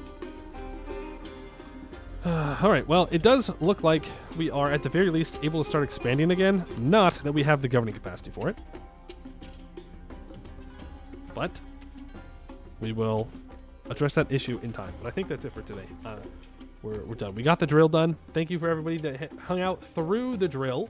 Yes, you're all champions of Dahui. I promise I will not send you to the front lines first for that. Anybody that left while we were drilling, though, they're being sent in first. It's just how it goes. How goes the war score from Diplo? Probably pretty close. I can check. 3. We need 3 more to get there. Oh, we're getting there. We're getting there. Well, that means tomorrow, we don't just have to drill all day. We can, like, play the game. Crazy. We're all true drillers. Well, you know, it's in the dwarven blood. We're all big fans of dwarves here. So I think we all understand. Sometimes he's got to drill a bit. He's got a diggy hole. In this case, it was diggy professionalism. A little bit different, but it gets the point across. All right, let me see if there is anyone out there to raid. We will check. Is there anyone out there playing some Anbennar today? Ooh, yes, there is. Oh my goodness. Oh my goodness. There are in fact multiple. You know what? We will raid Captain Zacko. Absolutely. Let me just refresh. I didn't refresh, so I'll make sure that everything is still good. But Zacko was in here earlier and playing kobolds. Who doesn't love a bit of kobold gameplay? Yes. So we will raid Zacko here. Yeah, I'll be back tomorrow. We will continue with Dahui. We will save everybody from themselves, and I don't know, I guess we will yanify them, as one does. That's going to be it for today. I'd like to thank you all for watching, and I hope to see you in the next one.